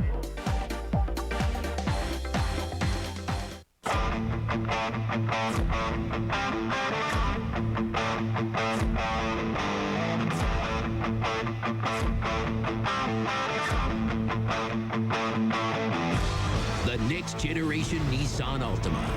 Recently awarded 5 stars for crash safety, the highest mark possible. Yup, it's that good. The Nissan Altima from just $19,800 at your Nissan dealer now. Chicagoans love their pizza. That's why you come to Giordano's, some for 30 years now. We use only the finest ingredients to make Giordano's famous stuffed pizza, our equally famous thin crust pizza, plus salads, pastas, sandwiches, and more. Come on into Giordano's and celebrate 30 great years with us. Giordano's famous stuffed pizza. We made it good. You made it famous. They've stormed beaches and freed countries. They've raised our flag and our hope. They've been called leathernecks. They've been called devil dogs. But above all, they're called Marines. Good things go fast. Real fast. The Polaris Power Play sales event going on now until September 30th. Now's the time to get model year-end clearance offers. Rebates up to $800 on Polaris ATVs and rebates up to $600 plus 4.99% financing on Ranger utility vehicles. Check them out now at your local Polaris dealer, because before you know it, they'll be gone. Polaris, the world's toughest ATVs.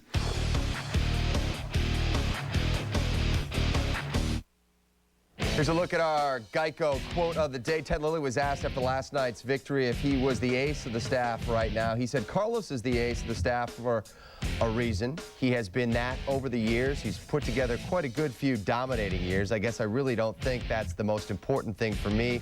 When it's my turn, I want to go out there and do everything I can to win. That's the Geico quote of the day. Now, check out our Pontiac opinion poll. Which current or former Cub would you like to play a round of golf with? And here's what you had to say.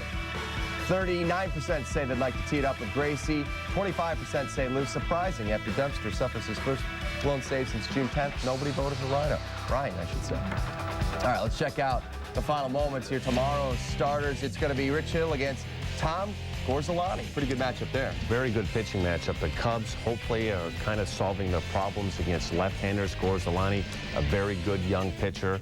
And Rich Hill just needs to keep duplicating what he's done the last couple outings. I thought his last game was a really step in the right direction for Rich Hill. Really, these next 24 games are going to be all so very important. That's what makes today's loss so tough. You have a win right there in your hands, and it slips away. And they could all be against teams that are 500 or worse. That's going to do it for now. Thanks for watching Cubs Post Game Live. The Northsiders back on our air tomorrow night at 6 o'clock.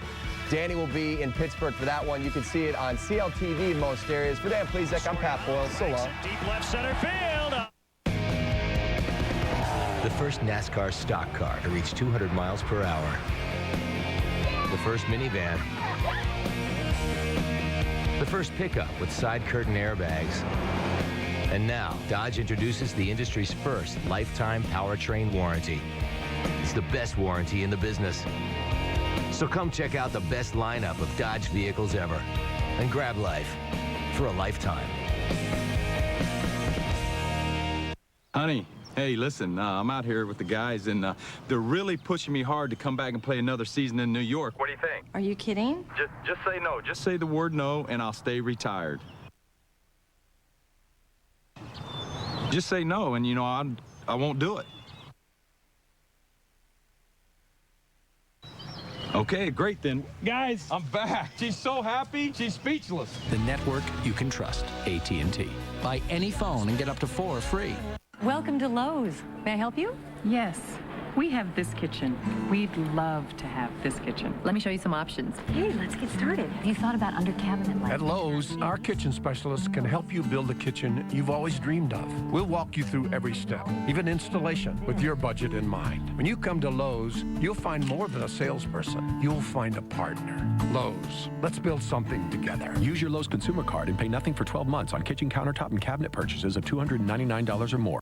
Grab the new Sun-Times and get the real Chicago story every day. Subscribe at suntimes.com. Chicago Sun-Times. Let's get in. Marquez is back. Super featherweight champion Juan Manuel Marquez faces warrior Jorge Barrios. Big right hand for Marquez. Left hook by Barrios. Boom. World featherweight champion Robert Guerrero versus brawler Rocky Juarez. Plus, Kasim Uma versus Sergio Mora. And Francisco Bojado versus Steve Forbes. Fireworks. Marquez Barrios, Guerrero Juarez, Uma Mora, Bojado Forbes. Saturday, September 15th. Live on Events and Demand pay-per-view.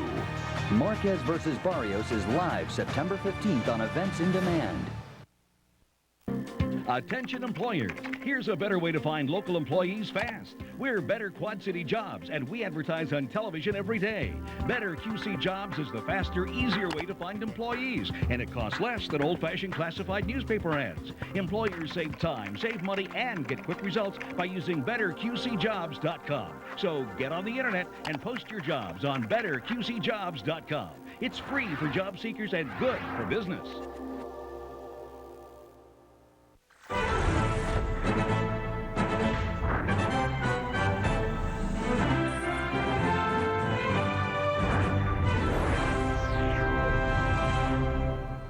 Hello, welcome to Fantasy Fix. We'll get you ready for week one the best way we know how. I'm John Borick, as always, the Fix-It guy. John Hansen from FantasyGuru.com.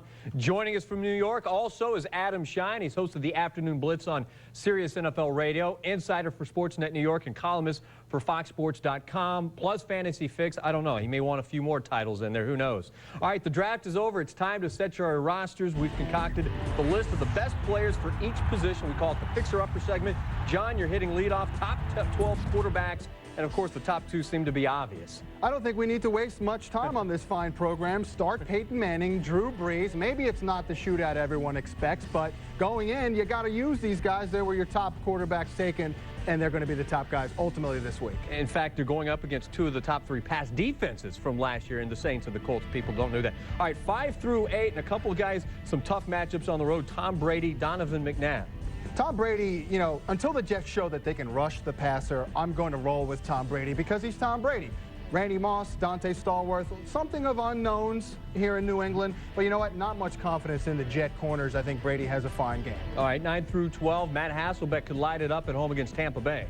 Nothing special about Tampa Bay's secondary. Their corners are solid veterans, but they don't have much speed. I think Hasselbeck, he's going to hand it off to Sean Alexander a lot, but I think at the end of the day, he has a solid game as well. All right, time to bring in our guy from New York, Adam Shine. And Shine, you've compiled the list of the top 12 running backs. Let's get right to it. We've alluded to that Seahawks-Buccaneers game. You like Sean Alexander? Yeah, I love Sean Alexander. I think he's going to have an MVP type of season, and I don't respect that Bucs defense. It's not the Bucs defense of old, and I think Sean Alexander is going to be the best running back in all of fantasy football in week number 1.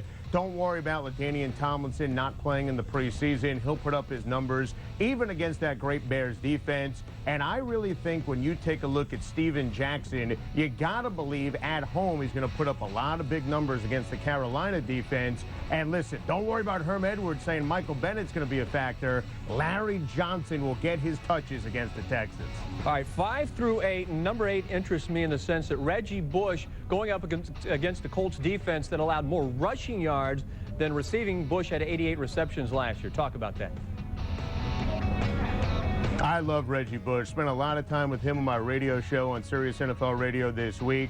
And I think there are some great mismatches for Reggie Bush in this ball game on Thursday night. I really think he's going to catch 5 to 10 passes and score a touchdown or 2. I think he's poised to get into the end zone. You take a look at Lawrence Maroney. The Jets' run defense stinks. I think that Lawrence Maroney is going to have a phenomenal day. Travis Henry going up against his old ball club in lovely Western New York. Guys, remember last year when he was playing for the Titans, carved up the Bills' run defense on Christmas Eve. Travis Henry is going to have an electrifying Week 1 ball game. All right, 9 through 12. Frank Gore, he had the broken hand in training camp. Of course, there'll be a lot of points in this 49er-Arizona Cardinal game. No, I don't think there's any question about it. And Gore will get his touches. He'll go over 20 carries. Like this matchup for Frank Gore against the Arizona defense. Notice I didn't put Gore in my top 8. I still think he's going to have a good day, though. I think you look at Brian Westbrook against the Green Bay Packers. You know he's going to catch 5 to 10 balls and get 20 to 25 carries. Andy Reid preaching balance in 2007. Huge game for Brian Westbrook in Lambeau Field. All right, we'll hit Adam Shine in just a moment with the tight ends. Let's bring back John Hansen and look at the top 12 wide receivers. And, of course, number 1 on the list, Steve Smith, who's going to be down in the crazy dome of St. Louis. He's the only guy that they can truly rely on, and Jake Delhomme definitely needs Steve Smith. Fakir Brown, probably the best corner for the Rams, is not going to play. So, obviously, Steve Smith is going to start off the season with a bang. T.O., you know, I like Tony Romo as well. Let's mention that. But there's no one in the Giants secondary that can cover T.O., so he's going to have an explosive game. So you got 5 through 8. Javon Walker, of course, it's Buffalo in September, not December, so you got to like the matchup there, right? I like Walker because he's a physical receiver. The Bill corners are kind of smallish. I think Denver goes to Buffalo. I know that's potentially a tough situation, but I think they do whatever they want on offense, and it's going to start with the passing game and Javon Walker. Okay, 9 through 12, and number 10 to me is an interesting Roy Williams in a Raiders defense. Passing-wise, very solid. Yeah, Nani Asamoah is one of the best players no one's ever heard of, unless they're just focusing on the name, because he is a great corner. And let me tell you, this is the lowest I'm going to have Roy Williams.